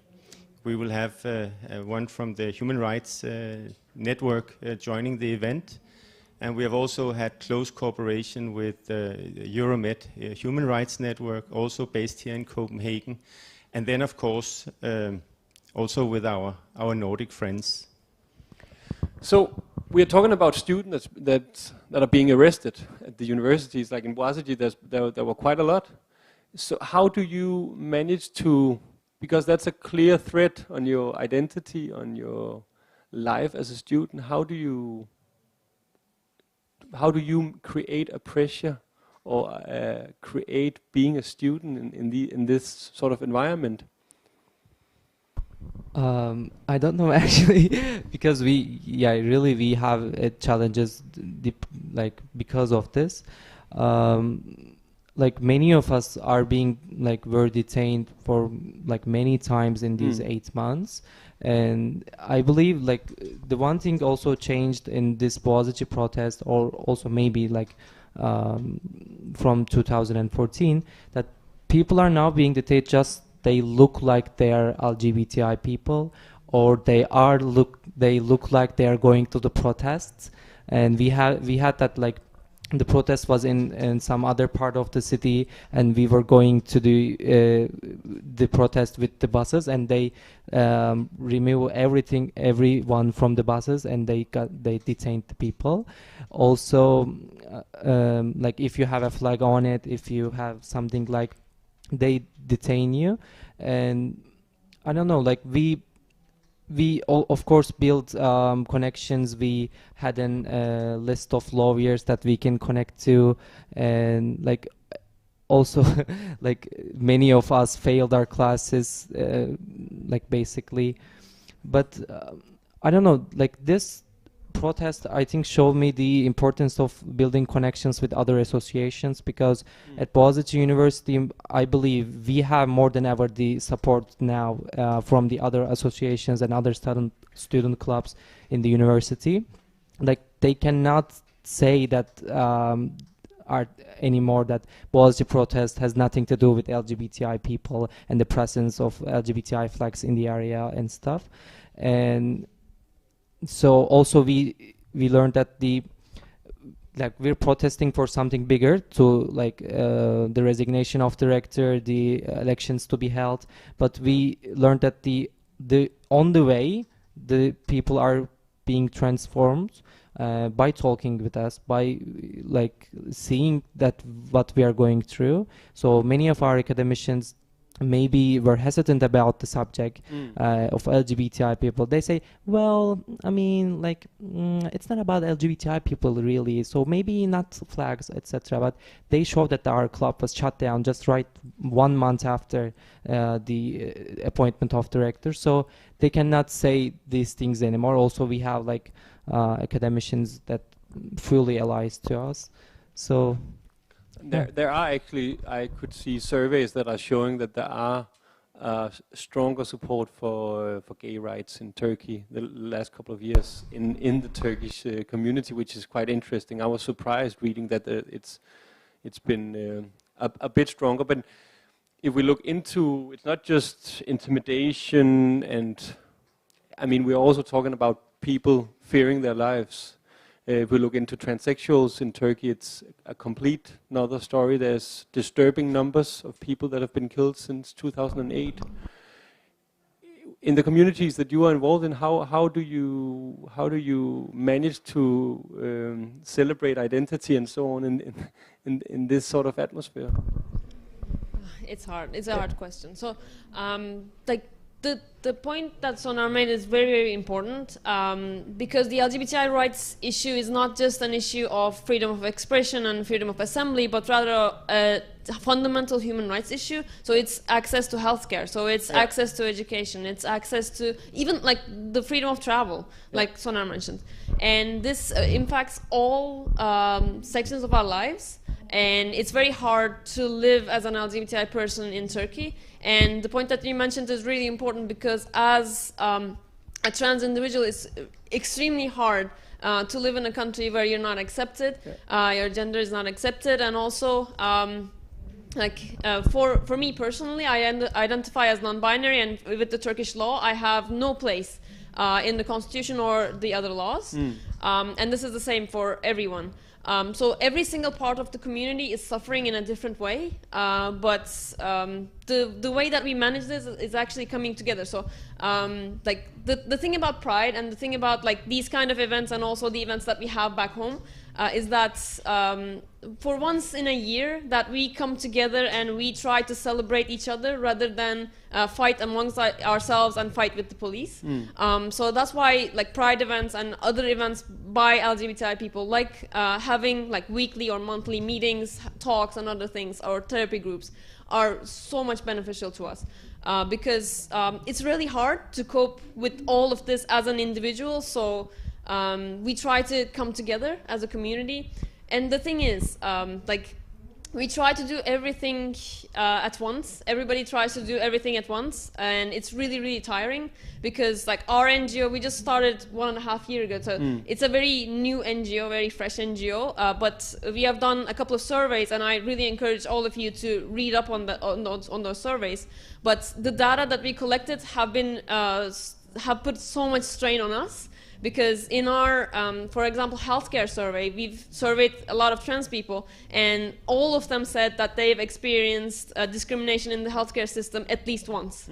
So that's horrible. So everybody experiences that. The other thing is in education, and we've surveyed, again, trans and non-binary individuals in educational spaces, and they say that nobody answered that they feel safe when they're walking alone in the campus. Again, horrible data. So because of these things, it's very hard for individuals, especially NGOs and NGO workers, knowing that the police is breathing down your neck, knowing that the government is always surveying you, like listening to your phone. Like I know that the Turkish government is surveying my phone every single moment. So like these kinds of events are how we cope, and the sense of community is our way of healing, basically. Yeah. And you saw during the pandemic now that it was getting even worse in terms of healthcare and social services. Danny, when we hear these stories, I mean, for me, it sounds like it can be very difficult for you as an ambassador to have a dialogue on this aspect with the Turkish government, because we hear from free activists that clearly experience that their rights are diminished. They are during their daily life. Like, how do you manage to actually create this dialogue within the authorities, or is it possible? Normally, that would be an issue when we have political consultations, Exactly. and with the COVID-19, it has been quite limited with the political consultations between our two countries. But it is, of course, a standard agenda item. Not only LGBT rights, but also gender equality. And as you know, and I think we also, one of you already mentioned it, the Istanbul Convention on Violence Against Women and Children, that Turkey decided to leave that is, of course, a very unfortunate decision. But those are issues that we do bring up with the Turkish authorities.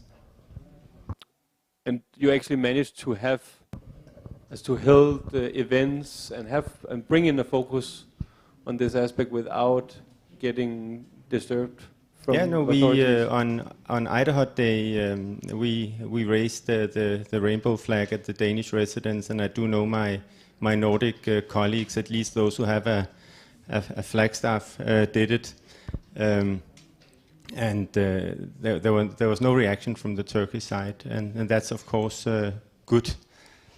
And why is there no reaction?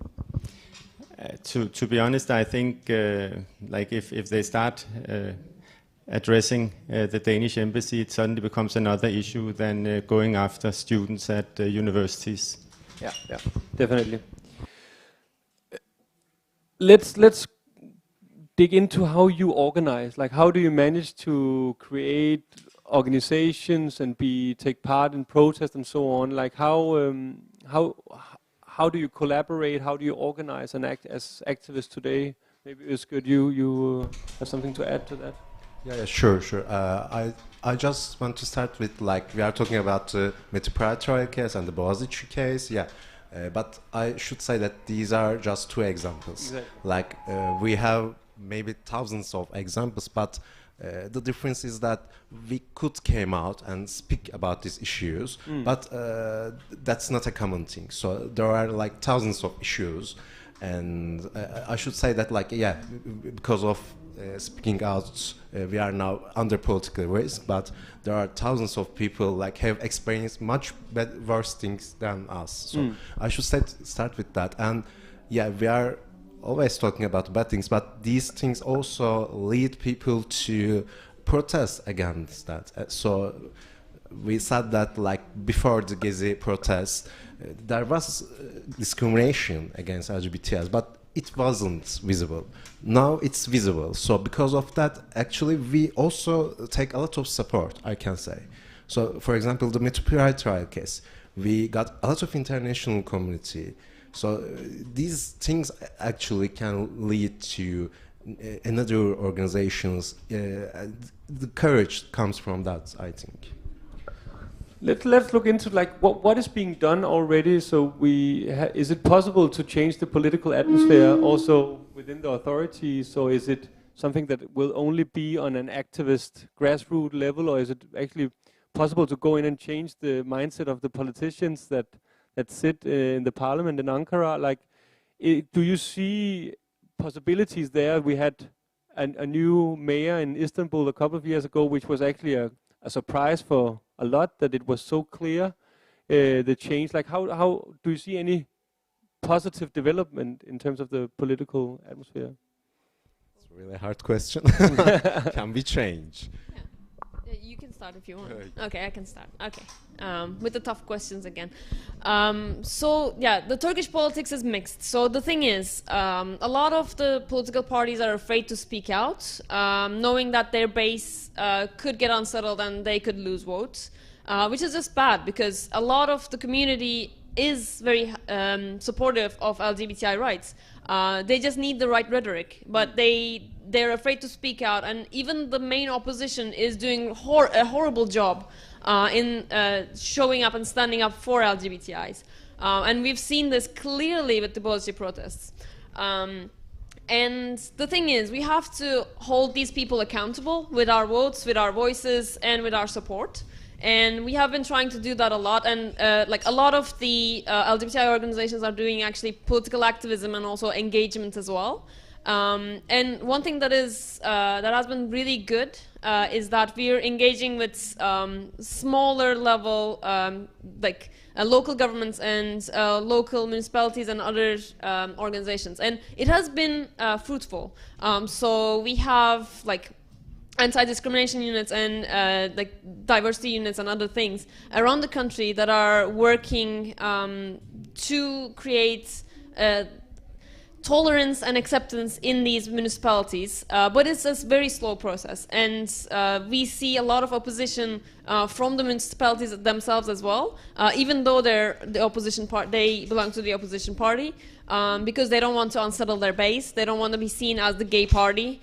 So they even if they're doing some steps and they're taking some steps, they're trying to hide their steps. So even if we have a meeting with, for example, a mayor of a major city, it has to be kept under lock and key, and we are not allowed to speak of it. And they're not going to advertise it anywhere, even if we are having the meetings. So right now there are some things that are happening in the country, and there are some really, really amazing activists that are on the field, that are trying to engage with the politicians. But the process is really, really slow. And I think for the future of the country, what we need to do is actually show that we are a very strong voting bloc, and show that LGBTI people will not stand with you, with your party, if you don't stand up for us and if you don't stand with us. So, like, no more not saying anything and staying neutral. We're not going to be voting for the party that stays neutral because the other party is really, really bad. We need support, and we need the help of these parties. We need them to be present at the trials. We need them to be present at the Pride marches.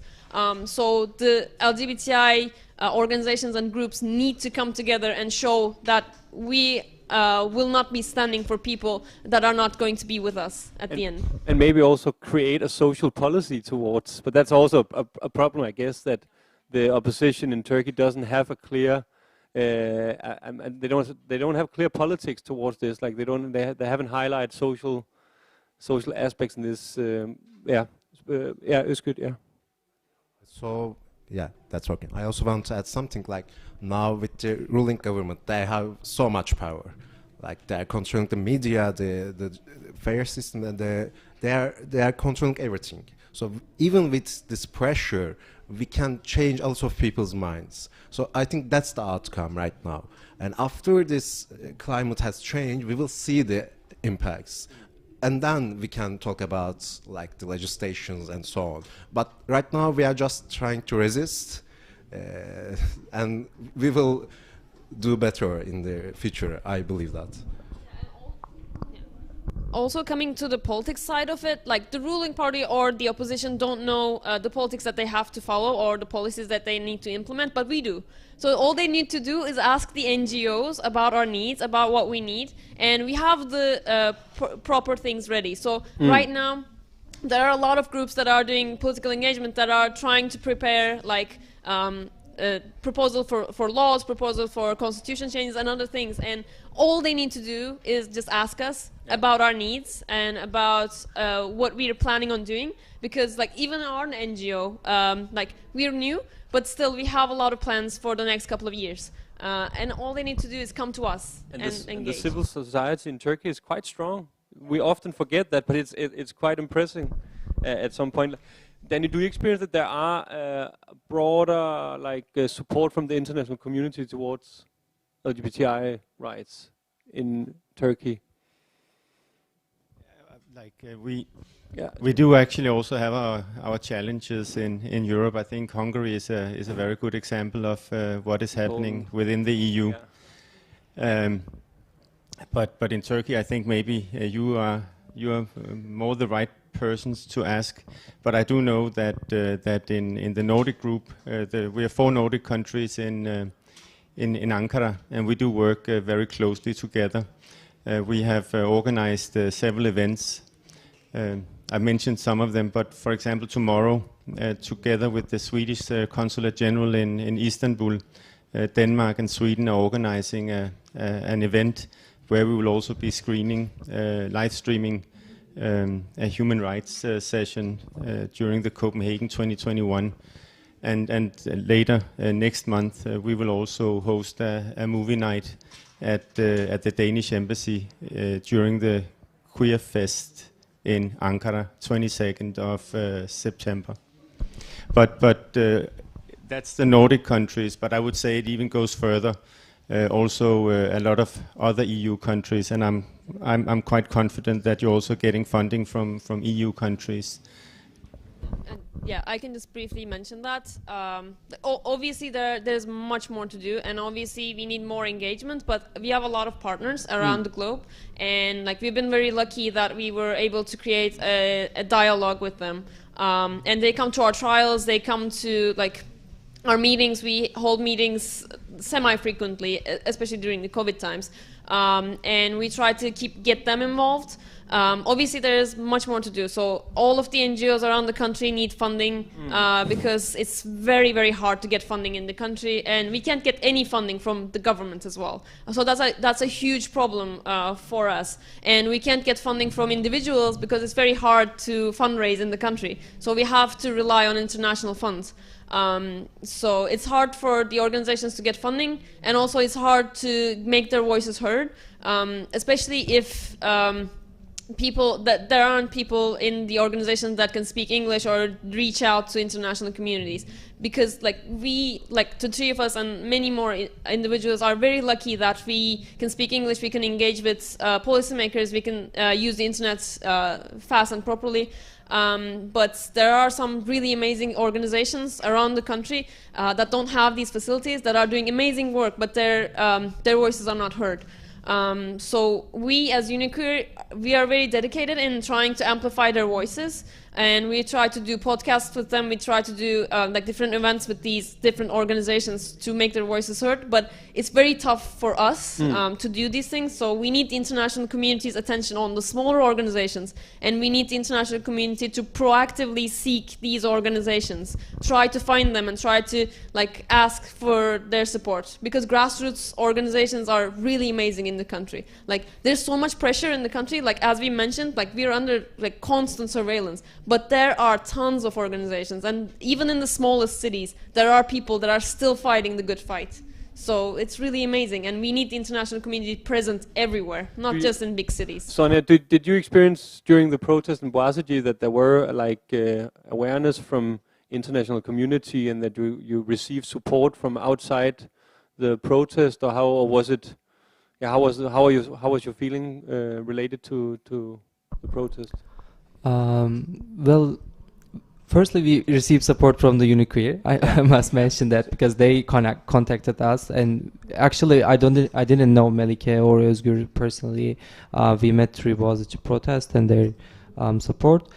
Internationally, we didn't know actually what to do and what to get from the international communities. We do know something is going on, and we do need something, and I think that was the most beautiful thing the Uniqueer done, because they told us that we can do this to you, we can do that to you. Internationally, I couldn't think of maybe some organizations that try to helped us in amplifying our voices, etc. But we know that in Turkey, if they do it in Turkey, it didn't have an impact on Turkey. But we tried to make some, how do we call it? They give a keynote or something to the Turkish government, but we couldn't achieve that properly. There have been some talks in European Council, but at the end it didn't have an impact on us, because the Turkish government right now, that they don't care about the European Council, or they don't anything European. They we don't we are above that, etc. I think this is the answer. Yeah. Is there anything you want to add for this conversation that we haven't, that is clear for the audience and also the people online to? Maybe I can. Okay. Yeah, one quick thing from Melike here. Just for the international audience that is listening in through the live stream as well, about how they can engage, is that the thing that you can do is actually listen to the activists first, starting here. And try to reach out to the organizations, because the organizations really need the support. And if we're doing something,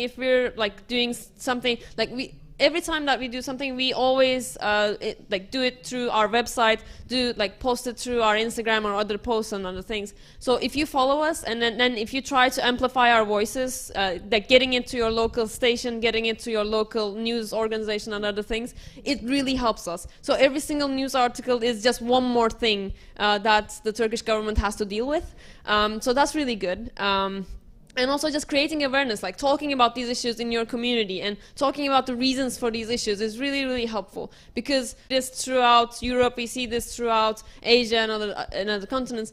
Like this is spreading really, really fast. And as the international community, we have to stick together. And the lessons that we have about our activism is not unique to the country. So this is happening in Poland, this is happening in Hungary and all other places. So just to band together, to learn from each other, we have to listen to each other. So I really advise all of us and all of you to reach out, to try to connect with us and in any way engage with the Turkish activists. It's good that you had. I also wanted to mention about the international community, okay. so that's the thing. Perfect. But I can say that really changes something. You can change something, like with this international solidarity, we could speak out in the judge without intervention, and you may be surprised it was a privilege. So you can change something. Let's ask if there's any questions out here on the floor. A final question, one or two questions that you want to ask the participants about? No? Oh, I can ask. So when is the Meta trial ending? Yeah. The last trial will be held on 8th of October. So that will be the last hearing. So it's really important to take support. So that can be a chance. And how many activists do you know that are in the middle of being part of trials and at the moment? It's many. Hasn't. I mean, there are still people that has a ban on leaving the country, and like some of them were detained or arrested for like attending a protest, etc. And like I didn't mention, but it's when we are still protesting in February or something, there were people under house arrest, stayed in the prison for 45 days just because they had a artwork that has LGBTI flags and the Kabe in it at the same time. It was not Kabe, but it was something like Kabe. And so we at Boğaziçi protest, I guess now have 10 trials or something, 10 cases, not all regarding LGBTI issues, but has people that are LGBTI people are being putting on trial for it. If you look into, I'll have the final question here, I guess then. If you look into countries like Poland, Hungary, and Turkey, there is a clear tendency that there are higher support of LGBTI rights in the bigger cities, and then if you go to the countryside, it's completely different. How do we manage to create that dialogue with smaller villages, smaller towns in terms of these aspects? Like how is there anything being done? Can you see some changes, some developments in terms of this? Yeah, I can answer this. So the thing is, it's not that smaller cities are inherently homophobic and transphobic, but rather that the information that is reaching them is always misinformation. So the first thing that they hear when they turn on the TV and open the mainstream channels is that LGBTIs are bringing the disease, LGBTIs are horrible people that are sick, that are going after the children, and other than that. So if you're listening to this day in and day out, and if you're not hearing from any other LGBTI organizations about the truth of being LGBTI and identity, then obviously you're going to be very resistant to change. So what we need to do as organizations is actually reach out to the people and try to correct these misinformations and negative propaganda. And this is going to be very, very hard because reaching everyone is obviously a challenge, but we started as Uniqueer to reach out to everyone and every single province. But it is tough. And I think the first thing that we have to do is spread proper information. And right now in Turkey it's very, very hard because all of the media is controlled by the government and the internet is heavily, heavily controlled. And it's... Yeah? They have both territory accounts. Yeah. And the social media is again controlled as well.